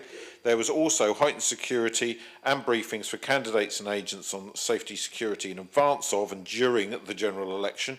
There was dedicated policing resource on the day of the general election and a police presence at the election count. Members were reminded of the Nolan principles at induction, and these are also contained in the Member Code of Conduct within the Council Constitution. These documents are highlighted in the Member Hub on ModGov, along with the Councillor Officer Protocols.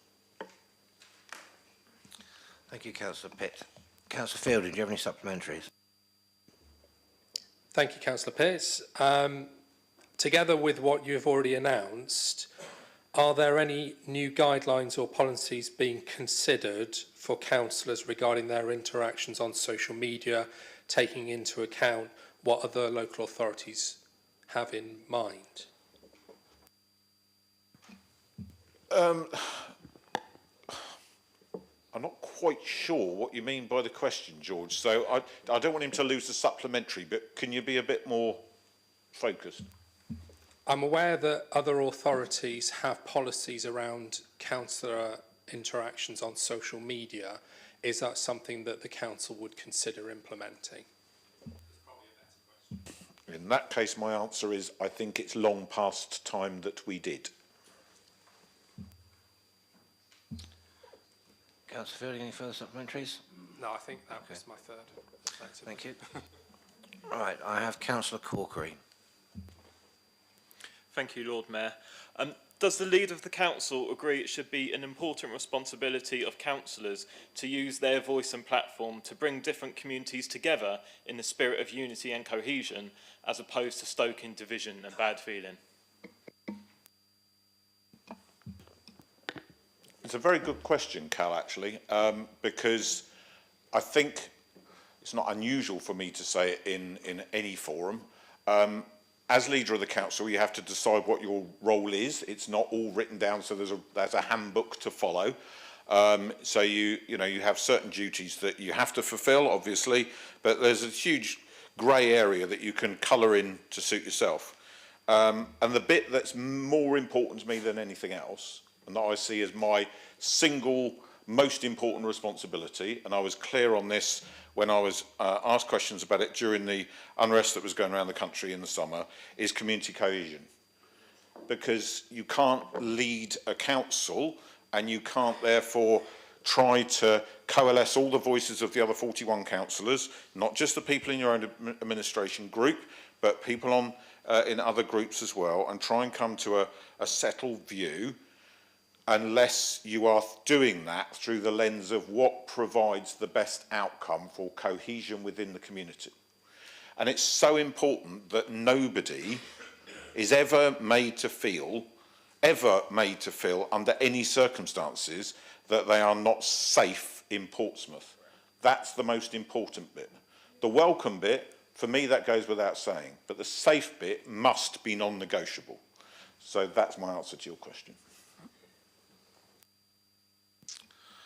Thank you. We move on. Question 2 in the name of Councillor Shah.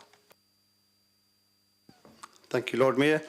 My first question, how much say does Portsmouth City Council have in the determination for the planning application for the water transfer pipe that will run through Drayton and Farlington? This is a question for Councillor Mason. There's a short answer and a long answer to this question. And being generous, I'm going to give you both. The short answer is limited but essential. The longer answer is to talk about the pipe. The pipe from the proposed Havant Thicket Reservoir to the Southern Water Works at Otterbourne via the Farlington Treatment Works along the top of Portsdown Hill is a joint enterprise between Southern Water and Portsmouth Water. It is, and so the pipe is part of the, quote, Hampshire Water Transfer and Water Recycling Project, end of quote. As such, it has been determined it is a nationally significant infrastructure project. And so the future of it will be determined not by the local planning authority, but by the Secretary of State. It's comparable to Aquin, which I think most of us remember, and the knives will come out of some people's back quite shortly. It is not determined by the local planning authority. However, we have input. Our input is of three kinds. First of all, the PCC is a statutory consultee. Since part of it runs within our boundaries, we have a right to be consulted about the project. Secondly, Southern Water has set up the local authority liaison group of all the local authorities running right the way through from the Havant Thicket Reservoir to the Otterbourne Works. And this group meets frequently to scope issues on planning, on landscape, on flood risk, and on highways. And thirdly, the PCC, the local planning authority, has made a considerable input into Southern Water's public consultations. We have always responded to the questions they have asked in their public consultations. The key issues which we have raised in this are threefold.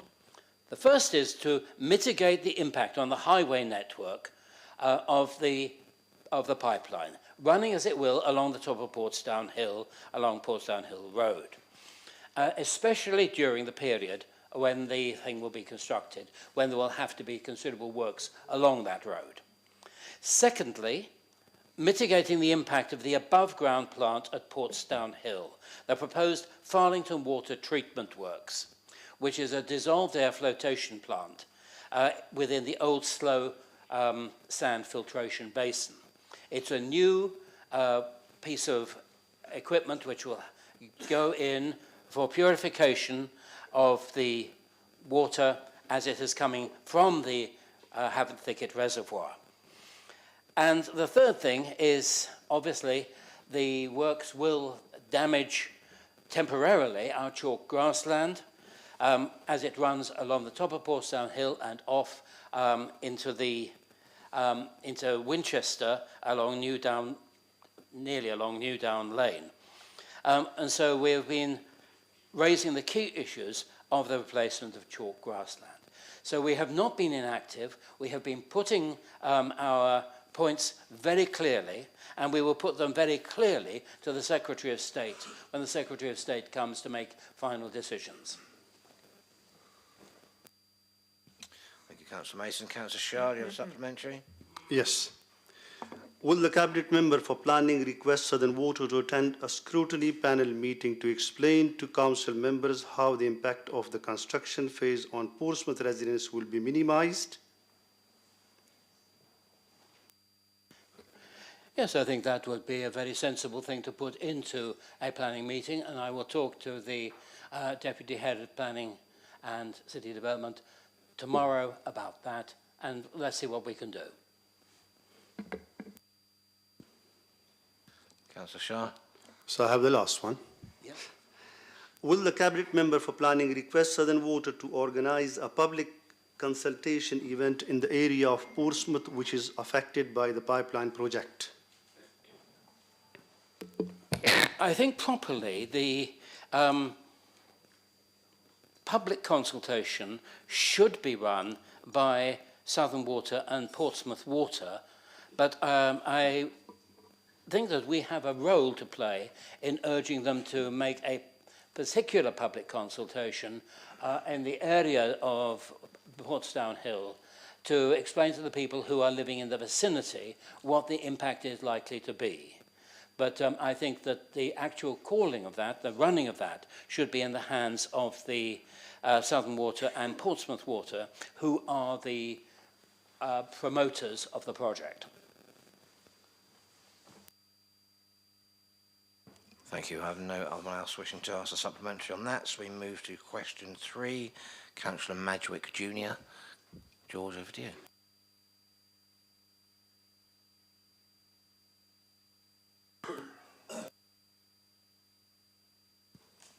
Thank you, Lord Mayor.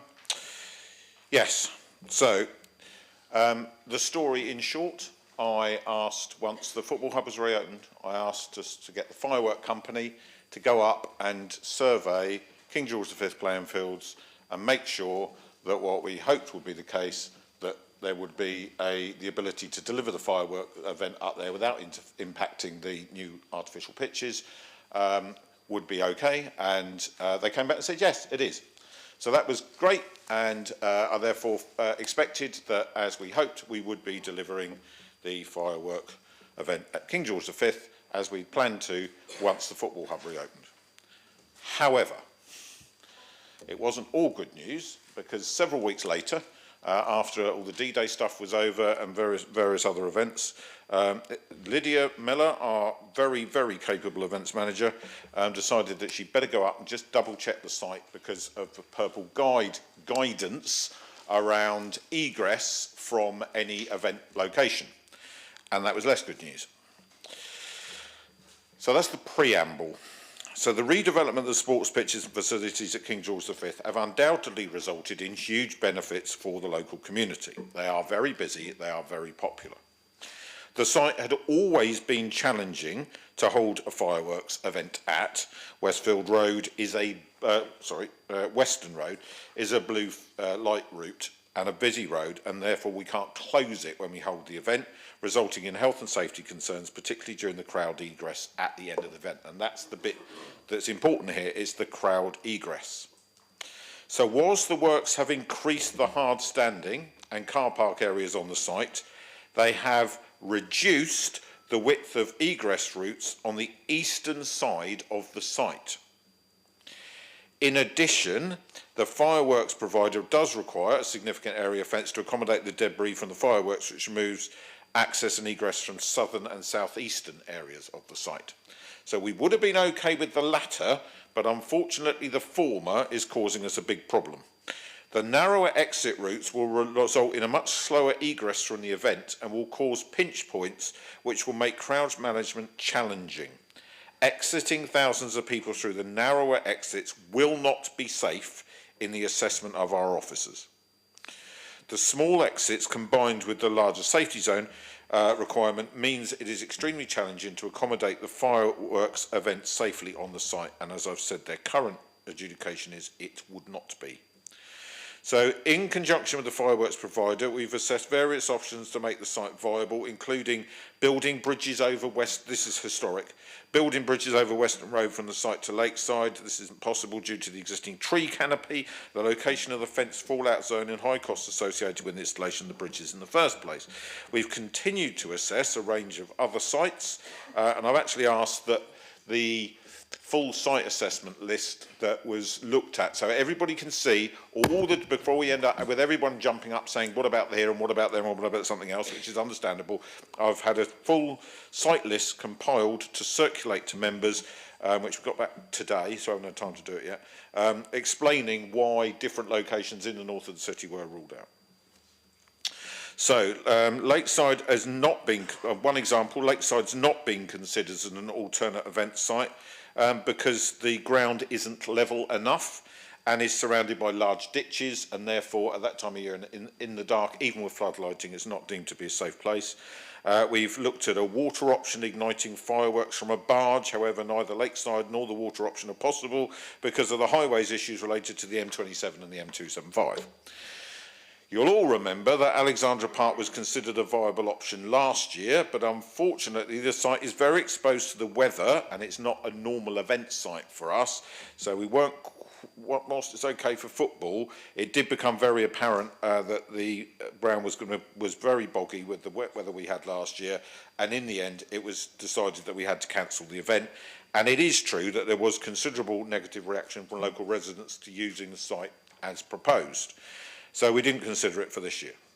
So what we have to do is we have to do a piece of work to work out how we can make any alterations to enable King George V to be brought back as a viable event space for the north of the city.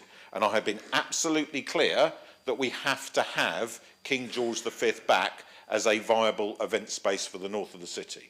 But all of this information about the egress stuff came out 2.5, 3 weeks ago. It was actually as a result of an inquiry from the press, I believe, that we hurried up the assessment. So, and Toby put it in the paper, or somebody did.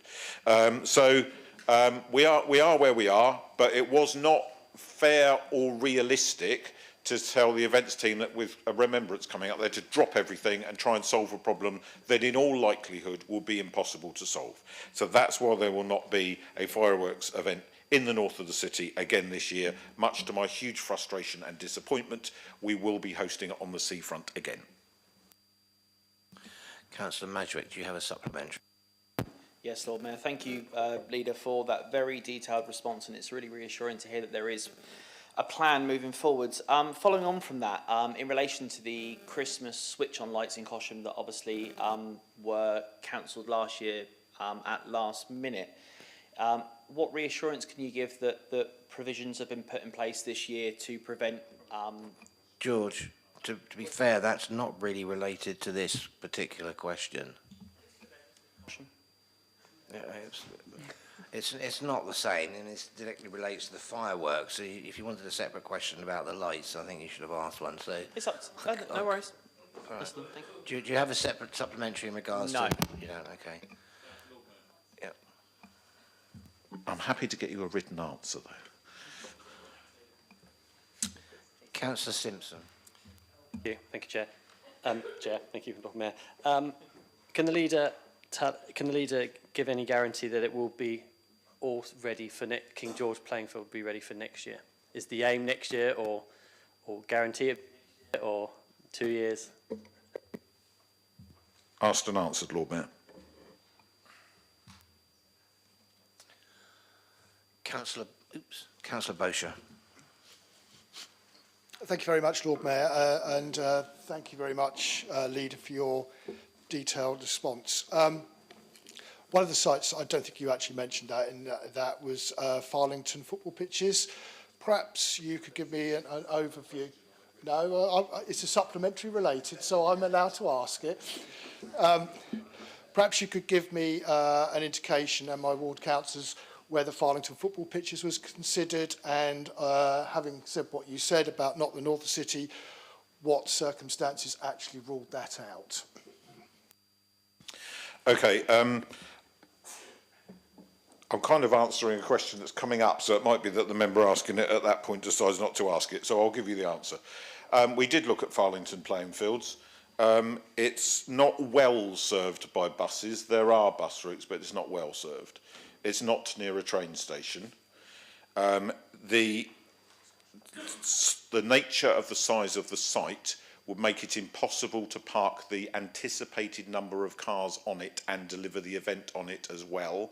And the single lane egress from the road that runs round between where the petrol station is, which I would flag as a potential problem for having a firework event there, is actually, runs through to the St John's site, is not very wide, and it in all likelihood we get very clogged up with traffic. So, and the smoke blowing across that end of the Eastern Road as well, which...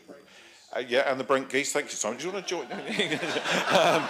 And the Brent Geese, yes. So there are lots of reasons why not. One of the biggest ones, though, is ground conditions up there in the winter. There's a whole section of the Farlington Marshes site, and I know this because we looked at it for... When the new people bought the St John's playing fields a while back, when the council tried to buy it, and then they paid a ludicrous amount of money and acquired the site, we had some displacement of sports club that had been using the St John's facilities.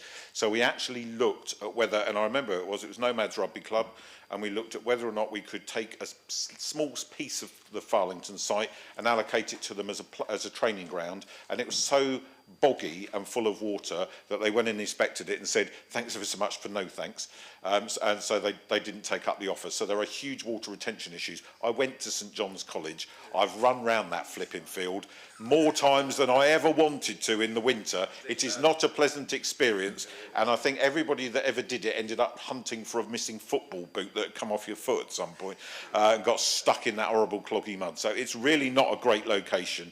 And the other element, of course, is not just the people, but it's the infrastructure you have to get onto the site. And that's, you know, on boggy ground, that's really not a great solution. So thank you, Simon. Councillor Shah. That's already asked, actually. That was a supplementary question.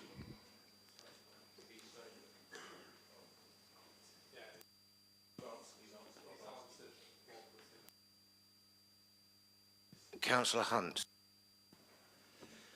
Yeah, I wonder if the leader would care to comment on the site. Also, rising out of what Councillor Bosher says, that the site is very close to the motorway and railway, and the wind doesn't generally blow into the motorway. But if the wind was blowing in the wrong direction and an event had been set up with the fireworks and so on going onto the railway line and the motorway, do you reckon it would have to be cancelled, including the smoke and so on, going across the motorway and the railway and all the bits and pieces associated with a firework event? The quick answer is yes, absolutely. That we have to consider that wherever we hold it. And we have had, we've been quite lucky at Cosham over the years, but a couple of times when the wind changes, you can have issues. The wind changed just after the final volley of fireworks was launched on the Common last year. Unfortunately, it was late enough that it didn't carry the debris too far over the crowd, and everyone was fine. But those are why you have these big zones. You have these big landing areas to make sure that that if that happens, you are far enough away. What you can't have is a motorway as part of your potential landing zone for obvious reasons. Thank you. Just to give you a time check, members, we've used we used up 23 minutes. I think we've got 21 minutes left. We move on to question 4. Question 4 is going to receive a written answer as Councillor Strudwick is no longer here. Question 5, Councillor Dent to Councillor Atwell. Councillor Dent. Thank you, my Lord Mayor. Question in my name.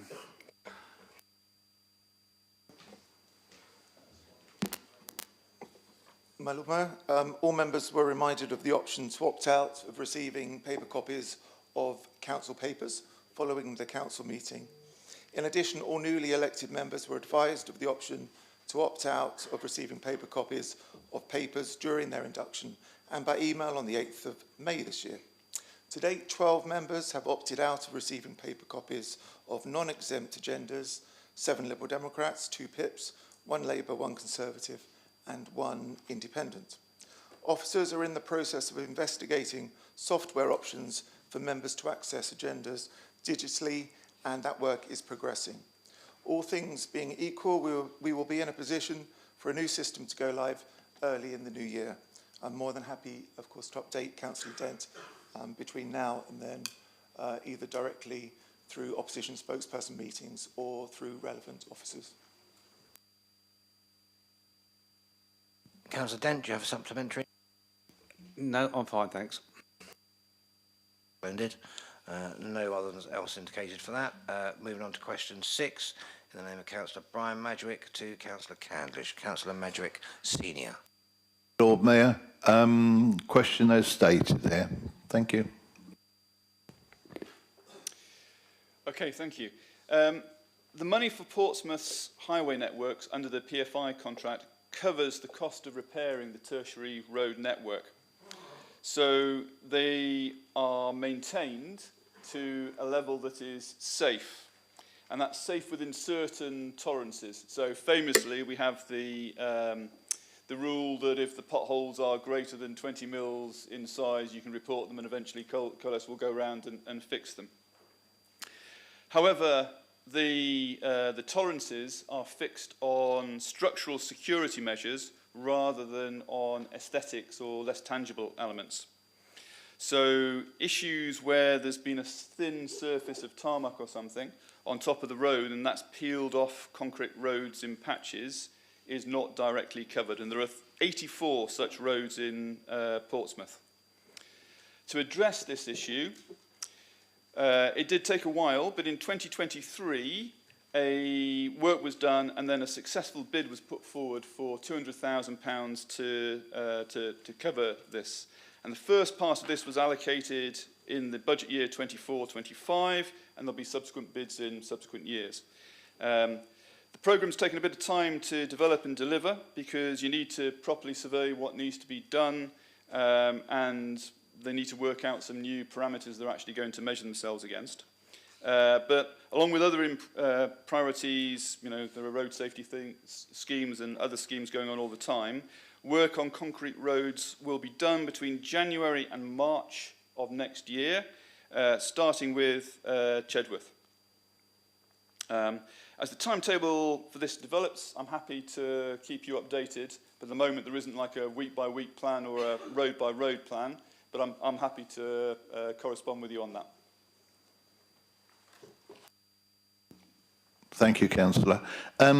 As you know, we've spoken recently in the last week or so about Raymond Road and various other ones. Thank you for your very negative replies, saying how's luck, mate. But there is a few, just resurfacing, not necessarily doing the road, what I call properly, but just taking the top layer off. There's no, you're saying that Chedworth will get done, you think, between January and March. Is there any chance we can get Raymond Road? Because at the surgery tomorrow morning, I'm going to take some flack over your answer. I hope the answer wasn't negative, but was rather transparent in actually telling you what the current circumstances are. So I'm afraid for tomorrow morning, Councillor Madgwick, it's a 5 pair of underpants consultation and discussion with the resident.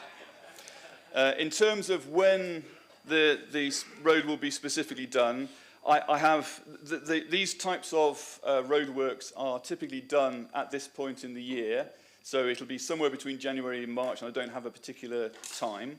And there was a third element within your question that you asked, which I'm now not answering because I can't actually remember what it was. In that case, I'm going to declare the question fully answered and say if you come up with it... Pardon me? Yes. Surfacing, really. So I remember now, thank you. You were asking me, you know, whether a proper repair was going to be done to the road. Actually, the road is fine. I mean, it's made of concrete. That's a very durable material. So there isn't a need to repair the road for functionality. However, you know, we all recognise that it looks not great when it starts to break up and you get left with these patches over there. So there is a budget to address that, but obviously it's not got the same level of priority as roads which need repairing for safety reasons or for other things like that. Thank you very much, Peter. Thank you, Lord Mayor. Councillor Bosher. Thank you very much, Lord Mayor. I'm so glad you've delayed the answer to Councillor Madgwick until after his surgery. You mentioned, the Cabinet member mentioned the fact that he's got a small budget to actually look at these sorts of roads. Could I ask that when you look at putting together a plan to do those, that you can share it with all members of the City Council? Because I know that we've got some roads like that in Drayton and Farlington, and I'm sure others have in their relevant wards as well, so that people can see where the priorities are and perhaps have an understanding as to why some roads are being prioritised over others. Thank you. Happy to do so. Councillor Heaney. Thank you, Lord Mayor. Your predecessor, but one, Councillor Stagg, did come to this council meeting and promised that COLAS would provide ward councillors with information about the condition of roads and possible repair maintenance programmes. To date, that hasn't happened, and I'm not suggesting it's your responsibility that it hasn't happened, but could you investigate why that hasn't happened and whether we are likely to get this information at some point? It was different. Well, I'll just leave the question there. Mr. Candlish. I'm happy to discuss this offline to understand what other information we can give. I think some information is available, and we'll have a chat. Councillor Pitt. Yeah, I thought that and I could be wrong here, but I thought the new protocol for requesting feasibility had been on anything to do with transport had been circulated to members. So there's several things on the table now, and this is going to take up much of the remaining time. If I answer it as fully as I can, I probably can answer it fully. So to answer the leader's point there, there is an established way, I think from 2 years ago, of putting in requests for specific feasibilities, and we are in the process of refreshing that. And as I've corresponded with some councillors, I'm now trying to direct everyone to pretty much go through this transport feasibility route as the place to go in, because it makes it easier for us to actually make sure that requests and comments are actually handled in a systematic way, and we can therefore find correct answers. I'm aware that occasionally people have raised matters. They have gone in, someone has looked at them, but the answer hasn't got back to a councillor, or it's somehow got lost in the system. And so this is an improvement area we're trying to work at the moment. I would hope that within a month we'll actually be issuing an updated version of that to people, including some simple diagrammatic pictorial ways of explaining how the system works so people can understand how best to go in. Thank you. There are no one else indicated on that particular question, so we move on to question 7 in the name of Councillor Chris Dyke to Councillor Lee Hunt. Councillor Dyke. Yeah, hello. Question in my name. Yeah, thank you for your question, Councillor Dyke. I understand, or I'm informed, that Councillor Holder and Lauren Rackham, the charge of community safety, head of service, met with yourself and I presume Councillor George Madgwick or Brian Madgwick on the 20th of February 24 and made it clear that we would not be carrying out a trial at this time. And they apologised for not telling the other members of the councillors in the north of the city, and that's where it stood. That's where it stands at the moment, Lord Mayor. Councillor Dyke, do you have a supplementary? No further questions, thank you, Lord Mayor. Councillor Madgwick, George Madgwick. Thank you, Lord Mayor. Would the Cabinet member be willing to re-look at the position from last year and to see whether there can be any movement that's practical within this motion request, bearing in mind obviously it did pass the full council? Thanks. Yeah, it did, and the motion mentioned the word possibly. I understand that you want to do the best for your ward, and I have always said that you represent your ward very well indeed. Always made that. I think sometimes you get things wrong, but you are a good advocate for your ward. There's no question about that. What I would say to you is what I said in the council back then, is that the Community Warden Service is a city-wide service. And in fact, the officers have been able to look at the statistics, and the statistics are that about 16% of their work occurs in their calls, rather, reports. The need to attend is in Cosham, Copner, Hilsea, Drayton Farlington and Paulsgrove. The other 84% of the need for their services is in the remaining wards, but particularly down towards Portsea and Somerstown and Buckland. It, frankly, does not mean that we should be looking at any redesign of that service.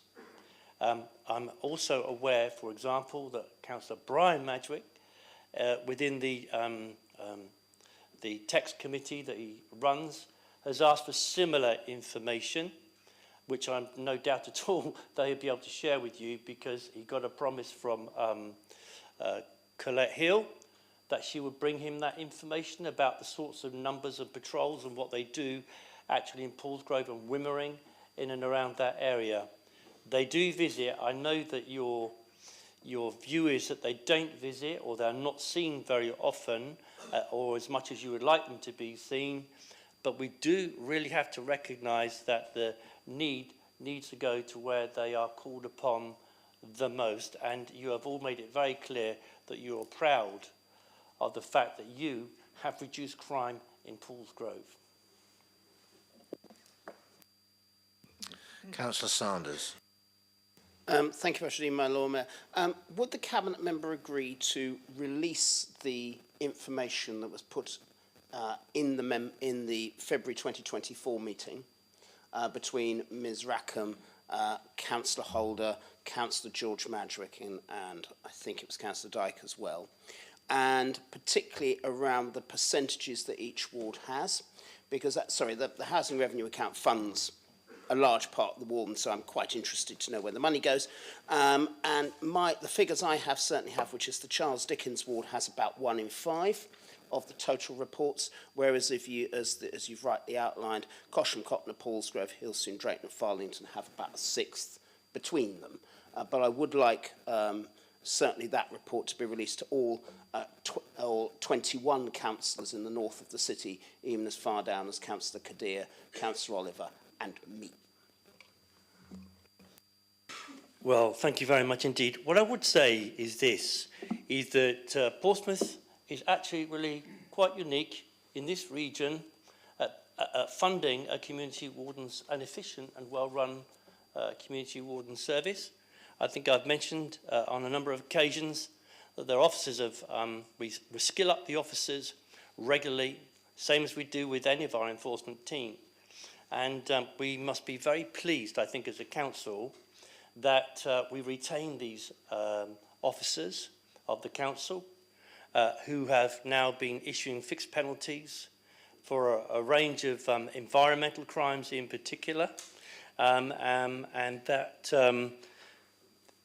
so many other places do not enjoy this kind of service that the residents here in Portsmouth get to enjoy. That's the first thing. You are quite correct. I've got the figures here in front of me. You're quite correct that the greatest call on the services of these teams at various times is in Charles Dickens ward at 24.5% and in Fratton at about 20%. It would not make sense then to go putting them up into Paulsgrove, where the need is actually, or the call on them is less, because it would be inefficient to drag them down from the top of the city to these other places, and in fact they will become less efficient. And we can't have that, because it is a big investment, a considerable multi-million-pound investment, and we need to get the best we can out of this particular service.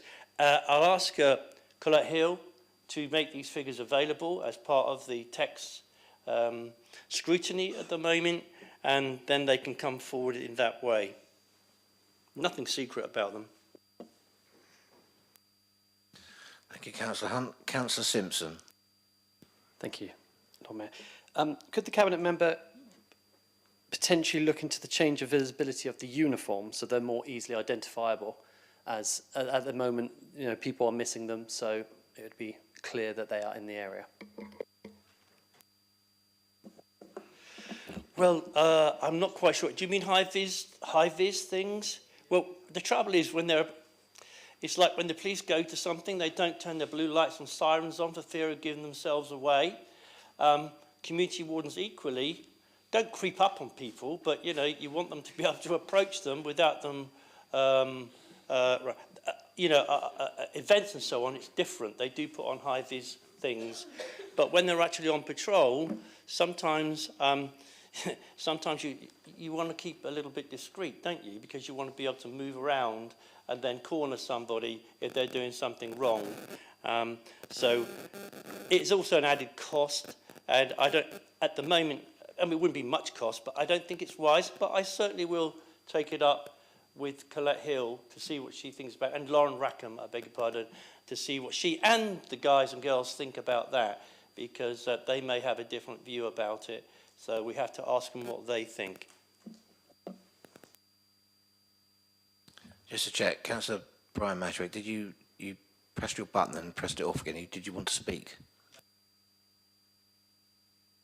Oh gosh, I'm having a bad enough day as it is already. Don't confuse me even more. Okay, right.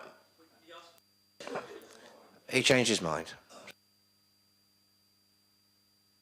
Back he's hurting in. I hope he's all right now.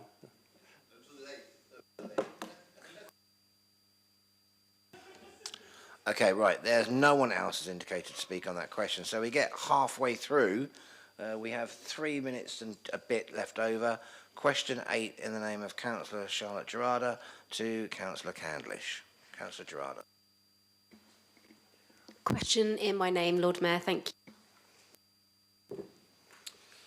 Thank you to Councillor Gerarda for bringing this to the full council. Having met with disability group and wheelchair users, you know, it's very clear that there's a need for such a service or something similar. There's a big gap there.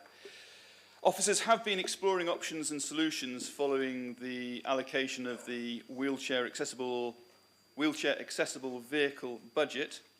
But unfortunately, initial investigations and some engagement with the industry basically didn't find that within the scope of the way the budget is put forward, that there are viable solutions on hand that will be attractive to an external provider. However, we have not given up hope, and officers are continuing to explore alternative options, and a report is being developed that will kind of summarise where we are and the contacts that we've had and the engagements we've had with the various groups. This is coming to me by the end of October, and after that we can, I'm happy to share it, and we'll see where we are at that point. Thank you. Councillor Gerarda, do you have a supplementary? Thank you, Councillor Candlish.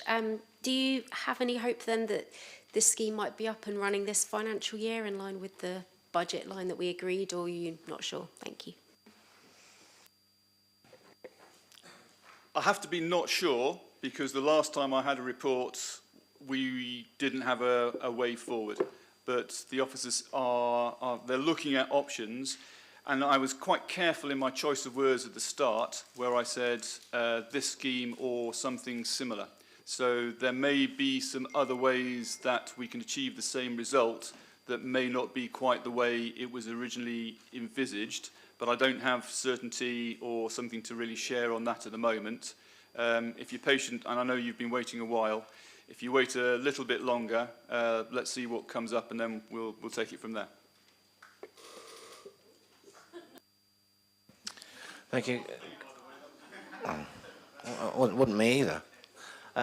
Councillor Gerarda, you have the opportunity of one further supplementary if you require it. Okay, thank you. Right, finally, and with, I think, 41 seconds left, we move on to question 9 in the name of Councillor Shah to Councillor Pitt.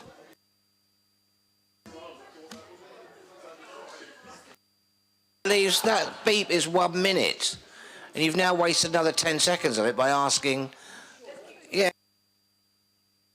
I may have made a few blunders today, but I can read the fact I've now got 19, 18, 17, 16... So, yes, correct. So, I'm absolutely, yes, obviously we're going to drag this out. Okay. Well, Councillor Shah, I think you might as well just stand up and say hello, and then you have to sit down again. We've kind of run out of time.